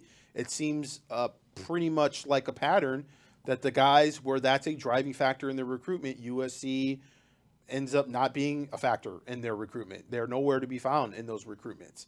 And so, there was a second wind to try to get Draylon Miller. And, we said it going into the summer, like that is going to be a driving factor in his recruitment. That is a big deal. We had multiple occasions where people were reaching out to us, asking us, so where's USC's money, man? Like, who are these people we got to contact? And that just is, you go, well, I mean, if that's the question for you and USC, then USC's probably not going to be the school for you. And that's the way it happened. And then he came back on the market, and USC went in 2 days on in-home visits within the span of 4 days. So they had a in-home visit on a Friday, which was the first day you could come in on in-home visits, right? So you're making a statement there. And then they come back on the Monday, the first day of the next week, you can make your visit because you can only have one visit per week. So USC gets in 2 visits in 4 days, and he never came back on campus. He didn't even come and take that unofficial visit that he was supposed to take earlier in the year during the UCLA game. So, I mean, that just tells you. Here's what else tells you that, NIL is a different animal, and it absolutely is a factor in recruiting. Not for every player, but for a lot of these players. And it's a growing thing. It's becoming a factor, I think, in more and more players' recruitment. As you look at the supplemental advantage that Oregon has with NIL and Nike. And I feel like maybe there's a conflict of interest here because what we learned from the Oregon Live expose on Phil Knight and his control over Oregon athletics and Nike's control over Oregon athletics is that it's not just Phil Knight writing checks and saying, here, guys, go Ducks. It's Nike executives and people that work in their marketing department, professionals that actually negotiate these endorsement deals all the time for Nike. Like, this is what Nike does. Nike has done deals. You guys watch that Michael Jordan Netflix Hair? It was pretty horrible, but nevertheless, it gave you some insight as to, what they do and how they have to negotiate to get these players to come on board. I mean, this is NIL. So what Oregon Live had reported was like, it's not just like they're giving money. They actually got Nike employees walking the halls of the athletic department of Oregon. So this works out very well for Oregon. And you know how it works out well? Look at Chip Kelly. Look at what Chip Kelly is recruiting like at UCLA, and look at how well Chip Kelly recruited at Oregon. And you can tell me that Nike is not supplementing Oregon's recruiting. Chip Kelly is a non-factor in high school recruiting at UCLA. I mean, it's just like, it's kind of a running joke. Like, what are they doing? They're not even offering anybody. And then you look at how well he recruited at Oregon. So you see that now with the NIL era. That wasn't even the NIL era. Now you're in the NIL era, and you see where, all that money, plus it's the dynamic of having people that are making sure that money gets to the right places. That might be more important than the total sum of your war chest. It's having people in place that make sure that whatever money, the donors or whatever money that is collected to go towards a thing in the football program or go towards a thing for the basketball program, it gets there to that point where you want to fund it and resource it, and not go through the hands of 3 different middlemen and somebody has this bright idea that, well, you know what?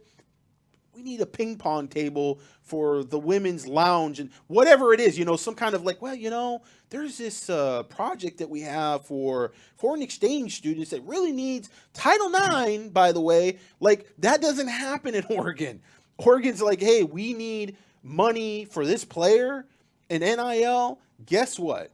Back up the truck. Like, so that's a dynamic that right now USC is going up against, and it's not really an even playing field. But as I've been told, it doesn't seem like it's like USC can't change that to some extent. Now, I don't know that they're ever going to be able to do what Oregon does.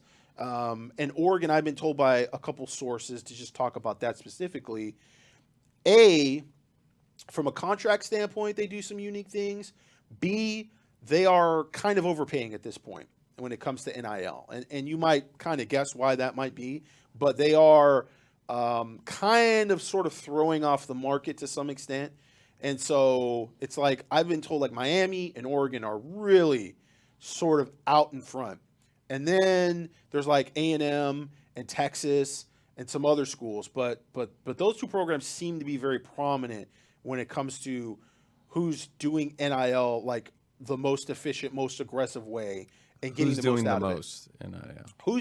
Who's getting the most out of NIL right now? And again, the idea that the NCAA is going to swoop in and be your savior, I don't know if that's that's you want to put too much faith into the NCAA doing anything. It might just need to be one of the things where it's like, the Big Ten has a sort of approach to it and everybody gets together. They've already, some of the collectives, and Chris, you may remember this better than I, they put out a tweet about there were several programs with collectives that were kind of coming together to some extent to talk and be a group that, listen, this is what we agree upon in terms of what NIL should be and what it shouldn't be. It was, I can't remember off the top of my head. It was some name like HOV was a part of it, and there were several big time programs, and it was mostly Big Ten and some Pac-12 programs that were a part of this group. And I can't recall if there was any SEC schools a part of it, but nevertheless, maybe somebody in chat remembers what it was. But I think maybe it's going to be a gentleman's agreement. It's going to be a little bit of like, you're going to have to police yourselves to some extent. You're not going to have the NCAA to come in and say, this is how much you can be endorsed or whatever. I don't know. I don't get the sense that that's going to happen. I would just like to point out that at 4 hours and 20 minutes, we have officially broken the record for likes on a live stream. We're at 494, but I said my goal was 500. 494? Yeah, 494. Wow. We're at 494. 6 away, Chris. 6 away, and I'm going to give away a piece of merch to one person. I thought in you were chat. going to give away a piece of advice. No. I'm going to give away merch at the end of the stream. Let's prank call David Woods. You want to crank call David Woods? Ask him how UCLA signing day was. Oh. That would be worth an hour of content at least. Oh, I mean, we could get the number. I feel like we could get the number. I feel like We could get the number, chat. we have another super chat. I guess we're kind of just throwing random questions about. Have you heard this from Gil? Have you guys heard anything? Excuse me. Have you heard anything from NFL scouts about how these kids are moving around that could affect their development from one coach to another? So does the constant moving affect development in the eyes of No, NFL? it's an interesting point. I haven't really thought about it. I haven't thought to ask.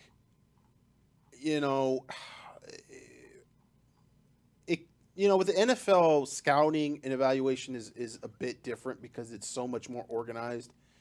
And again, I mean, this would be a breath of fresh air if somehow that could be interjected into college football at this point. Again, hit that fast forward button in just 5 years. Let me know what happened. But, they get to see these practices. They get the combine. They even get some, if you're a senior, you get to play in the Senior Bowl game. There's a lot of different opportunities to be able to evaluate, which stands to reason. You're paying these guys millions of dollars. You're having millions of dollars in investments. Now you've got potential millions of dollars investments as college players or even high school players. We don't believe the crazy numbers that are thrown out there that, quarterbacks are making $7 million. That's nonsense. But nevertheless, still, hey, you're going to pay a guy $250,000 a year. That's a pretty good investment. You want to see that guy show up at a camp, right? College coaches they can't go to camps off their campus. And these high school kids don't show up to camps on their campus. What are you evaluating? The only thing you have to evaluate at this point is a single game that you might be able to go to during the season. And there's how many guys on your board, and you're able to go to one game. You are not going to evaluate like 7-on-7. You really can't evaluate 7-on-7 that well. You're getting another evaluation period during the spring. And guess what? California, no pads. Florida, Texas, you get pads. Florida and Georgia, you get inter-squad scrimmages. So that's a better evaluation point. But there's a lack of evaluation going on here when it comes to these players in person. You're doing a lot watching huddle film. So I mean, again, to the point of where do you want to put your investment? Where do you want to put your money? You want to put your money on highlight films? Maybe you get some good game film, but you're going to put your money on a 7-minute highlight film. You're going to pay somebody $250,000 a year off a huddle highlight film? Or are you going to put that money towards a guy that you actually have seen play against college competition for the last 2 to 3 years? I think that's a big change. That if you want to talk about something the NCAA could do, they need to create more evaluation opportunities for these coaches. And for the collectives, because who's paying the money? Who's writing the checks? It's you guys. You guys are writing the checks, right? It's not the coaches. It's not the administrators. It's you guys, you donors, the guys that, the collectives are taking the money from. So there needs to be more opportunities. And whether that means that you take the full-time staff off the road completely and tell them, listen, we'll allow you your one evaluation during May and one game, but the rest of the year, like, you're off the road, right? So you have a scout staff, basically, like the NFL does. They have a department of scouts, and they go around. They get to go to practices. Okay, they get to go to. Now the problem, the big difference between the NFL and college is that the NFL, the NFL scouts, there's no reason for them to try to recruit these players. They're not going to go chat up these players and be like, hey man, you need to come play for the Cleveland Browns or the Cincinnati Bengals. Nobody cares about that because it's a draft, right? But in recruiting, you are recruiting, so you are selling. So the problem with having anybody that's representing university on a campus, let's say to go see practices of a kid, is that, there's going to be that temptation to try to recruit the kid. I mean, we even see it now. Like, we see guys that are assistant coaches, they go to a game, they're not supposed to really talk to these kids, but they say hi and whatever, and all of a sudden, next thing you know, they're walking off to the parking lot, and they end up at Applebee's together for a couple hours. And it's like, that's not legal, but it's done all the time. But the problem is these coaches have their backs up against the wall, and so do the collectives, because there's not enough evaluation. So when you bring up the question of the NFL having issues with kids jumping around in different schools, I mean, I don't think they care. The fact that you go and you see maybe different defenses and you're coached by different guys might actually be a benefit to some extent, that you get to see them in different schemes and maybe different positions, different fits. But the NFL guys have so much more. It's ridiculous how many more opportunities they have to evaluate the product, the commodity that is the talented players that are being looked at and potentially drafted, as opposed to the college coaches that just they don't have any opportunities to see guys in full pads playing. They don't have a combine, which everybody has incentive to go to. I mean, there used to be that with the Nike camps, and I think that should be looked at very hard by the NCAA to have something like that again, because maybe that gives the kids the incentive to get in front of those college coaches. Right now, the only time they get in front of college coaches are these little tours that they do, and none of them show up to the campus coaches camps that they have. The coaches that are hosting these camps that are on campus during summers. Chris, tell me how many guys in the 2024 recruiting class, this recruiting class that we're talking about today, that's signing today, how many guys with scholarship offers showed up to the 3 elite camps that USC had on campus this past summer? 4. No, I don't have that answer. It's 0. It's 0. It's technically 1. William Nettles from Texas did have a scholarship offer from USC, but they never. Everyone's like, who? They didn't recruit him. Give him a scholarship offer. Again, guys, scholarship offers really don't mean anything.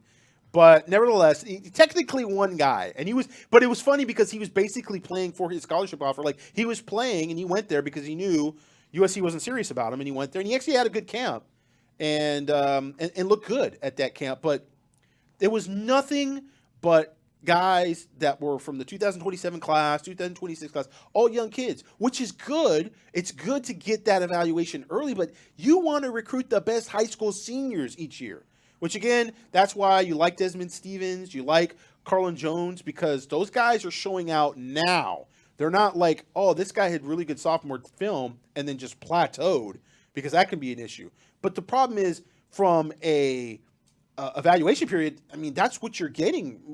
Guys in person coming to your campus, you're just getting a bunch of young kids that are showing up. That you're like, okay, that's a heads up. We got to offer this guy and recruit him for the next 2 to 3 years. But are you going to get to see him in person, in pads, playing in a competitive game, or get testing numbers? See, that's the problem. You get those testing numbers when they come to your campus and you do those drills and you have them go through testing and everything.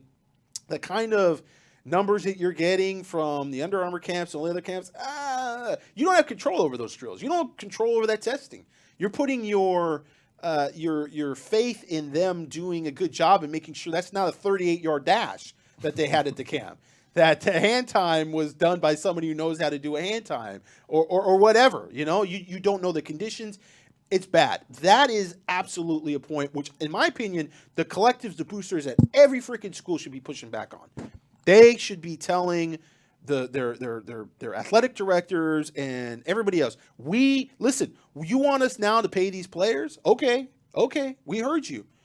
We want to know what we're getting from these players. We want to know who's really good. We want a national combine with all these college coaches there, and these guys need to show up for it. So we know what we're getting. Who is actually running a 4.4? Who is actually 6'5" and not really 6'3"?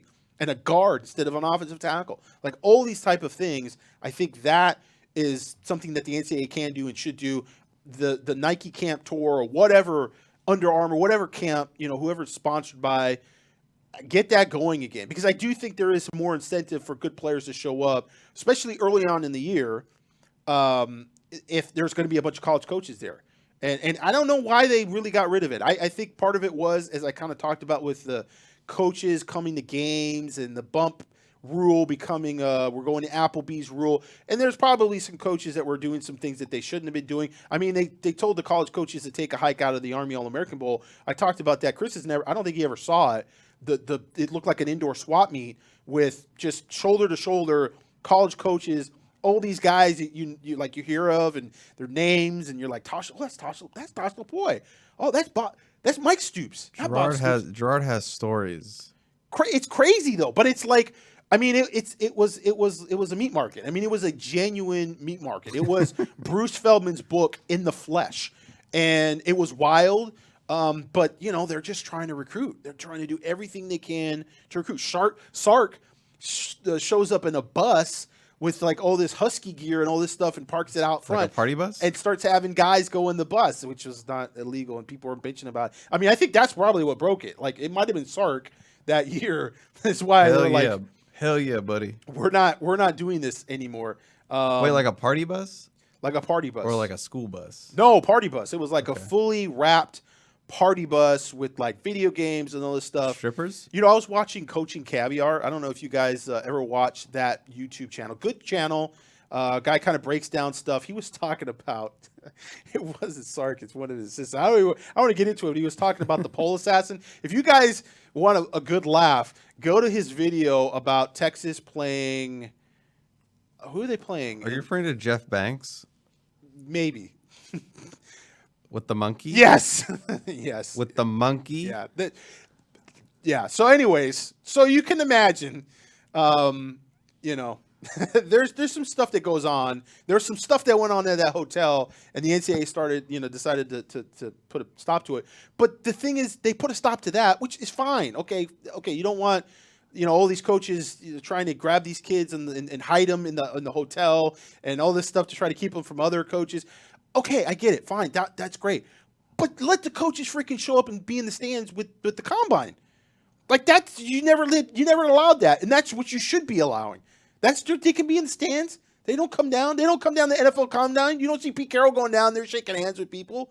Like, that's an aspect that takes us to 5 hours. I've gone on long enough, but it absolutely needs to change. The evaluation periods and the evaluation opportunities. If you don't want the actual coaches doing it, well, have some scouts or some people in the scouting department and create scouting departments for these schools.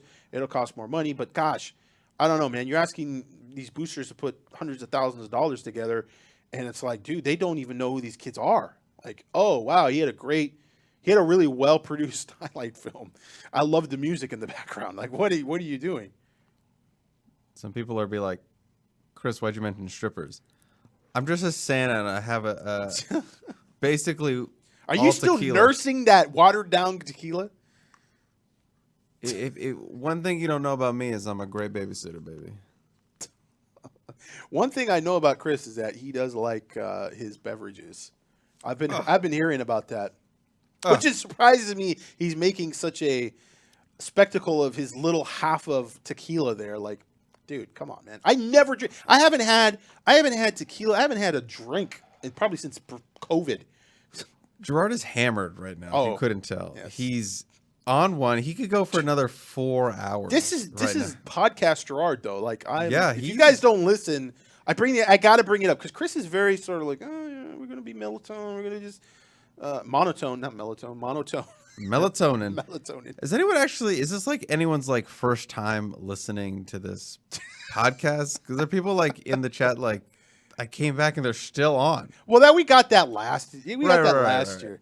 But Chris's gloves are still on. So that to me, I keep looking over there, and the fact that he's taken those gloves on and off probably 50 times at this point is just, I'm all about it. I laugh every time I look over there with gloves on, like he needs to have those gloves on.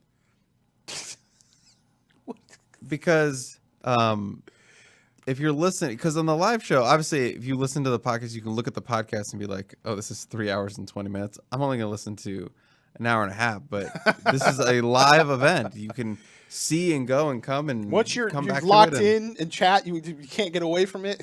It's turning into, as someone's pointing out, this is Inside Troy After Dark. You know, there's alcohol, there's strippers, there's pole assassins. Pole assassin, the monkey, it bit some kid. Yeah, we have some first time listeners going on in here, so I apologize. You're like, I'm never coming back. Chris is actually, what you don't know, always dressed up in some type of costume. It's just we don't do it on video, so you just don't get to see the costume. But yep, he does it. He just does it, his own little amusement. I just want to let you know we have a legend and an icon in the chat. Keely, I'm throwing it up there. Keely is my name. You're still going, all caps. Yes. Yeah, I mean, why not? Yeah, if you're in the chat, show some love to the legend that is Keely. We miss her dearly, and yes, we're still going. This is nothing new to us. Keely was actually the first person I told I was going to dress up like Santa, so she had that scoop. Even before your girlfriend? Well, no. This is actually. Well, then you're a liar. You're a liar. Here's a question. Okay. Was that little tablet broken back when Keely was actually doing? Who broke that, man? That thing's got a big old split. No, yeah. He bought this. Like that? He's talking about our soundboard. Yeah. Which I remembered I can't.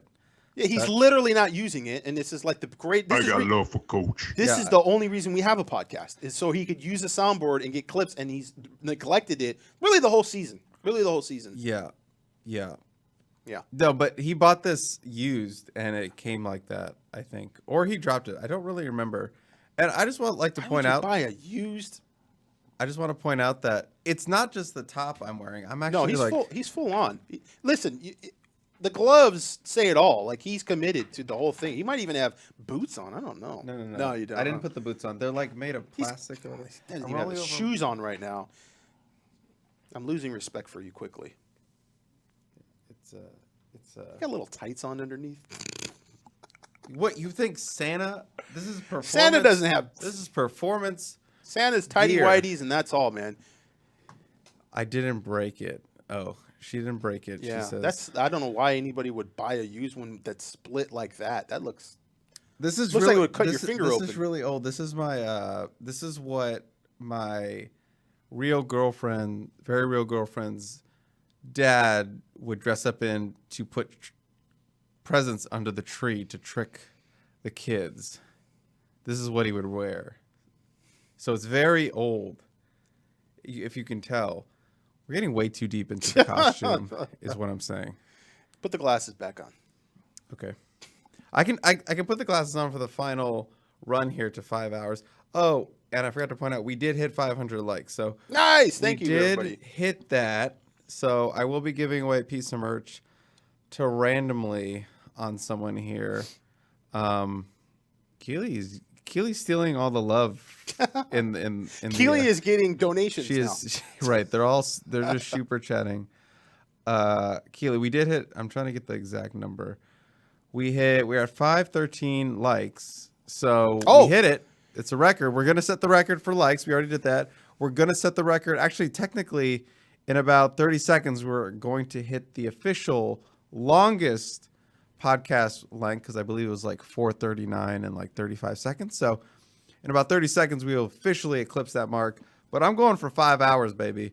I didn't dress up like Santa for 4:45 or 4:50. I dressed up for the big. I'm not putting the 5. gloves back on for the 900th time. Look.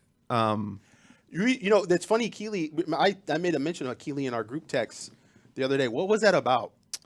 Remember, I said I miss Keely. I said that. Keely. I said I miss Keely because we were discussing putting something on the board, a scoop on the board, and you were like, nobody was giving me any kind of opinion whatsoever. Chris went from I don't think you should do it to F it, do it. Was it? And I was like, was it the Howard stuff? Was it the Malachi Nelson stuff? That might have been what it is. Something along those lines. I was F it. Let's do it. But at first you were like, no, I don't. You should probably hold it. And then I literally said, yeah, but maybe. And you're like, yeah, do it. And I'm like, bro, you went back and forth. You can't be at one extreme and the other extreme within 30 seconds. I was looking for more guide and some type of rationaling, like we could talk it out. And Connor and Chris, everybody's just like, yeah, that sounds cool. Whatever. Cilantro's face is redder than his Santa outfit. I think it's because literally the wig is crushing my skull. And with the glasses it's on. It's not even the beard isn't itchy at all. It's literally like the pressure of the double beard. The double beard and the headphones are just like crushing my skull. It's going to feel so good when I take this off, but 20 more minutes. I did have a super chat that I've been holding on to because it's more of a generic question. And we can kind of just run through generic questions, whatever. No way to put it down like that. God, it's not even generic. It's just an overarching. It's about the 2025 class, Gerard. Say it's a very interesting question, and we waited because it's so good. Here it is. That's what he said. 2025 recruits. Who does USC have the best shot at? Oh, because you love famously looking way ahead to the next class. I have some. Well, I think Noah Noah McHale? Noah McHale. Oh, okay. Yeah. I thought we were getting another question there on top of that. USC has a good shot at Noah McHale, but he's not a lock. That's going to be one that I think USC's going to have to work a little bit. Alabama has been working there. Texas has been working there. I mean, I think he really likes USC. I think he really likes USC, but don't give him a reason to not go. Yeah, I think that there's definitely they can't take that one for granted. Let's just say that. Andrew Marsh is interesting. USC hasn't offered a ton of wide receivers in the 2025 class, oddly enough, and so you got to think that the two guys that stand out and probably the local more than even Andrew Marsh, but Andrew Marsh has been on campus and really liked USC quite a bit. Counter to him locally would be Phillip Bell, and Phillip Bell has been on campus a lot. Phillip Bell likes Lincoln Riley going back to Oklahoma, and his offense and sort of what Lincoln Riley did at Oklahoma was something that he'd watched, he followed, and said that, that's kind of like what I want in an offense. That's like my favorite fit. And he countered that by saying USC is my mom's favorite school. So you've got favorite coach now at USC that was at Oklahoma, and you've got favorite school from his mom. And we know, hey, from Casey Crawford, mom is a big factor in recruiting. So, I would say certainly that Philip Bell has got to be up there as a guy that USC has a really good shot at and would maybe want to try to, I would say, close the deal. But, this is sort of the same thing with Noah McHale, the linebacker at a Bonita High School in Laverne. They want to make their decisions more towards summer. And so that's the one thing, though, with USC in this last class where I was kind of surprised at how slow they were to obtain recruitments. I mean, at some point we were joking, they had more decommitments than they had commitments by the time they got to the end of the spring. You can't have that. Like, you want to have like 6 guys probably committed going into the summer. And then by the summer, you've got your 15, 16. And you're really only using this type of year to get into like the last few guys of your class, your 21st, 24th type of guys that are filling in the class, that at the cherry on top, if you will. The majority of your recruiting is going to go on during the summer, and that's where the majority of your class is going to come through. So anymore. So I think you've got to be able to sort of build that foundation early on in the spring. Dalen McCutcheon actually has a son that USC just offered recently out of Lovejoy. He's a good-looking player that, is not local, but has obviously local ties once upon a time at USC. Offensive line. Now, Chris, this is your department because you say USC is going to get a big-time. They're going to sweep all the Bishop Gorman, the 3, Douglas Utu, top 100. Let me get the names here. Douglas Utu is one of the guys that they would have a good shot at. Michael, was it Fasusi? Yeah, Fasusi. From Louisville, Texas. He came in. He did unofficially visit USC and camped at USC. I think that was the third elite camp that USC had. And so, he's a guy, NIL is going to be a bit of a factor for him. I don't know how much, but one of the top offensive linemen in the country that's already been at USC. He wants to play offensive tackle. I don't know for sure if he's a surefire offensive tackle, 6'4", 285 pounds. I felt like, he needed maybe a little more height to be a surefire like left tackle, but he is rated as a tackle. I think he's like number 4th in the country. But that's a guy that you could definitely kind of like underline, who's already been at USC, got to camp at USC, coached up by USC a bit. There's a connection and a relationship there. Lamont Rogers, I believe, was an unofficial visit earlier in the year. That's a bigger 6'6", 305-pound offensive tackle that USC will recruit very hard out of Texas. I don't know what other guy they would go after at offensive tackle in the 2025 class that they would have a good shot at. Interior-wise, there's a Susu Alofatuli, or SA, as I believe he's just going by, the number 35 overall, number 2 interior, also out of Bishop Gorman. And then Alani Kalanani Vuvalu, who I referenced earlier in the show, number 135 overall, also an interior offensive lineman out of Bishop Gorman. So you can just post up at Gorman and sign all 3 of those guys and be good. Not for the final class, but that's 3 top 150 guys and 2 in the top 100. Champ Toa Lealea has been to USC a couple times, 6'4", 235. A little bit of that Alani Noah feel in terms of being an interior guy. He's got the 320-pound plus, but he carries it pretty well. He's out of San Jose. Jake Flores down there. Jarrett Perez, our 5-star only talent evaluator, was down there at Jay Sarah. He saw Jay Sarah probably like 4 times this season or something like that. Talked to Jay Flores. Jay Flores is only a 3-star, but he's a guy that loves USC. He's a big fan of USC.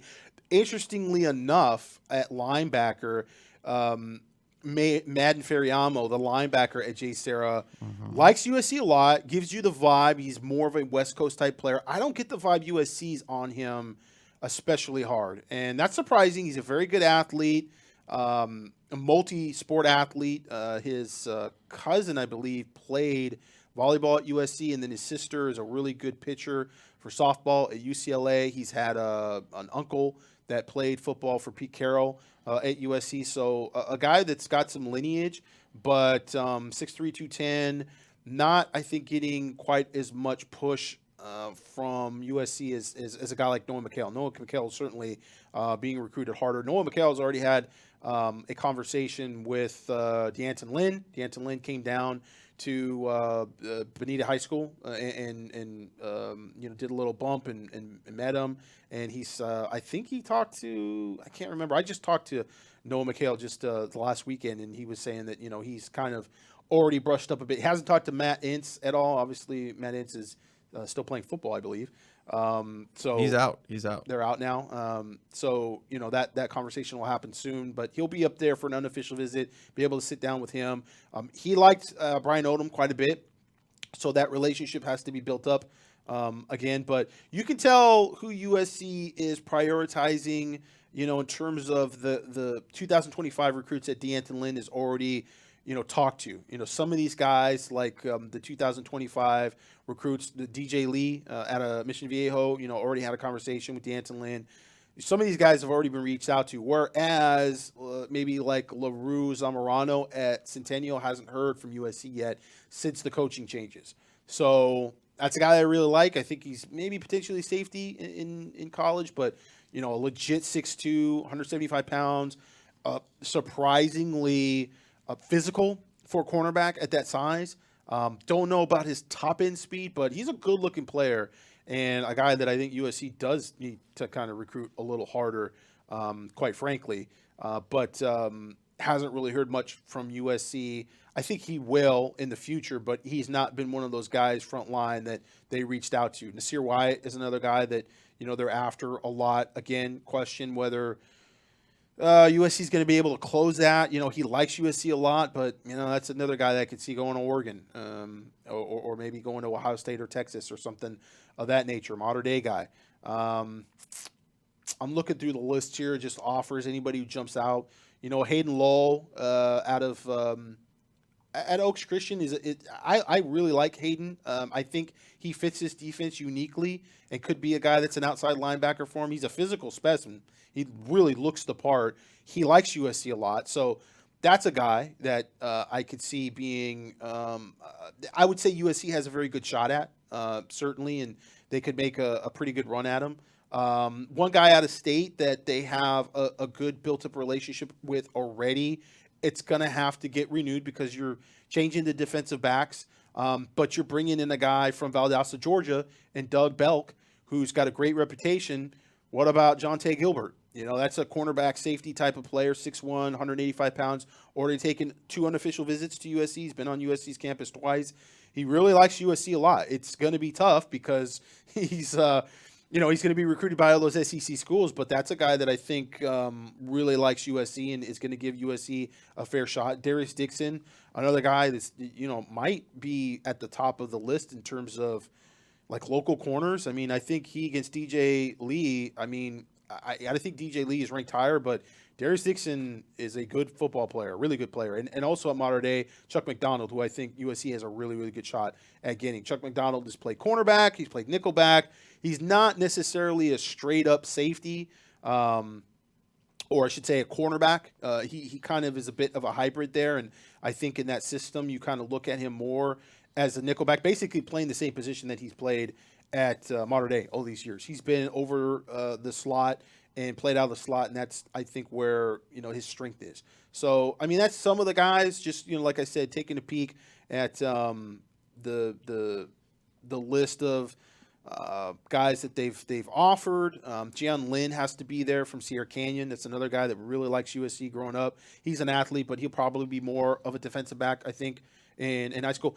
As I said at the top of the podcast, 2025, defensive back. Like, that is locally where you have the most talent, and you're going to have a lot of margin of error there.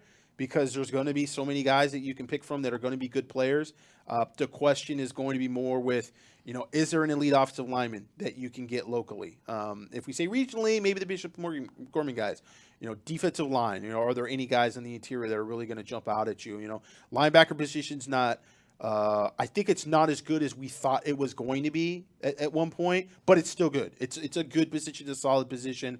With Nasir Wyatt, I think he's got a backup play off the line of scrimmage. He's probably going to be more of a linebacker at the next level. So yeah, now that's kind of a brief overview of some of these guys that kind of jump off the page for me. There's more guys to talk about, but yeah, I think in terms of the guys that they have a good shot at, that's kind of some of the names that jump out. The interior defensive line, it's a lot of guys that it's going to be tough, man. It's going to be tough, and if NIL is an issue, it's going to be even tougher. They've had guys like Trent. What was his name? I'm trying to look for him right now. Trent Wilson, out of St. Francis High School in Baltimore, and he came out here for an unofficial visit. Really liked it. UC trying to get that DMV thing going. Maybe with Caleb gone, it's kind of come and gone. I don't know, but he's a guy that's a monster, absolute monster. But I mean, I don't know. They haven't got him back on campus unofficially. He's a California Power guy. He'll probably be out here again for California Power, but I don't know that USC's really going to be able to do anything differently there if the results are going to be a whole lot different. Again, NIL, that's going to be a factor for some of these guys. I got a couple super chats to get through. This is from Ed, aka what up, Chris and Gerard? Shout out to y'all for staying up, and glad y'all like the art for the show. So Ed is the one I tagged that provided the art that we use for the time announcement. Nice. So shout out to Ed, a.k.a. Big Nasty. Big Nasty. Don't ask me why. Seriously, don't ask me why. I got another super chat from Jeremy back again for another super chat. Fueling the run to the 5-hour finish line, who is your favorite high school commit in this class? That's a good question. What do you think, Chris? Who jumps out? I mean, we talked a lot about Desmond Stevens. Because you really, really like him. Well, mainly, I mean, that has a lot to do with just the. Is he your Braylon Shelby this year? What's going on with him not having more scholarship offers too? You know what I mean? It's a sort of memorable. Wow, this guy. He's what happened? What's going on here? Yeah, what's going on here? And that sort of is something that I'm partial to. Love his film and everything. Is he the favorite? Gosh, I don't know. Braylon Shelby for sure. Kind of was like an obvious pick for me. I think last year. Who's coming to mind for you? For me, I keep coming back to Elijah Newby. I just 6'4", runs a 10.9. A really, really good athlete, can play, end up multiple positions. I just think Elijah Newby's my pick. That's the guy I keep coming back to. I think Marcellus is obviously up there. Jason is up there. Cameron Fountain's up there. But I just keep going back to Elijah Newby. Yeah, I mean, I don't disagree with you. I think there's absolutely an argument to be made from that standpoint that, I do wonder, fit-wise, where do you put him? What do you do with him? Is he going to be a nickelback? Is he going to be just a straight linebacker? Are you going to see if he puts on the weight and he ends up being a guy that can play off the edge? I don't know. But great kid, a really well thought out, articulate young man. Good kid, always really gracious with his time. Got a good head on his shoulders. And like you said, just a really good, versatile athlete. So there's a lot to like about him. I love an athlete. I'm kind of surprised that you didn't say Marquise Gallegos, considering kind of his theme song and stuff. But that's so obvious. That's so obvious. Yeah, we can't bring Marquise on because then he'll know, and then lawsuit. Bam! Oh, God, I just hit the thing. I'm so sorry. Nobody say anything. I'm so sorry. It won't be him. It'll be the mariachi band that... And then I really will have to go.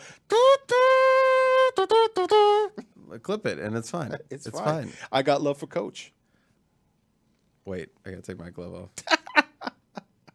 Wait, do it. I got love for There it Coach. You're gonna cut your finger on that. No, we're good. Broken it's glass, Not up man. here. It's not up here. It's not up here. We're good. We're good. So Puts his glove back. Why? Nobody can even see someone your says hands. I look super faded. It's actually just my contacts. They've been in for this long and they get really irritated. So that's Contacts that he's wearing with those glasses are crushing his skull. Yeah, it's all getting crushed. Do you have a thyroid condition? No, this just the wig and the Damn, glasses. CT got the MJ gloves on. I mean, Yeah. No, these fit. These fit, baby. These fit. No, he didn't say. Did he say OJ or did he say MJ? MJ. MJ was not the one that they Right. acquitted. It Right. was OJ. Right. The MJ gloves. They fit. did other MJ things and that were OJ illegal. are different. I saw MJ, but my brain went to M Allegedly. for OJ. Yeah. It's been a long show. We're at 4:58, Gerard. We're about It's almost like New Year's. yeah. It's almost like New Year's. Waiting We're- for the we're ball counting to- down to the moment. Is Blair still in chat? Blair's long Blair gone. is gone. I'm curious to see how many. I gotta take out my gloves again. I'm curious to see how many people are still with us.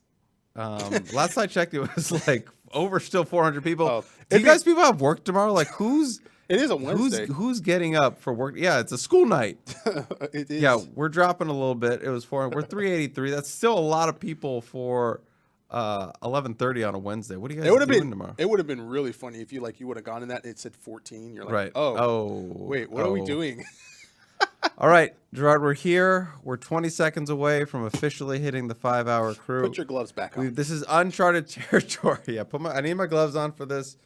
We're giving That's just the funniest. we're giving a what is it? Prostate exam. I think you just like doing that. Like every time I see you do it, you're fitting them so well, and they're just completely generic fake gloves. 5, 4, 3, 2, I don't know 1. where this countdown is. 5 hours. We hit the 5 hours. I need hashtag 5-hour crew. If you've been here this whole time, Keely is still here. I don't believe you. Has GM played Lethal Company? Oh no, I've seen it on I like how Twitch. I love but- how he instantly was like, "Bam!" Yeah, no, I saw like, the GTA RP guys ran in there and played it, and Summit hated it, absolutely hated it, and I thought it was funny just watching all those guys do it. But yeah, I've seen it. It's interesting. It's what is it? It's like what's that other strategic? Not The Last of Us. It's I forget the name of it. But anyways, it's one of those things where it's kind of like part horror game and then part survival game, I guess. But it's got a weird look to it. Anyways, yeah, I saw it once. We did it. We did it. We did it. Lots of 5-hour crews in here. Thank you so much. It's time to give away some merch. So A lot of 2-hour guys saying 3-hour crew, 5-hour crew in here. time Keely's to like, give- yeah, 5-hour crew. it's time to give away some merch. So I don't care if you were here for 10 seconds or 5 hours and 1 minute as the clock shows. But to be entered into this, and I'm going to have Gerard kind of pick at random here, I need you to give me a hashtag Oh, I have to actually look at the chat. 24 cilantro.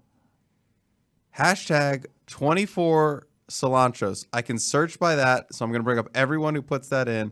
And then, Gerard, you're just going to have like random You're stop. gonna put and that then- on me? No. I'm going to go over here and I'm just going to go. And then you're going to say stop. And whoever it's on. Oh, okay. So if you want to be entered to win this piece of merch, hashtag 24 for the 24 recruiting class, cilantro.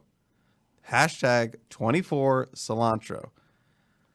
There we go. We got some people in here. If there's only 2 people, okay, I got No, now that's coming in. Yeah.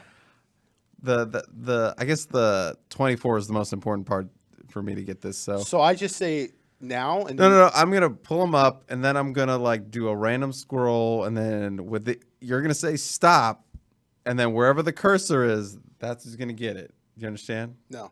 Okay, But I'm just gonna say stop. All you're just gonna say is stop. Stop. Okay. Wow, there's a lot of hashtags.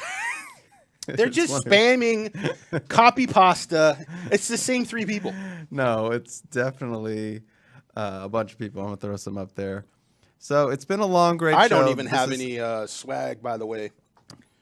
Yeah, we'll get you some swag. I heard that. Did you ever look at the stuff though? I did. And look at some stuff. And reaction. I can't remember. I didn't really have a reaction to it. I was like, okay.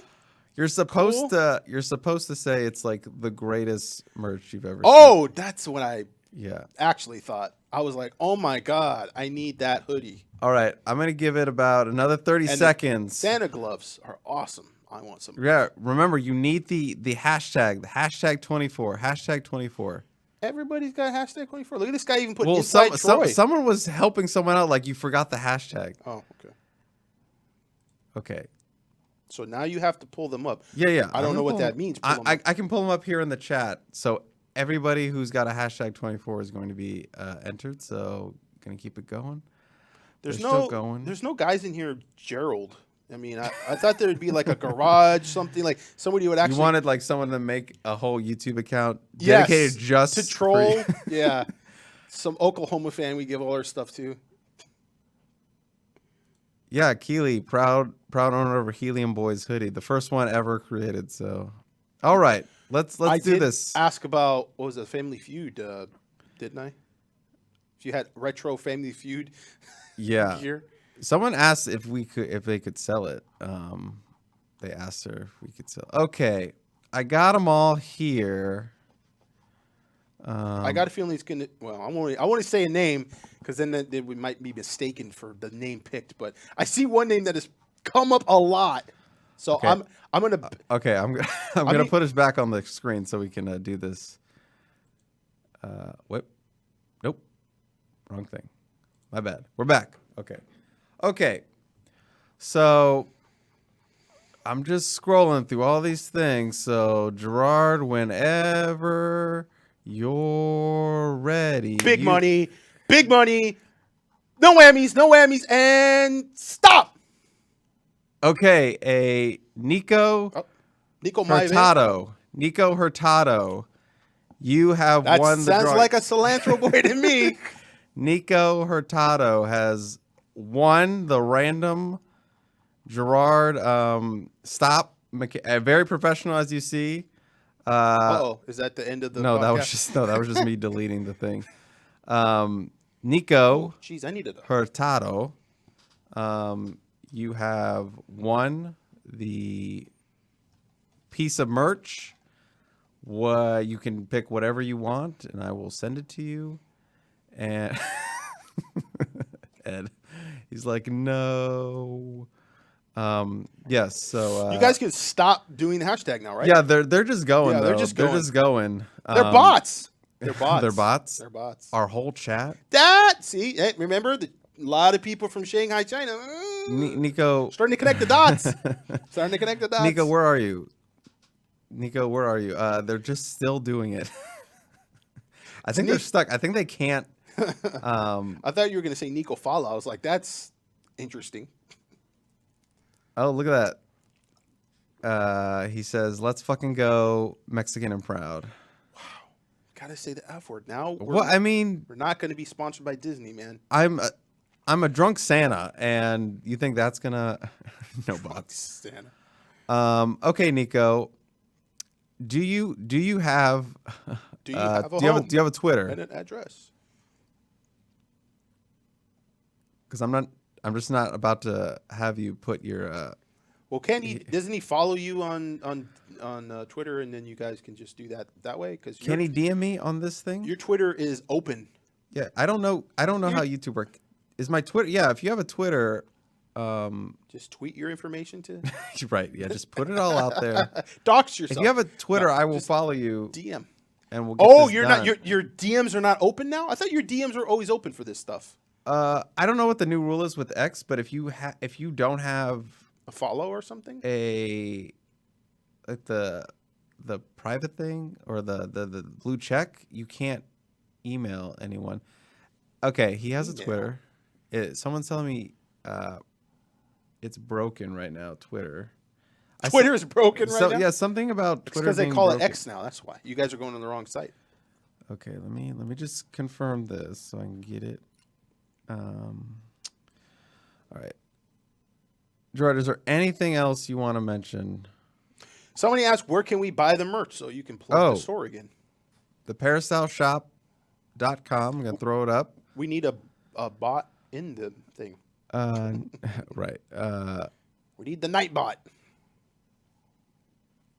Nico, just off the rip, do you have any idea what you're going to... Oh, yep, there he is. Found him. Bam. Following him back. Okay, we're good. His profile is him in a Dodgers hat, smoking a big old cigar. So I love the vibes right off.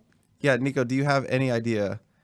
I think Nico might be on Gaucho's special secret low-key newsletter. Nico, just curious, are you a Peristyle member? To be here 5 hours and not be a Peristyle member would be that'd be next level. Nico, were you here for 5 hours? It's not going to disqualify. I'm just curious if you were here for the whole 5 hours, or if you here is like 30 minutes. Either way, congrats, homie, you got it. I should probably take the really. Somebody says I'll be here for the 6 hour when CT processes the giveaway. Big cigar energy, yeah, exactly. I like the way. Yeah, we were stretching out to get to 5 hours, and now we're accidentally getting to 6 hours. It'll be the 6 hour when CT processes the giveaway. That's awesome that you just repeated the thing I repeated.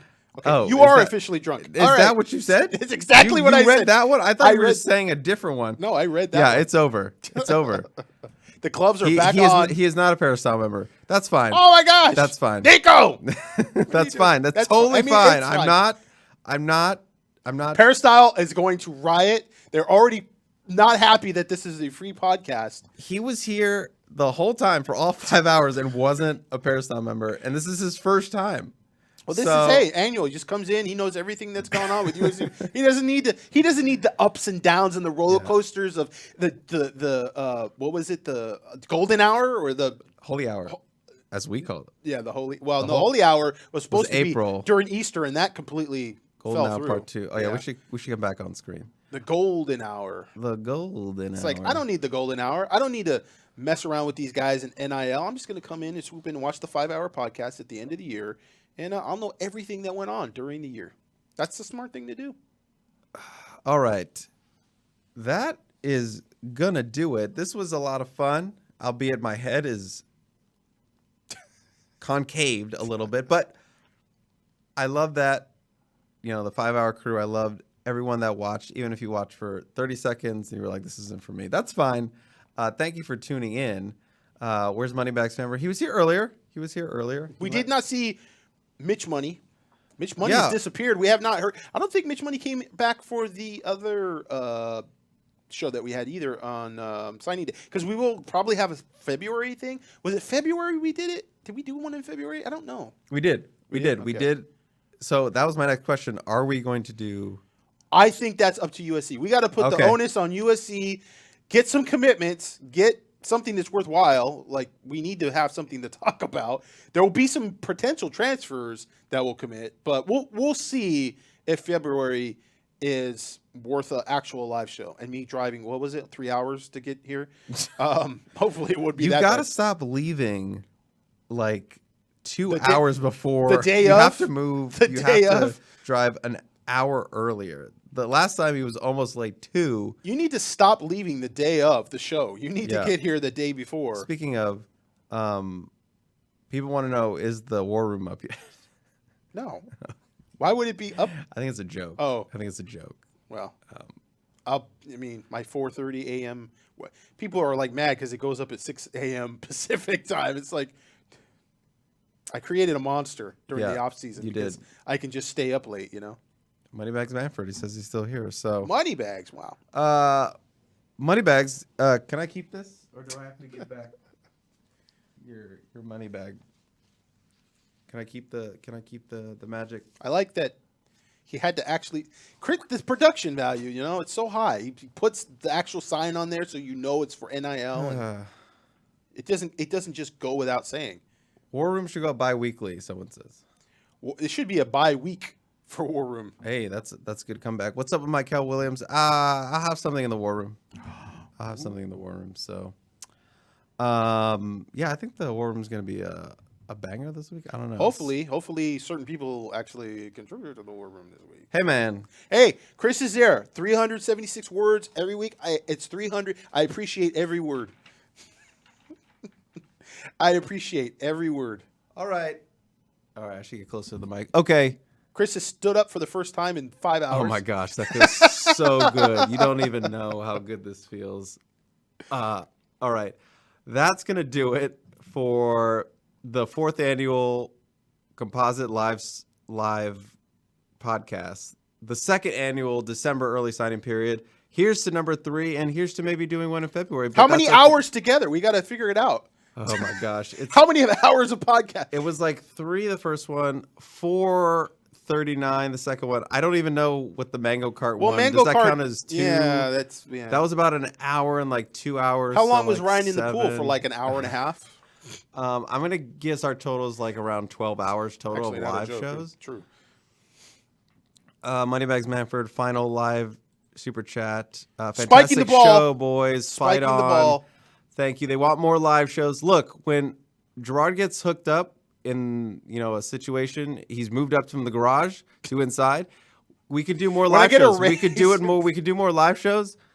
The super chats will fund getting him a sick webcam, and then we can do live shows all the time. Oh yeah, I need. Jeez, And then maybe one day the 24-hour stream, even though this was like a test run a little bit, 5 hours. 24-hour stream with the if we substitute Mango Cart with NCAA 2020, I don't know if it'd be 24, 25. I guess it'd be 24.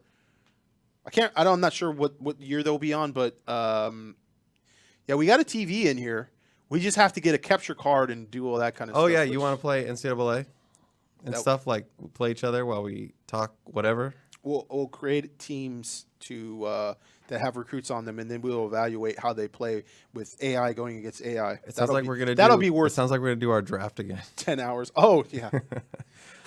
That faded into the night, didn't we? We were talking about that during the year. Did we ever get through the last round that we did? We have one more round to go. Look, we're saving that. We have one more round We to have go. one more round. One more round. We'll get to it. People are going to be, what is this? What feature was this? When was this? How many years ago? All right. They're not even remember the players we're talking about at this point. All right. That's it. Gerard's got to get home. I've got to upload this for people who didn't listen to us live. It's going to be 5:15. No. Get the hell no. timestamps out. Hell no. There's no timestamps on live shows. That's the rule. Doesn't matter. No timestamps. You just take it or whatever you want. Okay. I'm Chris. That is Gerard, a.k.a. Hurricane. And we will catch you next time. Hopefully we're live in February, but that all depends on USC. What is the recruiting class going to look like? What additions will we have to talk about in February, which is my birthday month, so maybe we'll turn up a little bit. It's also Valentine's Day. Also Valentine's Day. I'm Chris. That is Gerard. We will catch you next time on Composite Two-Star Recruits. And I got to end with, damn it, my gloves. The